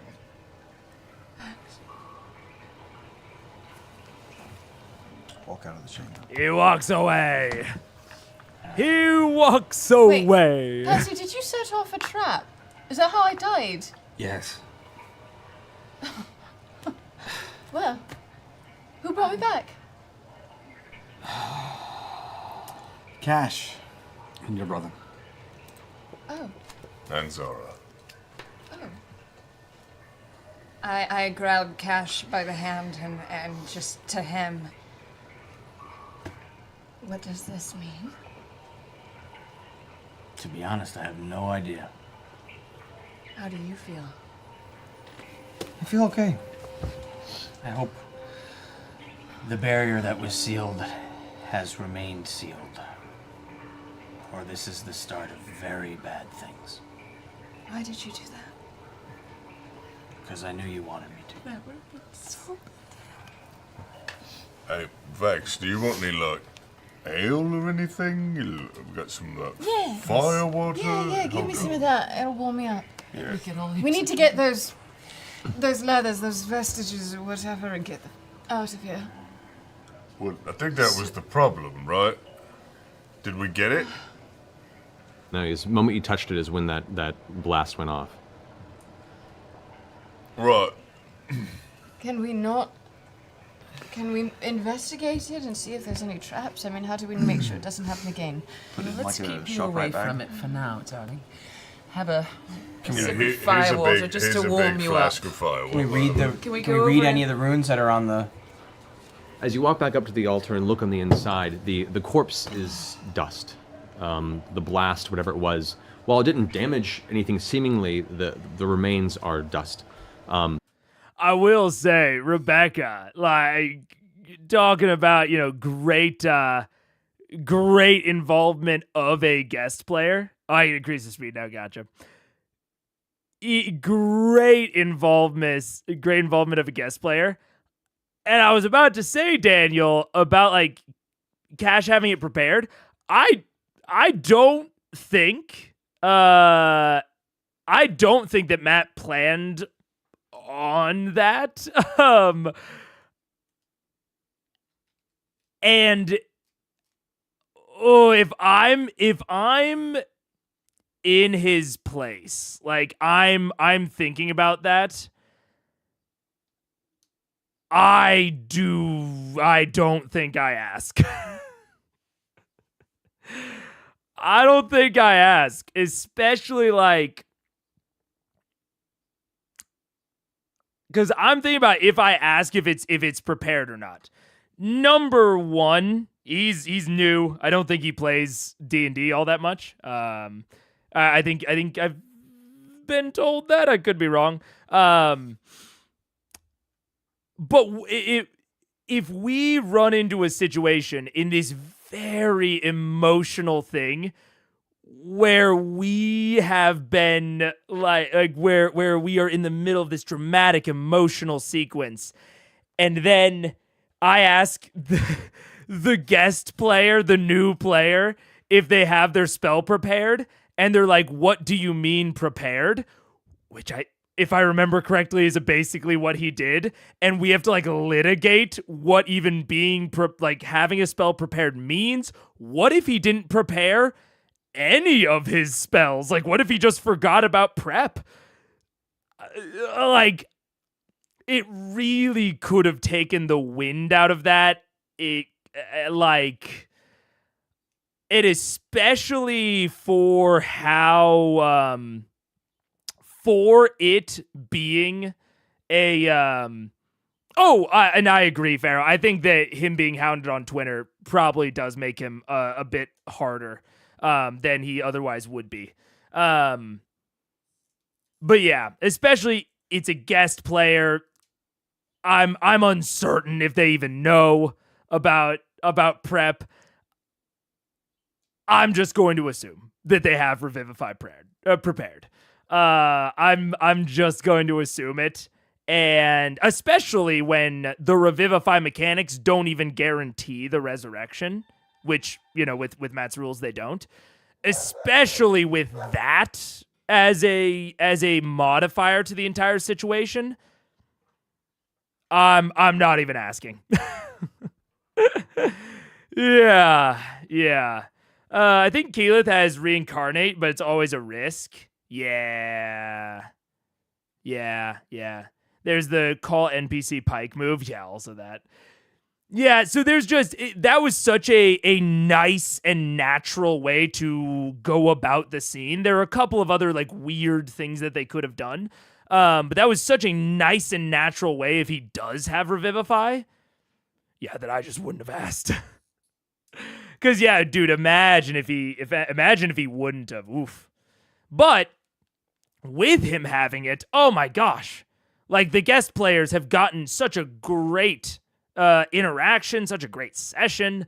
This entire like dungeon dive has been a really great session for the guest players. Really, really cool. And being able to match them up against higher level of challenge, like being able to match them up against this beholder, being able to have an insta-kill trap. Being able to have an insta-kill trap is something that is not as it's a very high challenge. And I'm not, in this specific situation, they may or may not have been able to revive her without the guest player. And I think it's a good example of like just having more players, having more classes absolutely gives more flexibility and allows you to throw crazy challenges at your players with relative confidence that they can probably figure out a way through it if the dice are in their favor.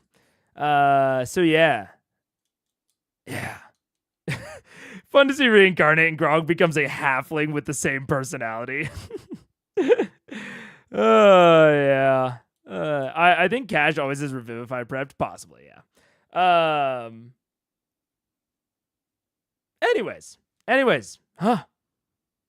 Yeah. The armor is laid there, same place it was when you found it. If a little kind of slumped in without any sort of something to fill it out. Also, most of the jewelry that's there has turned green and seems to have been robbed of whatever precious metal it was once contained. The only thing that sticks out to you is what looks to be a black crystal that comes to a point on one end. It has a loop on it like it was part of a medallion or a necklace or some sort of a loop to carry it on a chain. Those are the only two things you see within. So the leather is gone? Well, the leather is there. Oh, the corpse is gone. Yes. All right. Is there any way to pick this up without touching it? I mean, is there any way to... Classic mage hand. Can I use mage hand to lift it? Classic mage hand. It's pushing the boundaries of mage hand, but you can try. I can hold up to 10 pounds. Yeah. I was about to say, is it pushing the boundaries of mage hand? This actually seems like almost the ideal textbook case of mage hand, I would say. I mean, I guess it depends on how heavy the shit is. Because it is, mage hand can only lift a certain amount, but if it's less than 10 pounds. It's full leather armor. You could. So that does seem to be what he's debating in his head, is whether or not it's under the poundage. You can just, I'd say, look, I can assist. I'm a giant. I've got mage I'm a hand as giant well. tank, and I've got a super long sword. I could try and give it a pick up if everybody backs away. Well, what if I lifted it up and put it onto your sword, and then we could carry it out that way? I was gonna put it in the bag of holding. And put it in the bag of holding? Is that all? Could I Again, lift can it up we- and put it in the bag of holding? Can we read anything that's written on it? Well, we need it. That's what's going to help us. Well, all the runes are inscribed there. You make an Arcana check. Can I do one as well? Or religion check. One of the two I probably read would. all religion, runes. right? Yeah. So you glancing at it? I glance at it. I can read. I have eyes of the rune keeper. 10.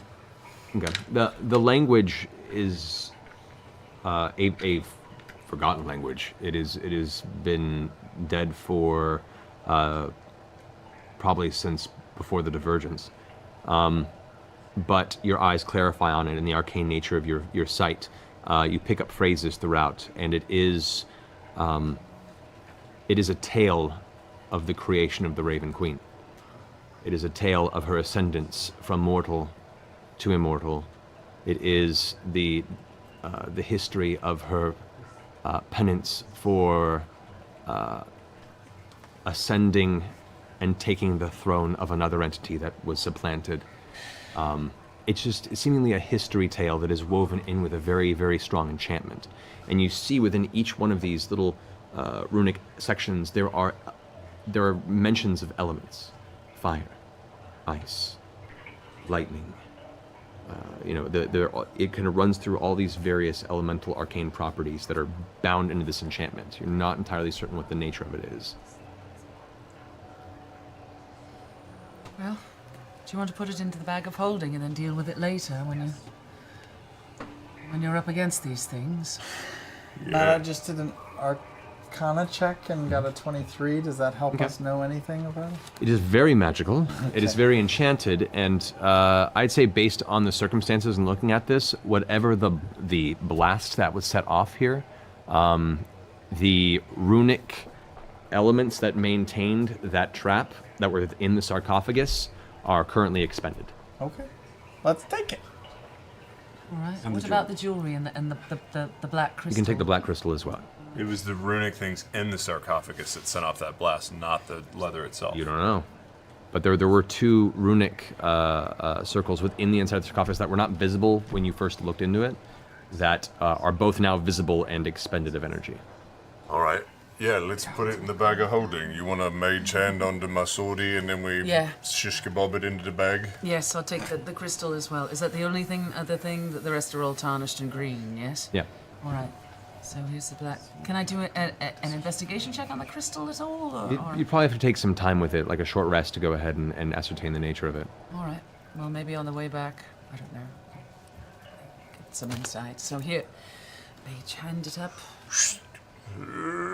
There we go. All right. So you gather your findings, your first retrieval of one of the vestiges of divergence, a success, barring difficult circumstances. You make your way back out through the tomb. I walk up to Vex. I just say, you know, he loves you very, very much. Very much.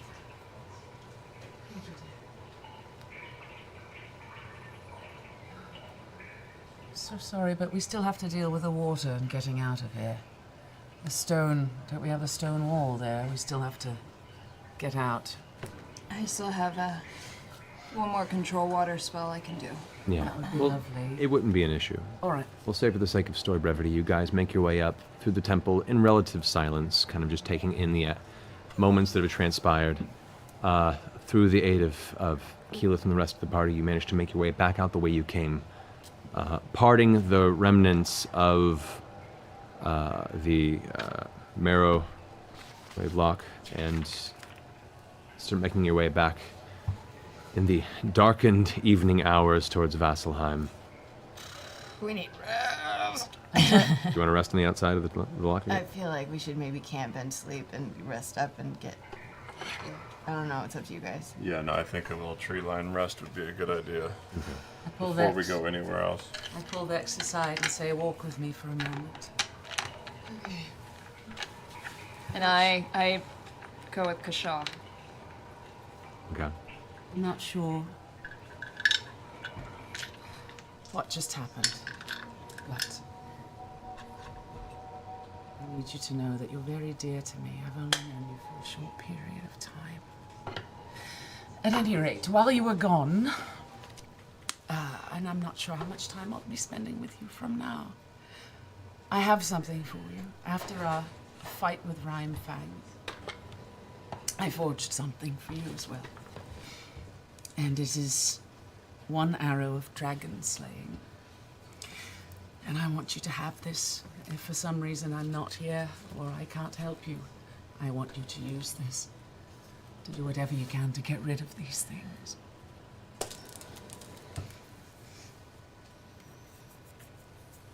Thank you, Zara. You're welcome. I want to kill it. Yeah, I want you to kill it. And I want you to write me and tell me how you did it. Details. All right. Lots and lots of details. Now it's Keyleth and Kashaw. You know, Kashaw, for a cleric, I was concerned maybe you didn't believe in much at all. And I was very unsure of how you got all of your radiant powers, considering I didn't know what you believed in. But you must believe in something. So what is it? I believe in life. That's all I was raised to believe in, was life. When you're married to death, it's pretty much all you have. And I didn't believe in any actual person until I met Zara. She saved my life. She didn't have to, but she did. And she started to teach me what it meant to have family. I didn't really know what that was like until I first saw you guys together. I figured there was no way that was going to happen, and then there she was. And suddenly I had a sister. And once again, I realized that at the end, life conquers all. Well, you did our family a great service today, and you didn't have to do that. Yeah, facts would have killed me.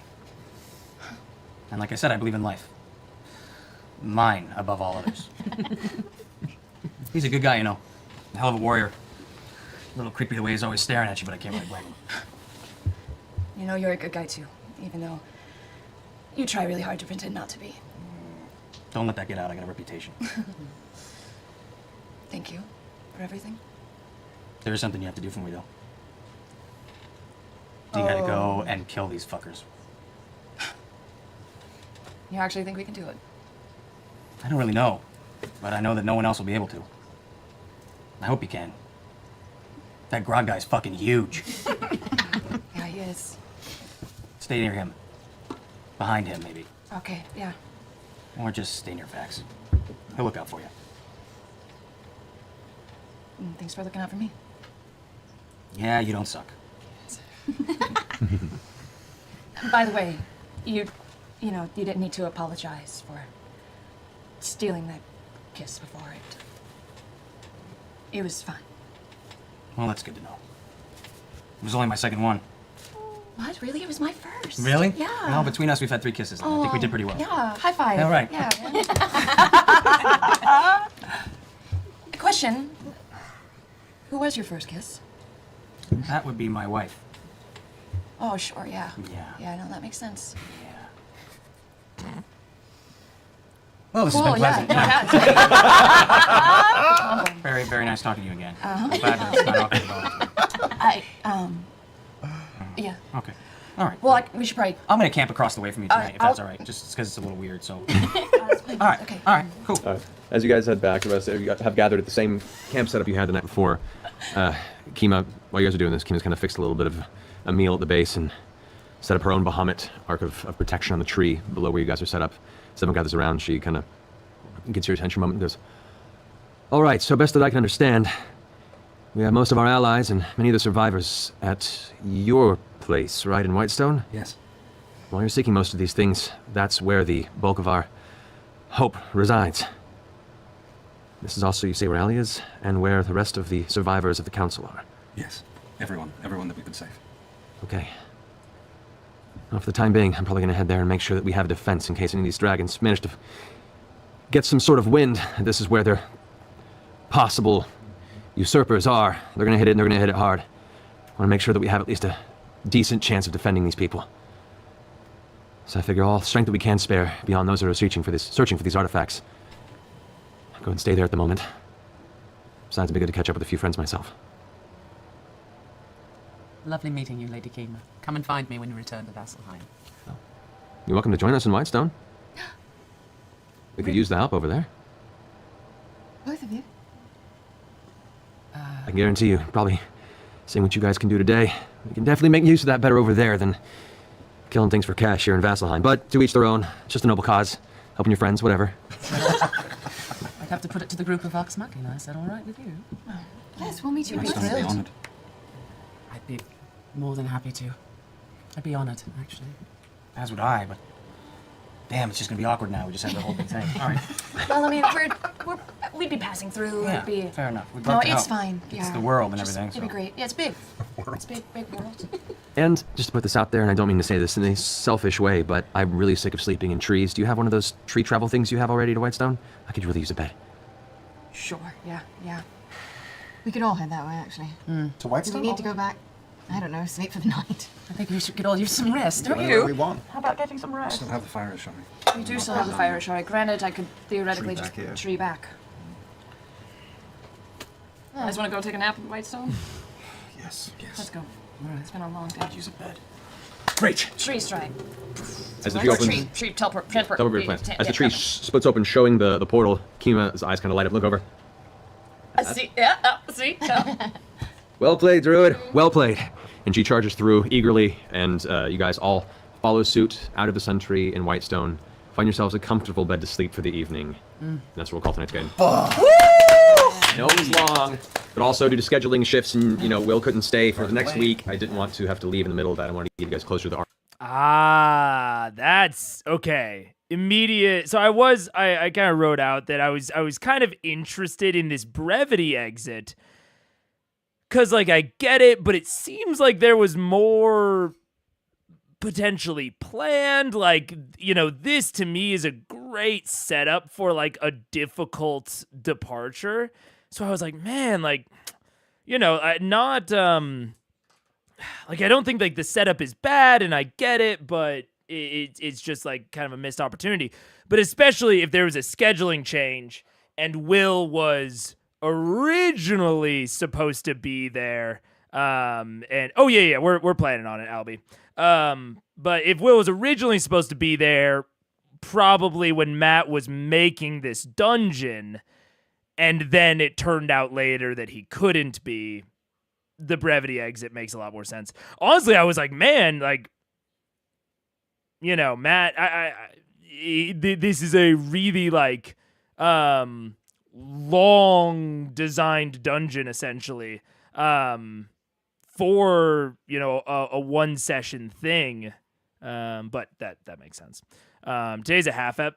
Basically, it's gonna be full eps whenever possible, half ep if I have to, and I'll never like do a don't pause. Oh, I mean, I thought it would be fine if we're just like paused and talked before they actually launched into it. But it took longer than no full up Friday. No, it'll only ever be on Mondays and Wednesdays, and then if there is an issue and we have to do like a half ep at the beginning, then the next one will be a half ep to match. But otherwise it'll attempt to be full eps. So thank you for staying for a long session. Good game. 1 year anniversary. Congratulations, you guys. That's awesome. We haven't had a near death in ages. Oh my god. I'm so sorry. I'm so sorry. Oh god. I was like, no one's gonna check for traps. Okay. I had just rolled to check for traps. It's only the and then you pulled champion the of the. You made a whole new set of the goddess of expressions death, when you were man. doing that. No, Okay, I'm gonna pause right there. I'm gonna talk about it as it goes. While everything that happened, has precedence of like, insta-kill traps, of Matt using traps, regularly. I do think that he was really relying on sort of meta knowledge that I don't know if I would have like picked up on. Like, I'm trying to like put myself in that place. Like, I don't know who the Raven Queen is. She has an entire like fucking segment in Vasselheim, which is like a place that is pretty focused on keeping people and civilization alive. Like, yeah, even if she's a goddess of death, my assumption would have been in my head, because I don't know much D&D lore, that she's a goddess of death in the same way that Anubis is the goddess of death, is the god of death, where he's like, he's a little bit more chill, like he's just like the keeper of the underworld. He's not like explicitly like evil. So yeah, if you were watching again and without a long break, there were so many previous traps in this episode? I mean, there was the axe trap. I mean, I have a fucking thing of it. There's an axe trap and the pitfall. I don't know. And the players consistently ignore checking? To my memory and notes, there was one, I would say, real trap, and then there was like, an environmental construction. But anyways, regardless, I think this gets me back to my what I'm saying is, from my perspective, just watching this, I would not have felt that level of danger was possible. Not that it was possible, that it had been foreshadowed. I think that, maybe something that puts you on to death saves or something to that effect, had potentially been foreshadowed, but like an instant death trap, I would not consider that to have been foreshadowed. He, like, what I'm getting from Matt right now in his like verbal things is like, oh, it's the tomb of the champion of the goddess of death. That should be foreshadowing. Like that's what I'm getting from that, is that like that is the implied foreshadowing. But I think that is a little bit too reliant on a more detailed understanding of the Raven Queen than has been delivered through this. So regardless of whether it, makes sense within the world, because I can absolutely buy that it does. Like within fiction, seems totally reasonable. Now that I have a little bit more context and I have a little bit more feel of the Raven Queen now, seems reasonable in context, but I think within the meta narrative of the story, I wouldn't say that it was significantly foreshadowed, or even really minorly foreshadowed, but I don't know that an instant death curse was really foreshadowed at that point. There's also more context coming. Yeah, I'm sure. In the same comparison as I made last stream, we've seen the traps hold the Horn of Orcus. I would have expected traps for an item similar power here, regardless of the Raven Queen. Potentially. I honestly don't remember. You're saying traps to hold the Horn of Orcus. Oh, you're saying the traps that when they went into the gauntlet? Yeah, none of those were instant death, and they were all like pretty foreshadowed. Like even the spiders in the final room, they saw the webbing first. Very well foreshadowed. So I wouldn't even say that this was as foreshadowed as the danger of those traps. But you're saying essentially that because we have seen the protections that are put on similar artifacts, that should be foreshadowing in and of itself? Which I can maybe get behind if the time gap wasn't so large. Like, if they go from here directly to hunt another vestige, I could say that the context of this dungeon, if we're hunting another vestige, we're in another dungeon 3 sessions from now, I would say that this dungeon is proper foreshadowing for a level of danger that you might experience within a vestige hunt. But the Horn of Orcus and this were pretty wide apart, to the point where I think it loses a little bit of that. I feel death traps are thematically in place of the tomb. Yeah, no, I agree, Tardigrade.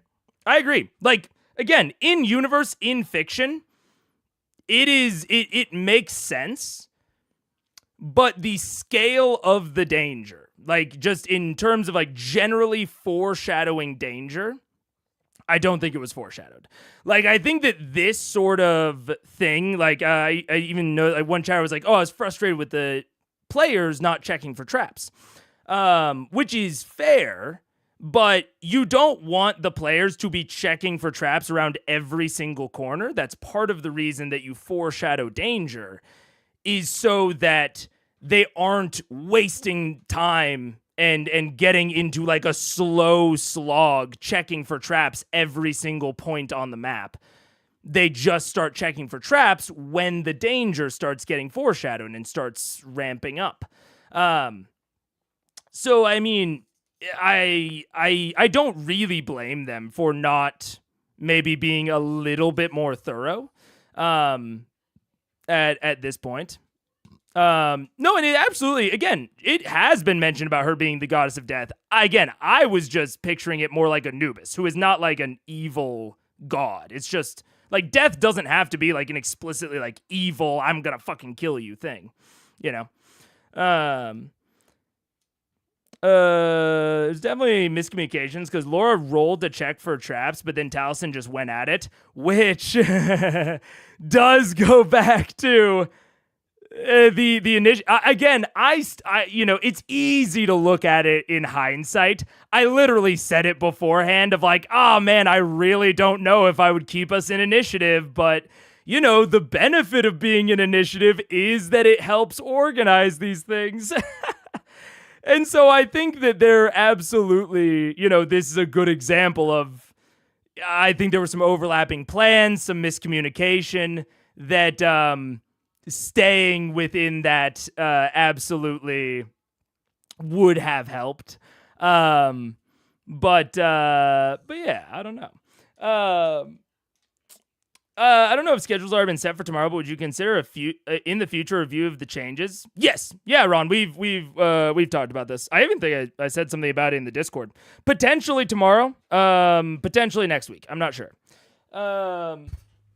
The biggest tragedy is that Vex was near the vestige because she was checking for traps, and Percy interjects and picks it up before she got the result. Yeah.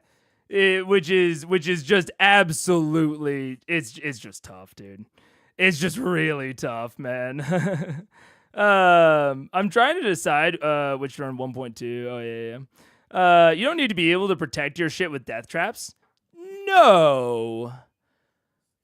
But I would say nothing else about the dungeon and the construction of it, again, foreshadowed up to that point. Is more prone to use death traps than I think just by the domain. Maybe. Again, I will reiterate, in fiction, in universe, I think it makes sense. But Matt is relying here, like the thing that Matt is saying is just the fact that she is the goddess of death. He is implying that should have been enough foreshadowing just in and of itself, which I don't agree with. It's like, yeah, more prone to use death traps, maybe, but and in retrospect makes total sense. But that's absolutely not where my brain went. That is not where my brain went of like, oh, this is the goddess of death. There will absolutely be insta-kill traps in here. And I think it's reasonable for the players to also have not gone in that direction mentally. And if someone had healed the party Vex, she would have maybe had enough hit points to survive the trap. Yeah, possibly. But God of Death can use death traps willy-nilly because if someone dies unjustly, they can just undo it. Yep. Yeah, I totally, I got no problem with the Goddess of Death using a death trap. I have problem with that being the justification. With that being the entire foreshadowing. I think I do get what you're saying though, but I do think that this group does still enjoy the way that this was run, but that's just my read. Yeah, and I mean, as I've said in the past, I don't think it seems like they're all good pretty much all the time. Like, I don't think I've ever seen a scene where I'm like, man, the players look like they're having a terrible time. Pretty much since Orion left. But we can't take our speculation of how we think they enjoyed it or didn't enjoy it as evidence one way or the other. Because he had the info that there was a combat in the room where he put an instant death in the room. But it's also a mistake I can understand making. Yeah. I absolutely... And, like, I don't even really have a problem with the placement of the instant death. Like, you could just say it's another... You can reframe it as this is the ultimate goal of the dungeon. So I'm putting 2 layers of defenses, the combat and then the instant death trap. I just come back to foreshadowing danger. And all in all, I don't think it was foreshadowed well enough. That was like, I'm so Thank sorry. you, all of you, for not. What did you roll? Did you roll What a did you 1? roll? 12. A 12. Has to Okay. be If you rolled more it, what than were you 11 or aiming something? for? The DC starts at 10. Each failure increases the DC by 1, and a success lowers it by 3. So it had gone to 12, and then the success had brought it down to a 9. If I had rolled an 8 or lower, Oh. it would have been gone for good. She or I? Well, she would have I been gone would've for been good. gone. You would have had to have made a very serious journey elsewhere, possibly, to make that exchange. what about Trinket? Well, He survived. He He didn't survived. even go below 0 on that hit. Okay. Yeah. I was He's just a little already fucked at up, 41, so it lowered me. Yeah, that was. Like cry in the shower. The best part of that was that you were totally out of the blast range, and you were like, "I want to go be there when they open up the." Yeah, surprise." she ran back. She ran back. Yeah, No, totally. believe me, I'm aware that my greed fucking gets me. I'm Life aware. lesson. And Life will lesson. she learn from this moment? I thought for a second I hadn't written down that spell. I was like, oh my god, wait, I didn't write. Oh yes, there it is. Thank God. Oh my god. You still could have done Raised Dead. It just would have been a little more expensive. It's crazy though. Well, I thought Raised Dead just brought me back as a zombie. That's what No, I no. thought too. No, you can. No, Raised Dead is a proper like resurrection type spell. It's really expensive and it's a ritual. You know, and you have there are limitations to it. Oh my god. Revivify is good, but it has to be used within a minute. of death. yeah. Well, that's a hell of a way to mark your Which watch. we used previously before, and we were mid combat, and I didn't want to do the whole frickin' ritual in the middle of the battle. So Right, I had to because go through. Pike got on him next Yeah. turn. That's crazy. Ashley was texting as it was Freaking happening. And that is like the idea of like not wanting to do the ritual in combat is a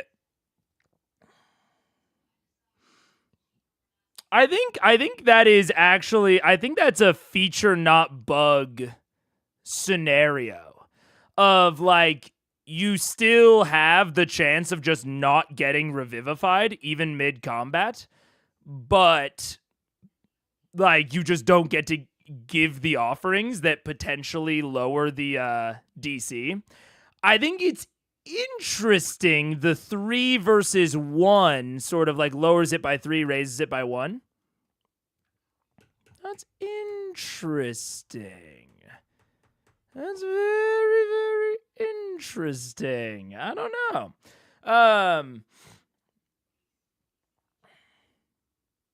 Yeah. Guys, thank you, Mary and Will, for Thank you, having Miriam. Well, yes. And Mary getting that, how do you want to do this again? I know, man. Mary's a gold I child, like big man. beasts. Happens. That was delightful overkill. That was like 6 hit points left in that beholder. Oh, really? Like, like 70 something. My timing has been perfect, though. I mean, I always get either the Hellish Rebuke or the Witch Bolt right. It's all about timing with all of this. Because he was really trashed. He was slashed up. wrecked. Yeah. Still. Yeah, he was. Guys, well done. Well, welcome back. Glad we're we, Never sleep again. Yeah, we'll see you next week. Hopefully we'll be announcing. Okay. It's established that the length of death matters mechanically. Pike got to Grog within 6 seconds. Oh, I mean, did we not get there? I mean, that's. I don't know. That's very wibbly, Daniel. Of like, we don't know how long it took for Cash to get there because time is very wibbly wobbly in D&D. It is very I think you could easily argue that Cash got there within 6 seconds. I think you could also easily argue that he got there within 12, within 30. I don't know. Like, there's no way to really tell how long it took Cash. So I don't know. I think that if that isn't something I would build into, if I was running this at my table, I would not build that in. Specifically, in the same way that I would avoid gold costs being more or less, valid. I would also avoid any sort of time-based thing unless it's related to like short checks, days, something that is tracked more easily within D&D. I think Matt changes rules later, so the ritual is not for Revivify and only for other reservation spells, but I could be wrong. Yeah. There's one other aspect of the ritual, but I don't remember when it's stated to critters, so I won't mention it. That is, I will say the one thing that I think... and I think, John, Daniel is meaning not in terms of being able to do the spell Revivify, in terms of whether or not you need to do the ritual. But I could be wrong. I could be wrong about what Daniel means. But I think the only thing that I would consider if I was looking at implementing this at my table would be the offerings are very interesting. The offerings really intrigue me. And I really like them. Like I like the entire thought of the system. And I really like there being a more substantial consequence. I would like there to be more substantial consequences for going downed. I think you could just make it like the one D&D style exhaustion. And I would love for there to be more substantial consequences to dying. So I like it.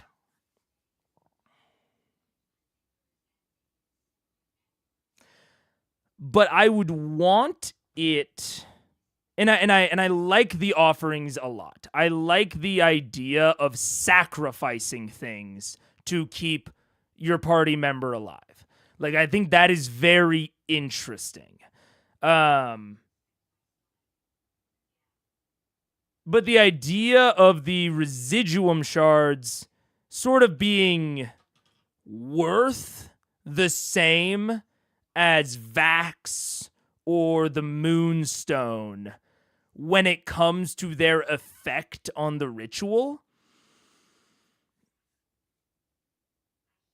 I don't know if I love that. Unless you're considering the residuum like a common magic item, I could kind of get behind that. So differing levels of magic items, like her Moonstone is a more rare magic item. I think I would play around with that with my players. Of what they thought about it, of like differing levels of magic item, or offering yourself and maybe taking on a permanent consequence. I think like sort of blood magic style, in order to, as one of the offerings to get your party member back and to lower that DC, I think is very interesting. I would also be very interested in, like, in regards to like the differing, types of spells. One of the things I'm thinking is, I'm thinking through my own system that I'm setting up here is, okay, if I say that there are things that are worth more towards the resurrection, then they might want to spend time to get things that are more likely to, help in the ritual. But I think there's also a potentially interesting scenario of the amount of days that they've been dead impacting the DC, on top of, how many times they've died affecting the DC. But maybe something like a temple it is much easier for something like a temple. Maybe the temple has like a ritual chamber that can make the process much easier. Yeah, but so now you're weighing it. Now it's like a speed question of, can we get out of this dungeon so that we can get to a tree so that Keyleth can transport us back to Vasselheim so that someone can resurrect her? Can we do that fast enough for that to be like worth it? I think there's something interesting there. But I don't know. I would have to think about it more. No more 0.5. Looks funny. I'm trying my best to get the internet shit resolved. Did the necrotic damage affect the fact that she insta-died? Not raw. That would be a very interesting effect of necrotic damage. I've talked before about how I wish that damage types had a more substantial effect on like the world and everything around them. I think that would be a very interesting aspect of necrotic damage if it was always an insta-kill, if you didn't get to do death saves. That'd be very interesting. That's not how it is raw, but that's an interesting idea. My DM gave us scars if we dropped below 0. They were from a table and they were meh. Yeah. I haven't seen a super convincing way to do it. I think that this aspect of making it harder and harder to revive, I think is the most convincing I've seen on like actual detriments. I think Matt adjusted the DC to how enticing the offer is. I think for Exable, Liam's DC was low. And that is one of the things that I wouldn't love. So one of the reasons that I'm thinking about magic item rarities and what a player curse would look like is because one of the cornerstones of my personal DMing style. So I'm thinking about if I were to implement this at my table. One of my cornerstones, I feel, is consistency. I want players to understand what consequences their actions will have. And especially around something like player death, I would want to make extra sure that they understand what they're giving up, if that makes sense. So I wouldn't love the idea of like, how enticing are they, affecting how effective they are when they don't know. I also think from what he said, it was just -1 if they failed, plus if they succeeded. But, Vax got advantage, or Liam got advantage. So it was just easier for him to pass the test, depending on how enticing the offer was. I think there's stuff. I think you're missing stuff in what you got out of it, but it hasn't been fully explained. Potentially. Yeah, potentially. If it hasn't been fully explained, maybe. The one thing I want to bring up is the skill check aspect of the offerings, the Grog versus Vax debate, etc. Yeah. Which is yeah. I've already kind of honed in on, if I was going to make the offerings a thing, I would have them succeed no matter what. If I were to make any sort of roll, it would be whether or not the thing got destroyed. I absolutely like skill checks, ability checks, like unless you have established this well beforehand, and maybe ability checks. So like Taliesin got a straight intelligence roll, not a skill proficiency, which I think is more fair because everyone has equal access to ability scores. Well, at my tables, if you use the array, not rolling. But that aside, everyone has equal access to ability scores, Although, actually, that's not even true. No, actually, I take that back. different people have different access to ability score increases. Like fighter has more ability score increases, i.e. Taliesin, than like a warlock. So yeah, I think like again the ability scores are more fair than something like skills, because the skill proficiency disparity is crazy between different classes. So I wouldn't want to tie that to something like these offerings. But I could consider something like, hey, roll like a very similar like just DC 10 no modifiers check to see if your offering is destroyed or not. That I could see. It seemed like the offerings guided Matt into what kind of check should be made. Yeah, I would not make a check to see this, because yeah, when there are differing availabilities of ASIs, skill proficiencies, and expertise, that is meaning that some people are better at making offerings than others just because of their class choice. And that seems kind of shitty to me. It's not the items material. Percy did an int check. Zara did an arcana check. Yeah. I think all the instant death spells are necrotic themed though, so so they kind of do it at design time, but not at rules time. Yeah, I think you're right, Daniel. Yeah. I don't think he lowered any DC. Yeah. I'm sort of halfway between. I'm 100% okay with things being subjective, but I want my players to know they are subjective so they can weigh the risks inherent in that, which is fair. Like, that is very fair.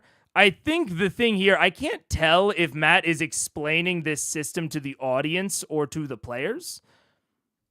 I would hope that for this sort of homebrew system, they have talked about it off table. And because I can't tell, I'm not going to, litigate that. But I will say, if you're going to have this sort of system, I think you absolutely should have the conversation that we're having about all the details of how it goes well before you're ever in the situation. Like, yeah, if your table and your players are down with it being subjective in crunch time, that is absolutely fair. And like I said, like the consistency aspect is a cornerstone of my DMing style specifically. Not to say that it is like the objectively correct thing. But when I'm thinking about things that like I might do at my table or mechanical systems that I might introduce, consistency is on my mind. Hey, see you later, Sue. Good, thanks for being here. Yeah, I do think that is a very know your players thing, because he's giving them a challenge they will rise to, while other players might not be comfortable with the RP, potentially. There are some minor details that haven't been stated yet that make it a bit more sense with the +1, -3. I thought it was the opposite. I thought it was +3, -1. I could be wrong. Interesting. One reason I like some things being subjective is it brings role-playing in an interesting way. How well do you grok what motivates this NPC? By NPC, do you mean the Raven Queen? Yeah, which I mean, I wasn't even thinking about this as like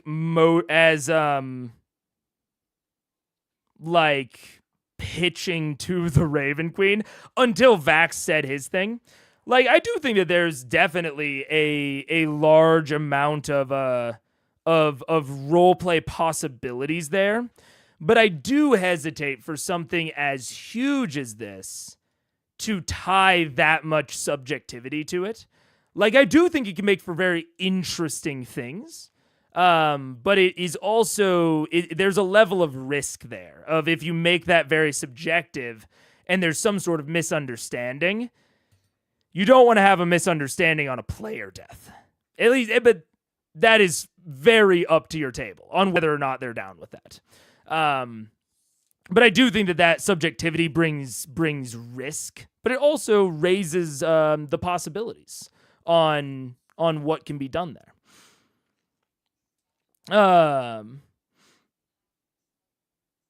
Well, it's not only the offerings. It could also be trying to call the soul back. It's not necessarily an LN offering.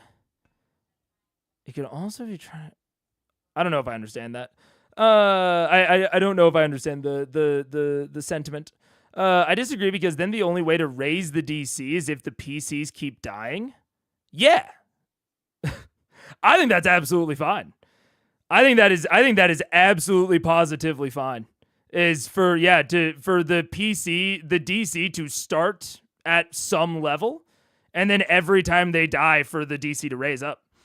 You don't need to raise it by like a small amount. You could raise it by a lot. You could raise it by 15 or by 15, by 5.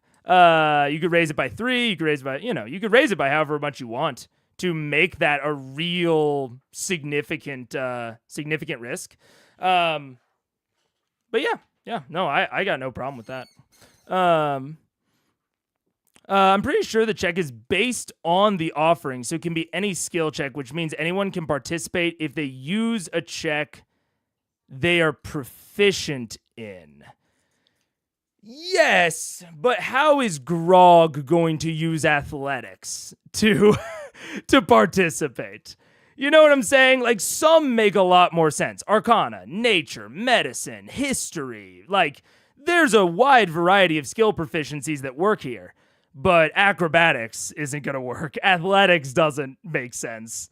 Like, to a degree, I understand what you're saying, but I still think that the disparity in skills and skill availability is naturally going to lean towards some people having way more options than others.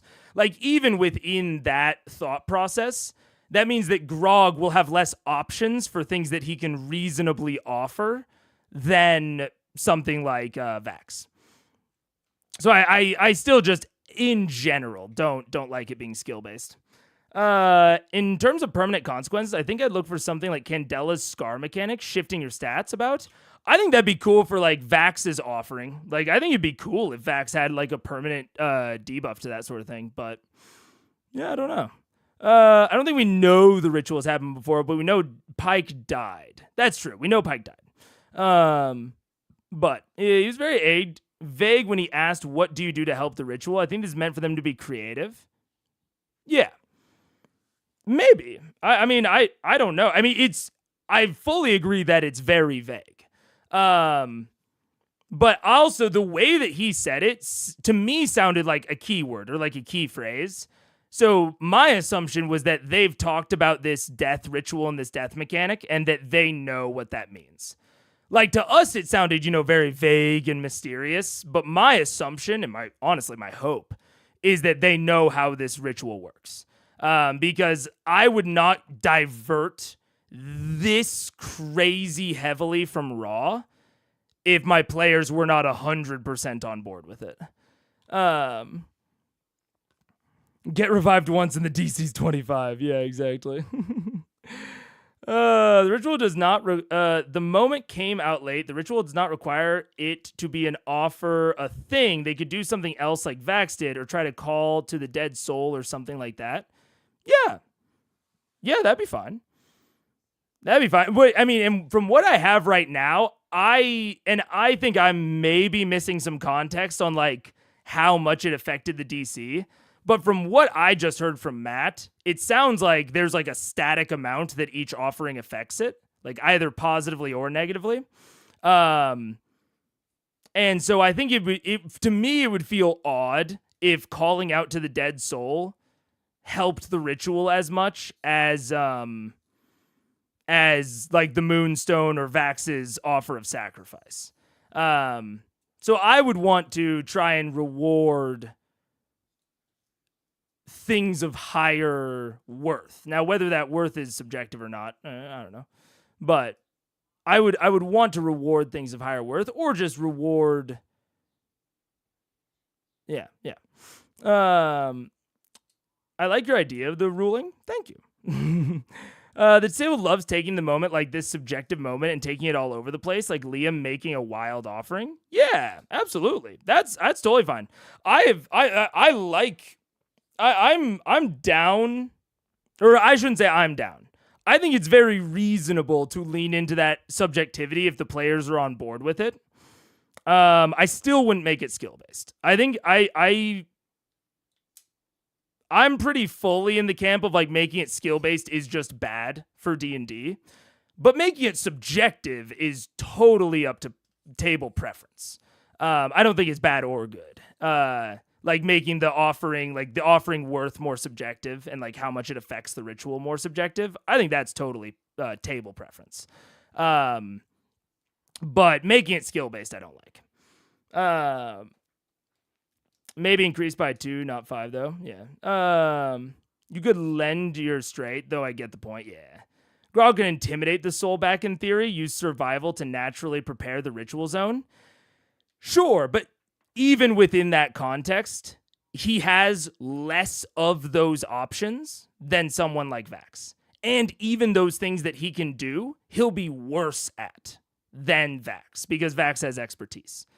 So there's still like, no matter how many layers down we go on it, there is still a situation where some people are better or worse at offerings. It does encourage the creative use of their skills. Sure, just some people are allowed to be more creative than others.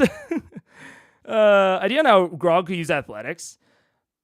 You absolutely can use athletics. I shouldn't have been so like, how is he going to use athletics? I shouldn't have been so throwaway about it. You can be creative and you can get there. It's just that Grog is much more limited. Like, if you have a box of Legos to be creative with versus a warehouse and a truck of Legos, like you can absolutely still build something cool with the crate, but the person with the warehouse is going to be able to do even more. And I don't like setting that up for this sort of system. Jumpstart the soul, yeah. You go to a ritual skill challenge. I believe the main cast knew. I'm not 100% sure the guests would have. Yeah.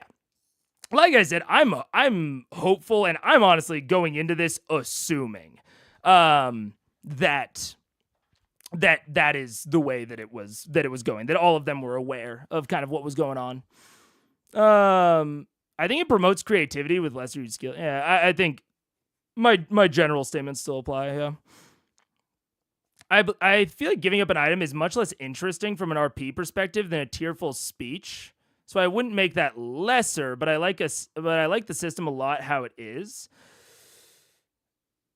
Maybe I think it I do think it depends on like what is or isn't less interesting. I think that there's like in terms of in the moment interest, I agree with you.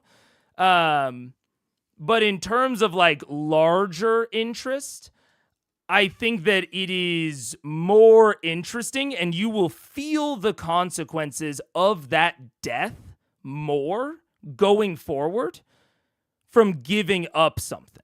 So like if she gives up the Moonstone, or if Vax gives up his Boots of Haste, or if he gives up one of his daggers, every time he would have gone to use that thing, they are going to be reminded of Vex's death.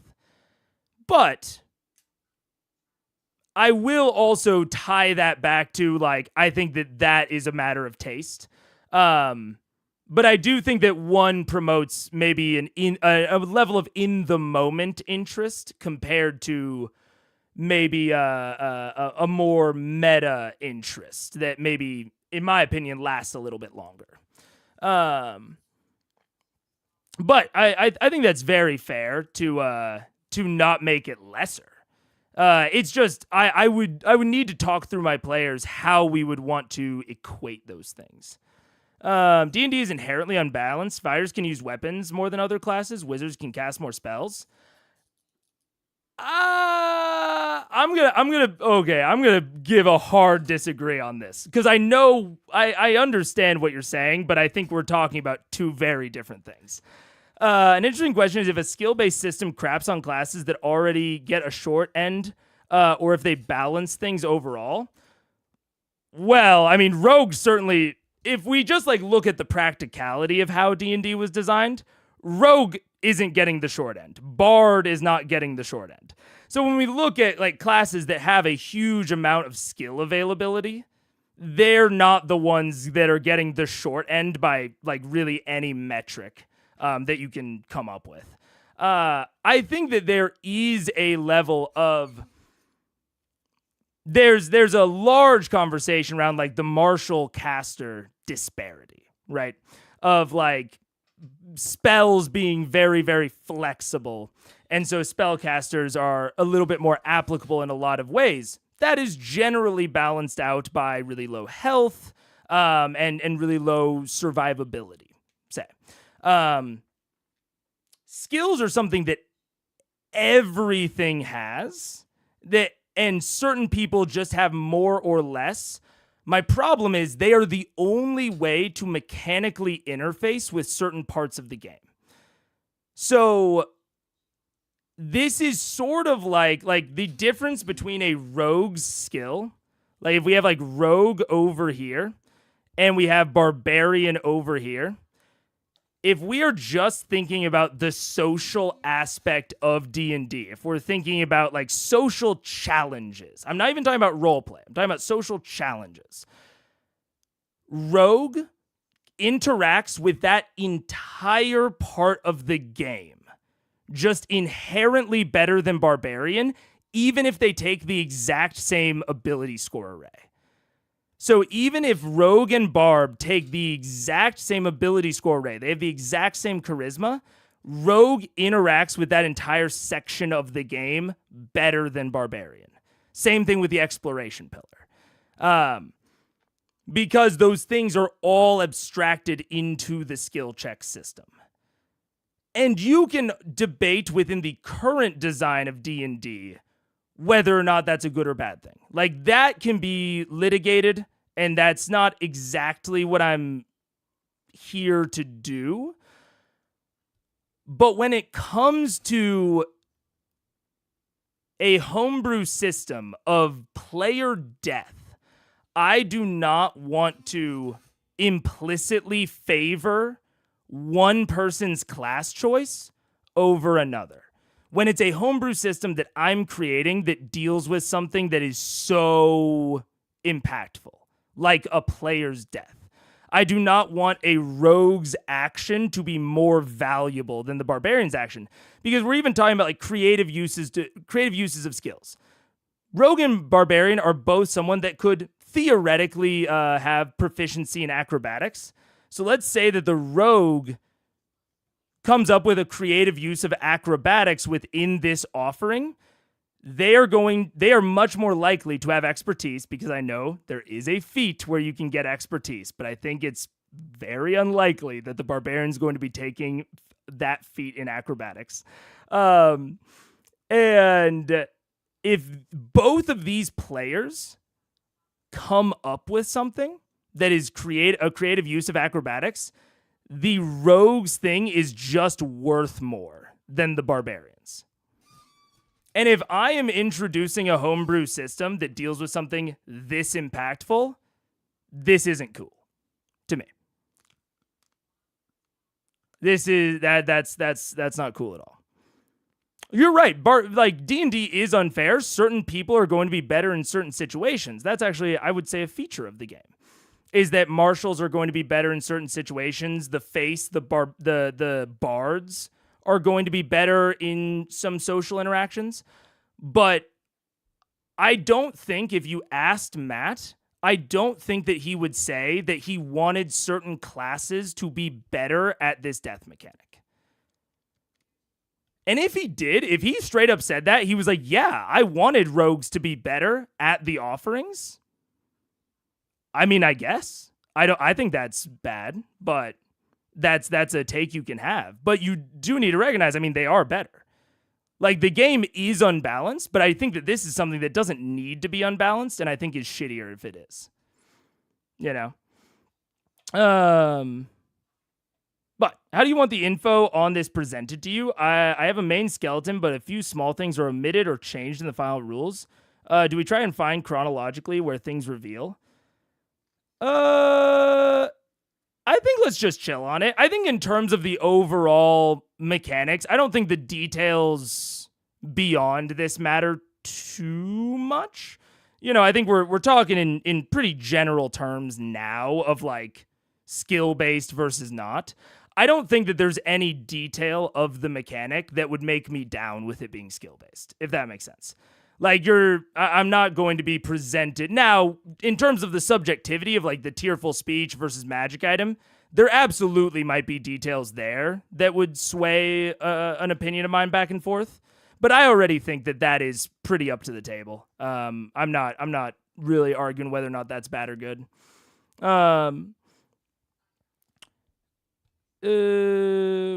Table is very TP heavy. There's only so far that here take my crystals can go. Yeah, is very RP heavy. Yeah, I think I'm a little bit late. I think that I'm reading. This is one problem with the latency. To be fair, I haven't read chat in a little bit, but this is one problem with the increased latency is that I think I'm reading older comments. I absolutely love one of the death options is permanently losing hope. So thematic. I do like that, Daniel. I agree. I don't really see how offering something like Boots of Haste would aid the ritual. From what I gathered, the Residuum and the Moonstone worked because the crystals work like focuses. I mean, I would just say that when they get destroyed, the magic comes out of them and aids the ritual. That's kind of what I assumed originally with the Residuum. I do understand what people mean by like the focusing and like I sort of feel that with the Moonstone. But I was just assuming when she offered the Moonstone that it was just like, oh, here's a magical thing. It has magic. Use the magic for the ritual. Sort of fuel source-esque. That's what I was assuming, is that it was like a fuel source for the ritual. To some extent, skill and balance is paying off their character choices. A barbarian find a creative way to use strength, while the rogue has a skill for most situations as part of the class fantasy. I just disagree. Like, having a skill for most situation, maybe, but especially when it comes to expertise, I think that is very not the class fantasy. Like, barbarians not having natural access to expertise within their class means that, again, even for similar stuff, if they make the exact same choice, I don't want one of my players to be better at raising people, at offering death, or like, you know, doing like death mechanics. Yeah, I don't know. I wonder if you could lean into more blood magic type shit to give marshals something more to do in the ritual. Using them as a blood bag maybe isn't the best for RP, potentially. Yeah. Enjoy your dinner, Valkyrie. I feel like it's impossible to make a system that is inherently perfect with every class. You just don't make it skill-based. That's all I'm saying. You just don't make it skill-based. Then it's very even, you know? Like, yeah, Rogue is better because that's how Rogue is built, but balancing around inherent imbalance is like chasing your tail. I just don't think so. I just straight up don't think so. I don't think that you need to make this a skill check. Like, I sort of get the generalities of what you're saying of like, yeah, when you're designing homebrew, it's, you know, hard to design around inherent imbalance. But I don't think there's a big benefit to making it skill based here. I don't see a huge benefit to it. Like, I know people have said like, oh, okay, you know, it encourages like creative use of your skills, but like that's just, I mean, I don't know, that's the entire game. I don't find that a sufficient reason for the imbalance. Like, that is a benefit of like encouraging creative use of your skills, but you're doing that because it is imbalanced. And in a homebrew system like this, like, I'm not even critiquing D&D's general design. Like, I think I'm not saying like remove expertise from Rogue. I'm just saying when I'm creating a homebrewed system that doesn't need to be skill check based, I don't see the reason to make it skill check based. You know,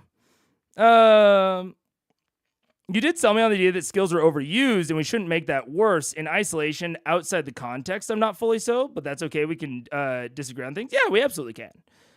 We absolutely can. I mean, it's the same thing. We've talked about like Grog and Vax's prank war. That I think the prank war is like a little weird, but not really worth like talking about all that much. But yeah, like Vax is just generally going to be better at the prank war because it's skill based. Yeah, I don't know. I assumed Mary saw Tal offer the residuum and thought that's what she should do too. Maybe. Potentially. See you later, Sputnik. I also think Rogue should be split in two. For some people, Skill Monkey is the fantasy. For others, it's Sneaky Sneaky. Those being the same class is weird sometimes. Yeah, there's a couple classes like that where the skill check where it's a little isolation, not fully sold. Oh yeah. I think there's like Paladin is sort of similar of like this. It's like a weird level of like this like passive tank roll, but it also does like a bunch of damage with smite.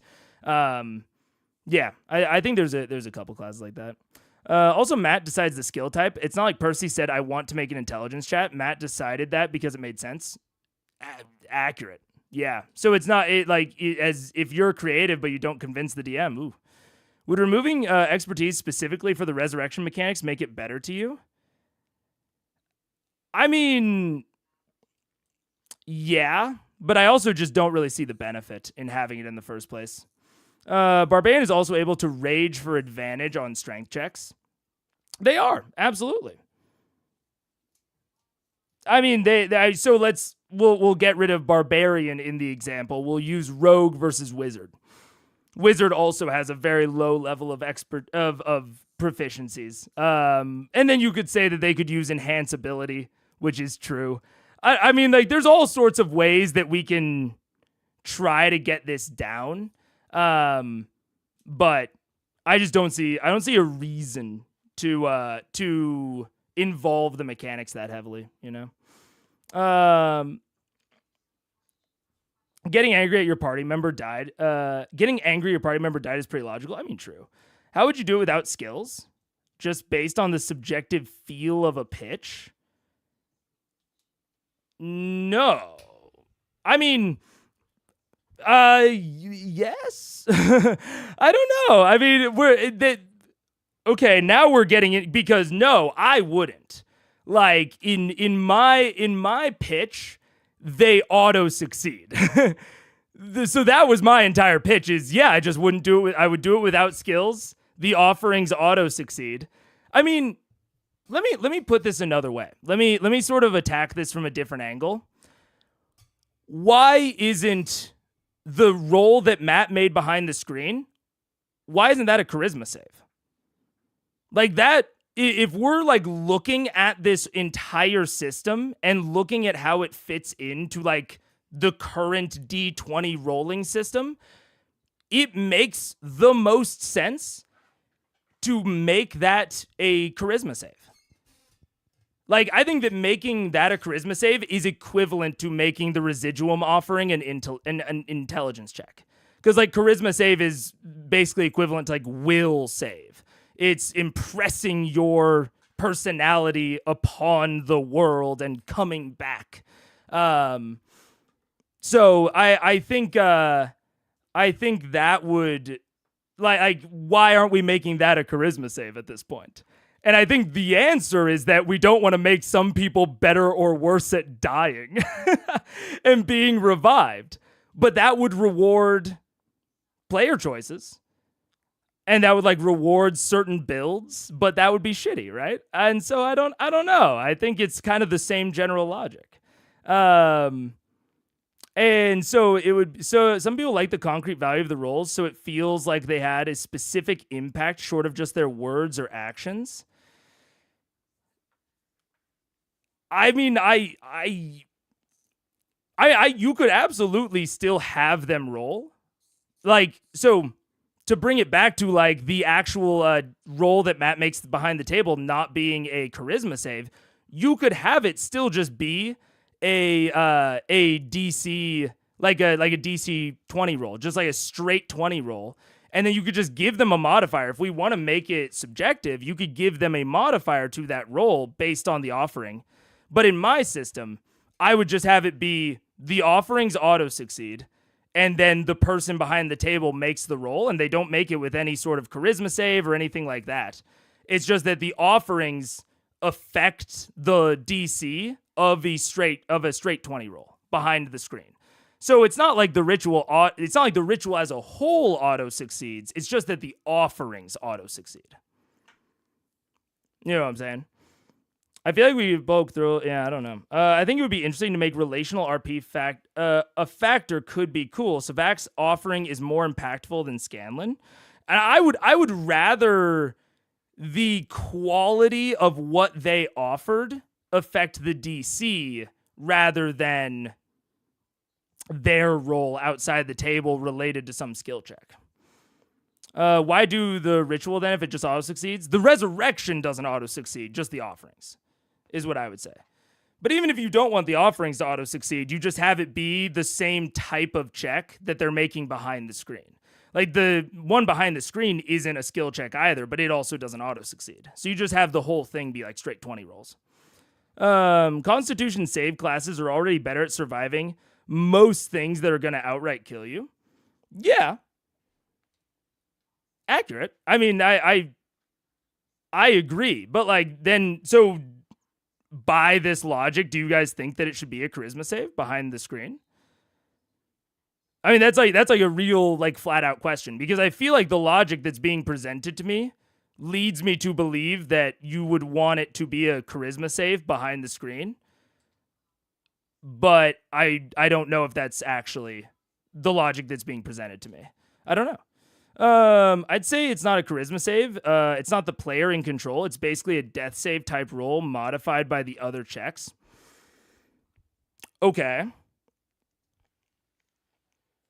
So the player is not in control. The player's not in control there, but the players are in control over their offerings. So like the way that the ritual utilizes the moonstone, like at that point, if we want to talk about like who's controlling what, I would find it weird that Percy's like residuum crystals, like that he had control over how that affected things. I don't feel like any of them are in control really over any of this. Isn't the role the method of determining the quality of the offering though? How would you determine offering quality? So, I mean, we either have it be this very subjective thing, which I think is very valid, of like, you just determine the quality. Like when people were talking about like subjective determinations, it's just the same thing. It's just one order removed, right? So like determining like what the, I correct me if I'm wrong. I don't know the exact mechanics, but I believe that the offering quality, like the actual like quality of like what they're doing, does have a mechanical effect. Because the roll is just to see if it succeeds or fails, not the actual effect of it, right? So there's already a subjectivity as to what the quality is. So you would just determine it at that point. I disagree with you on grounds not yet to be revealed, maybe. To me, the auto successes just adds pointless time when you could just roll the resurrection without all the extra steps. Sure. I mean, at that point, I think, well, that would be assuming, okay, so in my situation where the offerings auto succeed, they also get destroyed. That was my original pitch, was the offerings auto succeed, but they immediately, instantly get destroyed. There's an alternate situation that I could see where you roll to see if the offering gets destroyed or not. I could see that. And I would honestly be more open to that potentially being a skill challenge, but I'm still not super down with that being a skill challenge. But, I mean, if you wanted some rolling there, but I think that the point of the offerings is choosing what you offer. And I think that that's the interesting part regardless. Like, I think the interesting part is not whether or not Vax succeeds in his role. I think it's the thing that he chose to do. I don't think that the interesting part was whether or not Taliesin succeeded or failed on adding the residuum. In fact, I think I would call that a waste of time. That they rolled and it broke, so it just was pointless that he offered the residuum. Like, I think that is a more on the grounds of pointless time because it literally like had no effect. Actually, it had a negative impact. So I think the interesting part about the offerings is what they choose to offer, not necessarily the outcome of the roll. The offering quality could be a 100% subjective thing determined by the DM. Yeah. It feels very different than rolling. And maybe there's something that has yet to be revealed that I don't understand, but my intuition was that the quality did affect the roll. Like, it either affected, like, the DC that they had to meet, or it affected, like, the behind-the-screen numbers. But my understanding was that the quality was affected by, or did affect the roll. So I don't see a huge difference between the two. In the world where the offering auto-succeeds and gets destroyed, I'm offering a pebble every time. Yeah, I mean, we would then have to say, well, then it's what can you offer? I would say, again, I'm not sure if like people, I mean, I understand people just like forgot. It's not like I wrote it down, but the original thing that I pitched was like based on like magic item rarity, so you couldn't offer a pebble. So you would choose what to offer. You would know generally what that offer will gain you, and then it would auto succeed and gain you that thing and then get destroyed. So if you offered a pebble, you would get nothing. They just throw more stuff at it that probably costs money. Again, I wouldn't. And maybe we're circling back to the point where we like don't remember what I've said, which is totally understandable and fine. But I was specifically like, do not make it things that are money. Make it like magic items. And yeah, you can say that magic items to a degree cost money. But you have control over that. I don't know. And you have a control over like what's available in terms of magic items, like how available magic items are. What if you could either offer something that gets destroyed, taken away, and it auto succeeds, or you can try to make a thematic story-based skill check with the risk of failure? I still wouldn't want it to be a skill check. But I think there is something, like offer something of value, like the Moonstone or the Residuum. If we're considering, in my head, I'm considering the Residuum a common magic item. So you offer something like that, it auto succeeds, it gets you something, or you make the Vax tearful speech and roll a check very similar to what was rolled behind the screen. I could be down with that, yeah. Not to mention it locks out a poor party from offering if calling out to the dead character if they can't offer anything. Yeah. True. I mean, it also locks out a poor party already because they can't afford a diamond. So, I mean, that's already kind of inherent within the resurrection system, is that brokies can't resurrect people. That's just inherent within D&D resurrection. It's for the rich. I think what I fundamentally disagree with on is the idea that this thing around death has to be super predictable. What makes this interesting to me is the fact that it's subjective. That's fine. That's totally fine. And that's what I've been saying is like, if you want to make it subjective versus not, that's totally like, that's a tone thing. That's like a style thing. The thing that I don't like is the skill checks. If you want to make it subjective, you absolutely can without skill checks. You can absolutely make it subjective without skill checks. Yeah. The interesting thing is what they offer. In fact, at a table that was down with it, I'd be 100% down for having the ritual and it mechanically doing nothing at all. Yeah. It raises the stakes because you can't predict it. It feels like it's designed to have much more uncertainty, as much uncertainty as possible while still being able to affect it.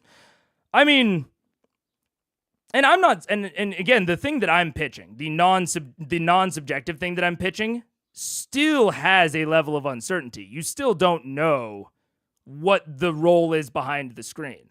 You still don't know if they're going to succeed or not. But you're just saying that you want more unpredictability on top of that, which we've established, again, long ago, many times. I'm a low roll DM. So, like, if I want something to be unpredictable, I want there to be about one roll to it. Like that one roll, and I want to encapsulate all of the unpredictability within that one roll. I think that just layering a bunch of other rolls on top of it doesn't really add much, personally, to me, and has the potential to be an active negative and detriment. So like to me, the unpredictable thing is the roll behind the screen. So I don't need anything in front of the screen to make it unpredictable. Having to offer magic item could be interesting in a low magic world. I think VM might have like 10 magic items in their pack of holding, potentially. It's a bit like feeding Gale magic items. Not a huge sacrifice, but it gives a sort of story purpose to items you would otherwise just drag around or toss away. Yeah, potentially. I mean, depends on how often you're dying, but also every time you die, the skill check increases as well. I feel like a group that values story rather than gaming, the system would pick items that have some impact rather than just trash item number 372. Well, I also, again, at my tables where I'm considering this, I don't just give out, as I do not give out nearly as many magic items as Vox does. So for my stuff, a magic item would be much more valuable. There's no chance of making it harder with an auto success. There's no chance of making it harder. Yes, correct. Yeah. I agree. I think if that's the space where we disagree, that's fine. But I think, and I mean, this is actually a relatively fundamental thing to me. So maybe good that we're calling it out right now. If we have, so in D&D, you know, we have DCs, we have difficulty checks or difficulty class. Weird when you think about an acronym for so long that you forget what it means. We have a difficulty class, and to me, so if we set a difficulty class at 15, then we roll the D20. This, to me, is where all of the unpredictability should lie. I don't think that this should also be unpredictable. I guess I'm a little bit off screen here.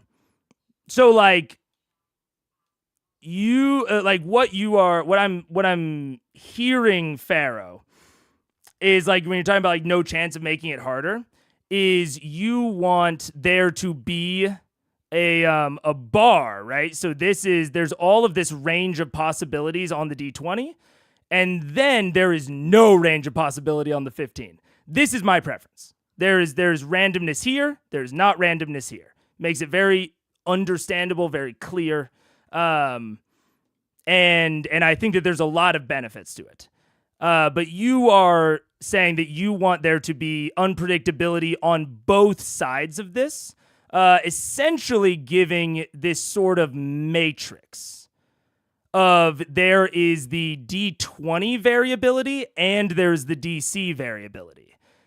And so you're, instead of just having a line of probability, we're now making this matrix where, depending on how, this goes, we might be down on, this side of the matrix versus the top side. This is very much a preference thing. I don't like this. I don't like this. But that is very subjective. That is very, tonal at the table.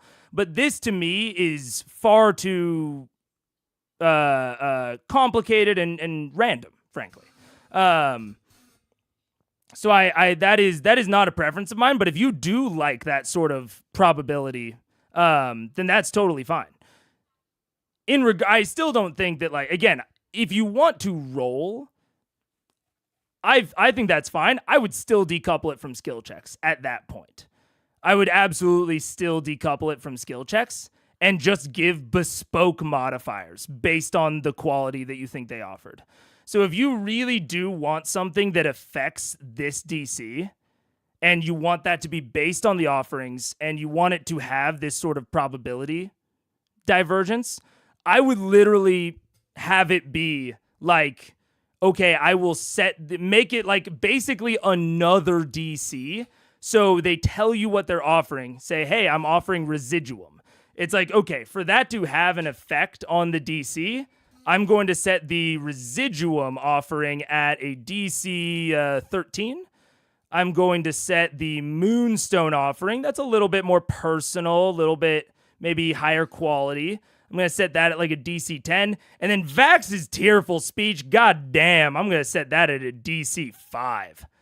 That was fucking insane. And so now you have these DCs feeding back up to this.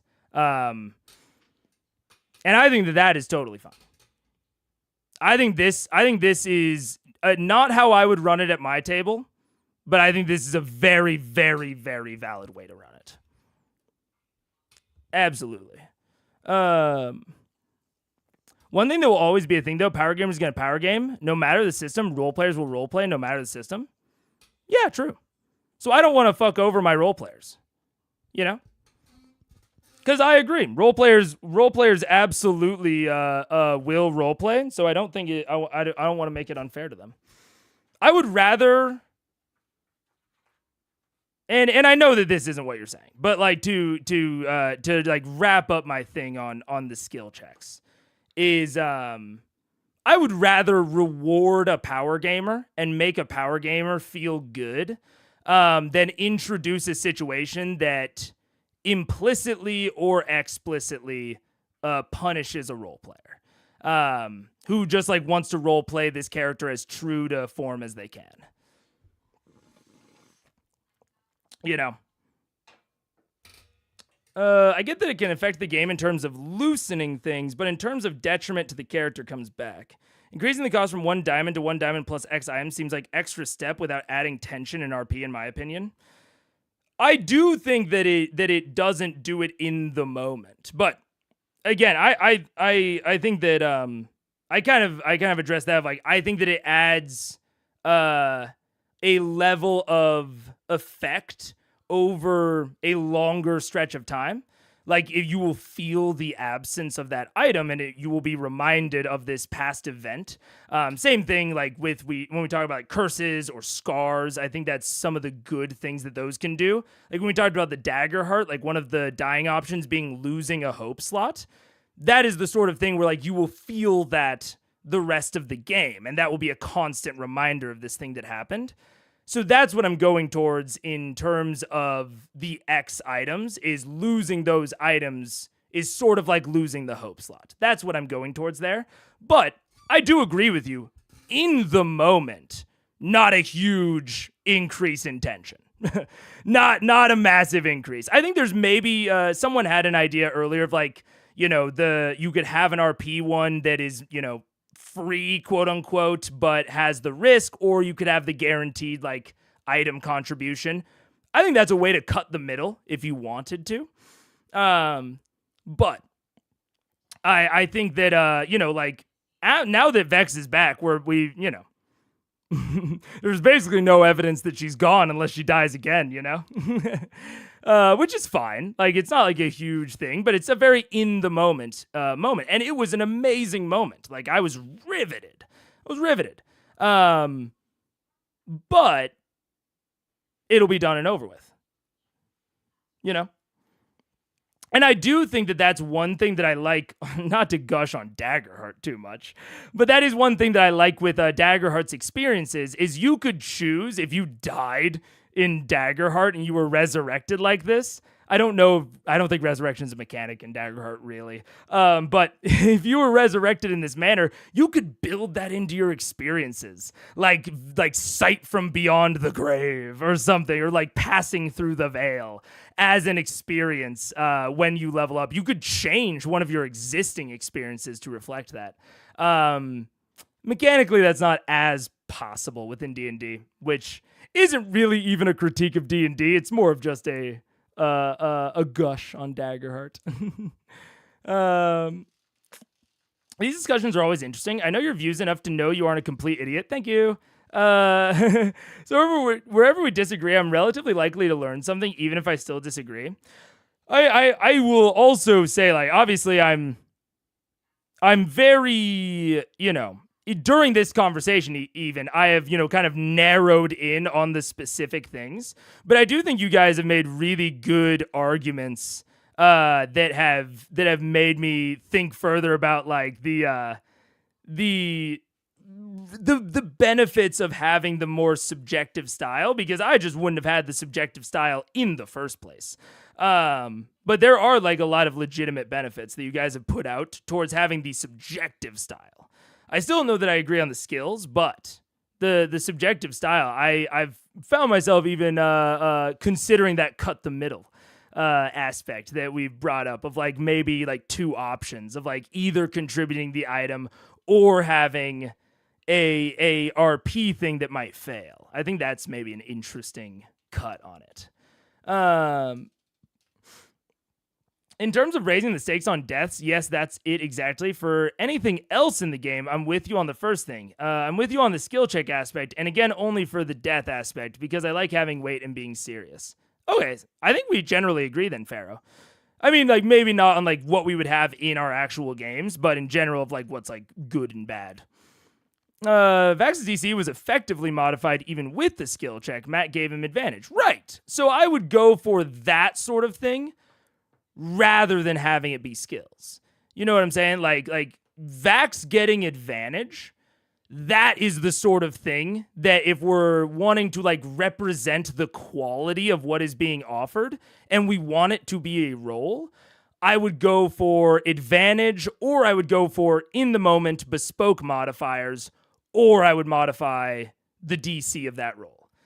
Linking it to the skill system is the big thing that I have an issue with. To the DM's discretion, you could give advantage to someone who uses their lesser used skills effectively, incentivizing other players to use unique skills.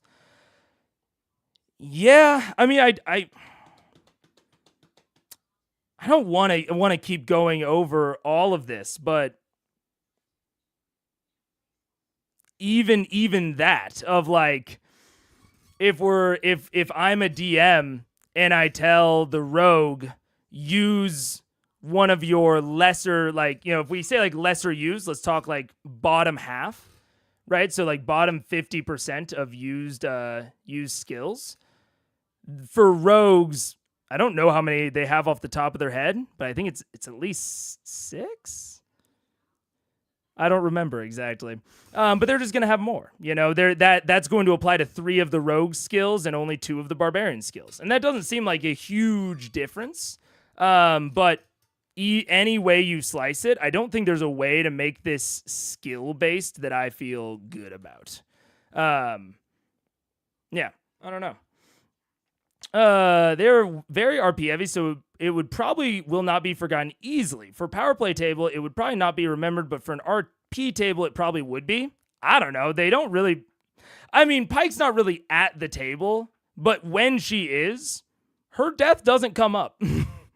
So, I mean, and I don't blame them for that. It's not something where, like, you're gonna be bringing it up all the time. But, like, yeah, Pike's death doesn't come up. Grog's death comes up so little that I forgot it happened.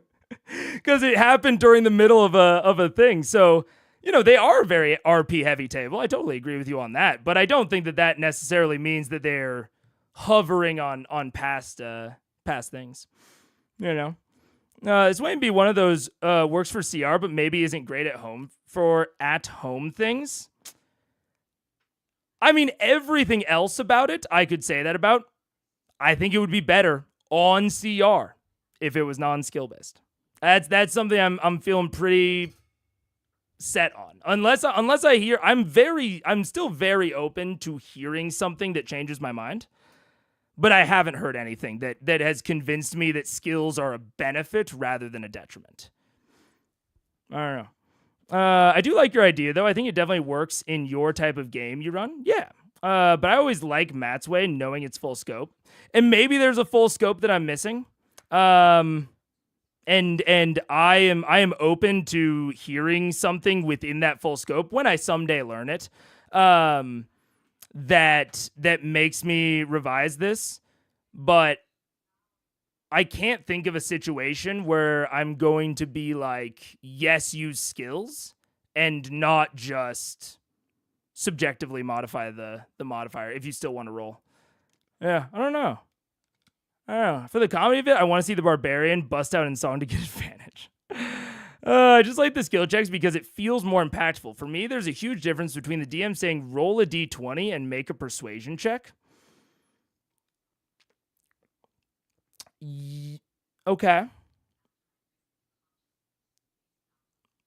I can see that. I can see that there is a difference in impact as a player versus on roll a d20 versus make a persuasion check. I don't know that it. I think that there is absolutely. I mean, it's sort of like the thing that I would compare it to there is it's sort of like a death saving throw, where make a death saving throw does feel very impactful. So I can, even though there's nothing you're adding to it, right?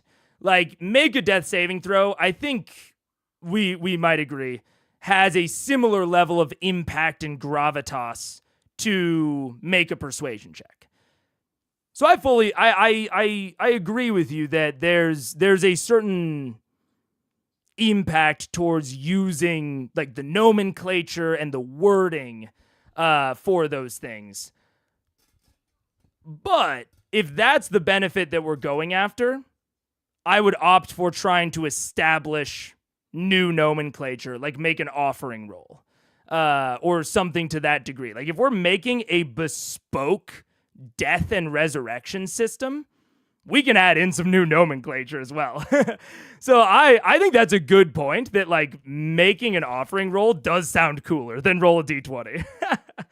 I think that would be much, much cooler. But I don't know if that's quite enough to convince me to use skills specifically. But I do see what you're saying though. Pike's hair was a different color before the resurrection, but we'll never know what really caused it apart from the vague stress of it. Yeah. Well, and I agree, but I think more of what I'm going after is like, they don't really talk about the deaths. Like, I'll be interested to see if Vex's hangs around in a different way than Grog's or Pike's did, but neither of the current deaths that we have an example of so far at where I'm at have convinced me that this will continue to really have an impact on the party. Unless we're, the further we get out away from it. I think it'll, if I were to make a prediction right now, I think it'll fall off pretty quickly.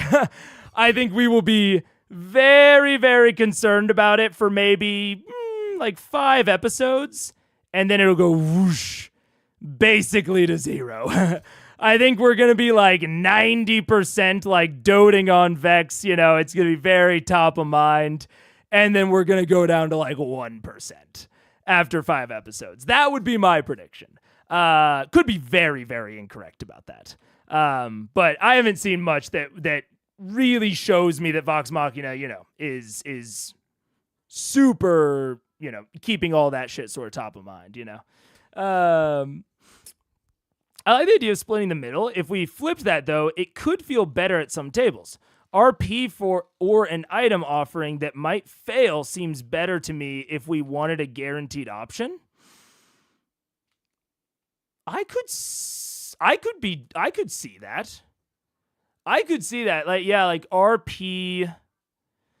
And I think that in general, the offering both of like an item or an RP, one guaranteed, one not, it would really depend on the impact that it had on the numbers behind the screen. So that would be something that you would really have to like sit down with your players and like map out, or at least like map out the general ranges of like, even if they don't want to know the exact numbers, being like, okay, like, that sort of RP thing might modify it anywhere from like 1 to 3 on the scale. Like it might modify the DC like 1 to 3 up or down. Giving them that sort of range or talking to them about it, or them saying like, oh no, I think for that sort of RP, it should be like 4 to 6. Like, I think that trying to make those close could be good. or would be necessary for that splitting option. Oh, thank you, Matthew. I'm very excited about it. But I need to think about what I'm gonna do. I think Pike's death was very early. They weren't as attached to their characters. Potentially, I don't know. I don't know when it happened. It didn't happen during the story of Vox Machina, but I know obviously the story of Vox Machina didn't cover everything that they did. So it only covered like the really important shit. So yeah, I'm not exactly sure when that happened, or maybe it did cover it in story. Now that I'm thinking about it, but I just don't remember it off the top of my head. I don't know. I only mentioned it because the hair change is a constant reminder. That is true, Deadly. I do think that to that exact point, I remember that Pike died. Even though I remember that Pike died, even though she has been in about half of the episodes, just because, honestly, of a simple reminder like her hair color changing. That's a great point. And like, I legitimately was like, what, chat? You're wrong. Like, Grog didn't die. I legitimately thought that people were wrong when they said that Grog died because there has been so little impact of it. So yeah, I do think that the hair color change, and I believe she also changed subclasses if I remember correctly. So it does seem like there's been very distinct, you could call it evidence of her death. Yeah. Grog's lasted for a round and it was in the heat of combat. Yeah, I think you're right. I think that is also definitely a factor. But I will also say, if I'm going to make one of these systems, I want it to be cohesive. So I want it to be a system that I can use regardless of if it's in combat or if it's out of combat. And I do think to that end, when I was talking about like the the feature not bug scenario of like it'd be harder to make offerings during combat, I think I would make and I think it's like a good thing to like include sort of this sort of nomenclature of like making an offering roll, whether it's RP, whether it's contributing an item, is an action. And so once someone starts the spell, starts the ritual, like Revivify, you have until their next turn. Like say like they start the Revivify spell on their turn in combat. And then you can make up to 3 offerings. And by their next turn in combat, that is when the roll happens behind the screen. And in combat, you have to choose to, do your normal combat stuff or make an offering roll. I think that's good. I kind of like that. So I would want this to be a system that I use no matter what. And then this isn't like a critique on Matt. I think he was still, figuring out the system at the time. And him, not wanting to do the entire thing right in the moment makes total sense. But if I was, learning from him and trying to tune this to my table, I would want to be able to use it all the time. And maybe I add a little bit more gravitas to it outside of combat, but I would still want to be able to use the system within combat. One last thing on why I like skill checks. It also feels impactful to have 3 people roll different checks instead of all 3 rolling an offering check. TM.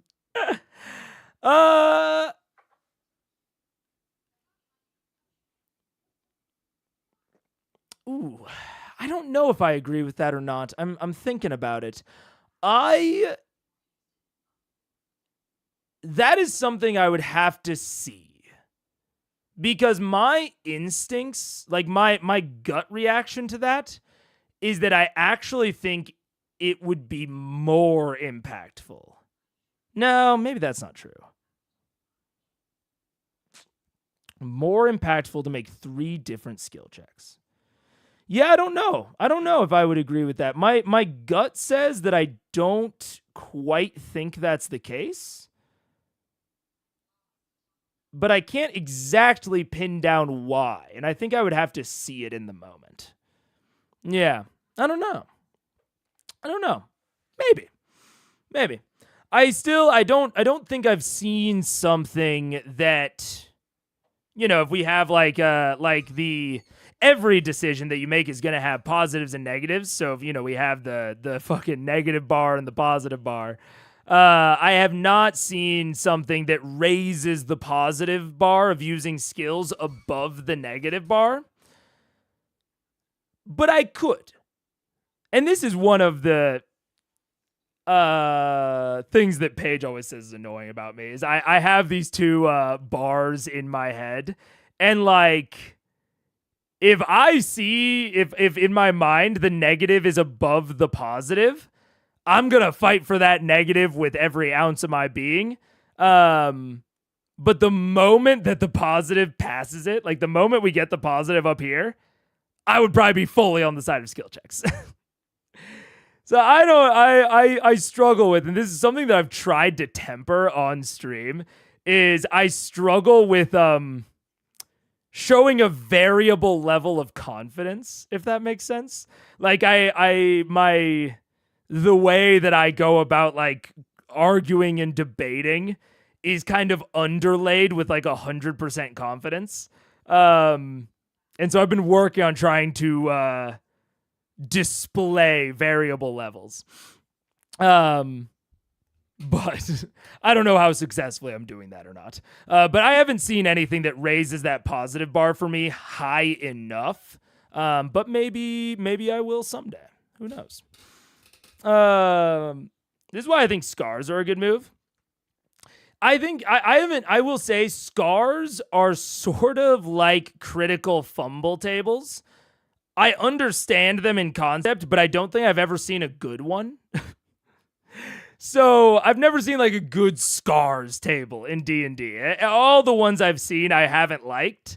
So like I don't hate scars in concept, but I've never seen them implemented well, so I get hesitant on them. But I'm, I think they're interesting in concept, but I've never seen them implemented well. You remembering because of the hair change is making that scar table sound less dumb? A little bit, yeah. A little bit. Yeah. I've been catching him on the VODs and just got to the end of the Tibbs arc. Oh, we're getting into it now. Oh, man. Slowly but surely I'll be caught up to the live play. Well, thank you very much for coming on the journey, Matthew. I appreciate you. Good luck on your path. Though not really, because more than half of them go away on the next healing. Oh, that's super lame. That's super lame. Especially for death. I think that like going down to death saves, I want to give some detriment that goes away on long rest, or like gets like incremented down on long rest. That's why I like 1D&D's exhaustion, and just give an exhaustion on going down. I think that's perfect. But like dying and getting revived, come on, that should be permanent. That should be permanent, I think. I really like Candela's idea of you aren't diminished, you're just changed. Take a point away from a stat and add it to another one. Yeah, maybe. I haven't read over Candela entirely, so I would need to see. But this sounds kind of interesting.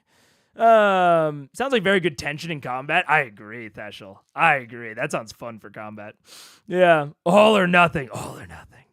The thing that deeply amuses me many hours after digesting this whole event is that the bear had more HP than Vex and thus did not hit 0. That is a little silly.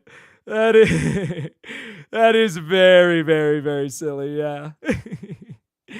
Yeah, I like lingering runes, but I always ask my players if they want to use them before the start of the campaign, because I understand some people feel iffy about them. Definitely, I mean, any type of homebrew definitely needs to be approved by the whole table, but especially lingering wounds. I definitely agree. I feel like you come across as someone who fully believes in what you are saying, but for me, it does not affect much if I think you're right or not. Well, that's good. I'm very glad about that. I'm very, very glad about that. I will say, behind the screens, I am most often more divided than it appears, even if, like, it's, 90%, 10%, which I would say, even on this skills issue, I would say I'm like 80-20. I would say I'm mostly like, confident and on the side that I'm saying. But there is like an amount of me that's not wholly convinced. But I find it difficult to display that. Like I don't know how to show that varying level of belief or confidence. For me, it very much is like, yeah, it's very all or nothing. It's very like, I don't know. It's just like the way that I like talk. I've unironically been trying to work on it because it was sometimes a problem at work. So it is actually like a thing that I think of as a character flaw. But what are you gonna do? The way I've done it for scars for my PCs is magical healing leaves no scar, and long rest or hit die healing leaves scars.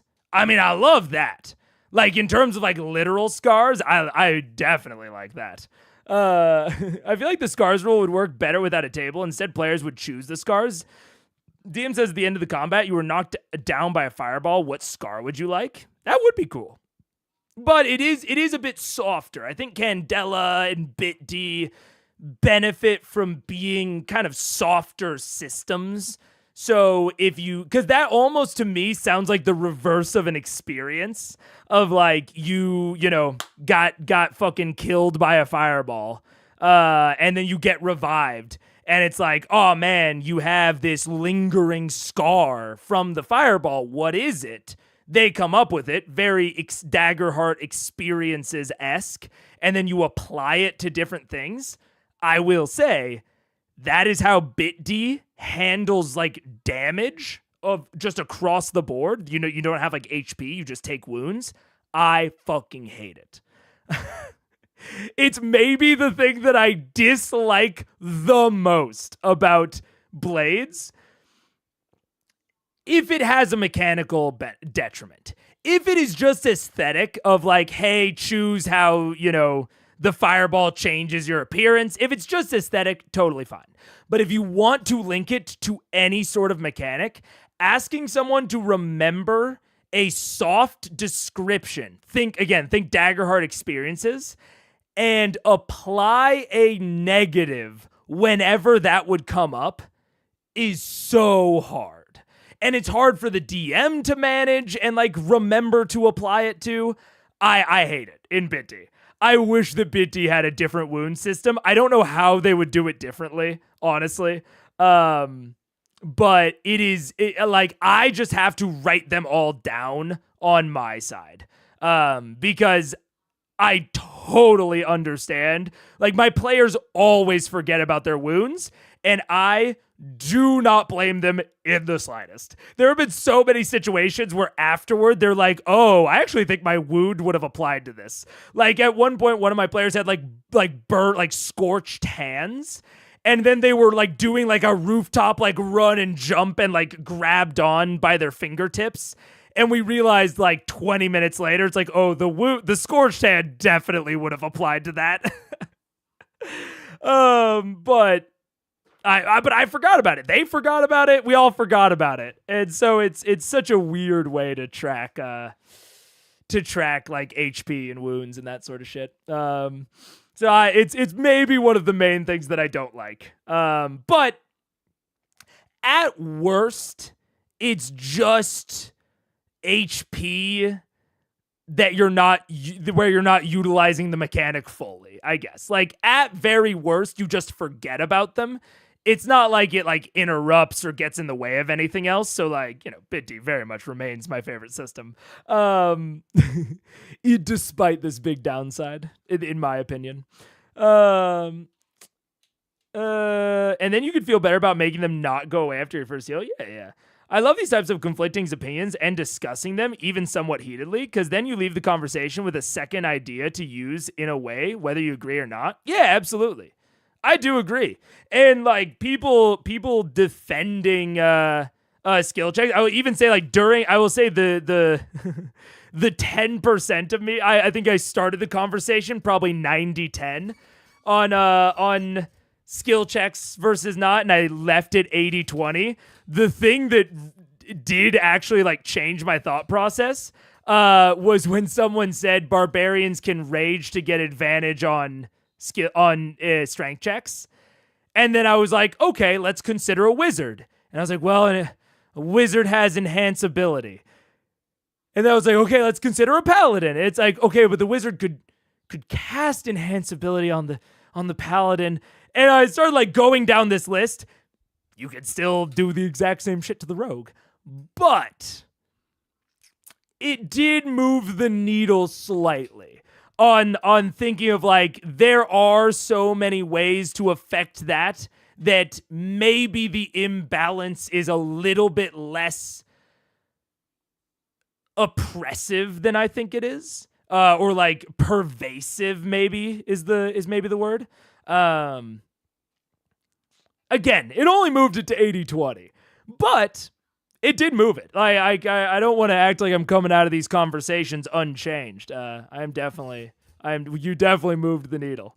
Yeah. That's probably healthy, even if you can't show it. Yeah. I am, but that's why Paige says it's so frustrating to argue with me, is sometimes we'll be in the middle of arguing and it seems like I'm at 100% and I'm actually at like 55-45. And then she'll say like one thing. And then all of a sudden I'm like, oh, yeah, you're right. And then she's like, what do you mean? And I'm like, no. Like, and then I like start like laying out all of the reasons that they're right. And I believe her side now. And I'm like doing it with 100% conviction. She's like, you're so annoying. That does not give me closure at all on this argument. And I'm like, oh, I'm sorry. Yeah. I would not have thought of a method like you did, and now I have ideas on how to use it my way. Good. I'm glad. That is my overall hope for this entire sequence. I wouldn't have had the idea of splitting it and like having some be rolls and some be not, like RP versus item. I would not have had that idea. So I mean, I'm glad that we're all taking good things out of it. Oh, I meant it purely visual. Okay, all right. If it's visual, yeah. Go nuts on visual. I love visual scars. Yeah. There's something you don't like about Bitty. The Bitty slander. The Bitty slander. Look, I don't like everything about Bitty. My partner does this, drives me up a wall sometimes. I believe it. Look, I believe it. Anyways, all right. I will say, my voice is a bit tired. I don't know. I'm looking at organizing this stuff, and I think I'm going to call it for this stream. I think I'm not going to organize this stuff this stream just because my voice is starting to feel it a little bit. And we had the big discussion anyways. Normally on Tuesdays, I'm going to try to do no cam, no mic, or at least like low talk type streams. But the gigantic stream did not end up being low talk. And this one, there's a lot of talk at the end. So I think I'm gonna give my voice a little bit of rest. And that's honestly the reason I'm not sure if I'm gonna have Daggerheart tomorrow or not. Probably won't know until I wake up. But I would say before Kukuro starts, which is going to start at normal time, 11:30, if you do not see... if you don't see Daggerheart scheduled for tomorrow by the time that Kukuro starts, assume it's not happening tomorrow. And it'll happen sometime next week. Because Kukuro, definitely happening tomorrow. And then Baldur's Gate 3 on Friday. And then maybe fucking, I don't know, maybe moving out to the living room at some point. We'll see. I will say, we made it through the problem hours. Like, it's almost 6 p.m. where I am. And I had 100 dropped frames in the last 3 hours. So it just seems wholly inconsistent. So I don't know. We'll see. We'll do some more We'll do some more testing. We did have a long chat about rhyming rituals. Yeah. Thank you, Deadly, Ink Charm, Are there any more timestamps? No more timestamps, I believe. Let me confirm. No. We got all the timestamps. Cause yeah, we got all the timestamps. So yeah. Anyways, I'll go catch up some of the VODs. See you later, Matthew. Have a good long rest. I will. Good night. That's an improvement. I agree. But anyways, I'm probably going to go play Gigantic. I will see you all tomorrow. Peace out. Have a good long rest. And I'll see you all tomorrow. Goodbye.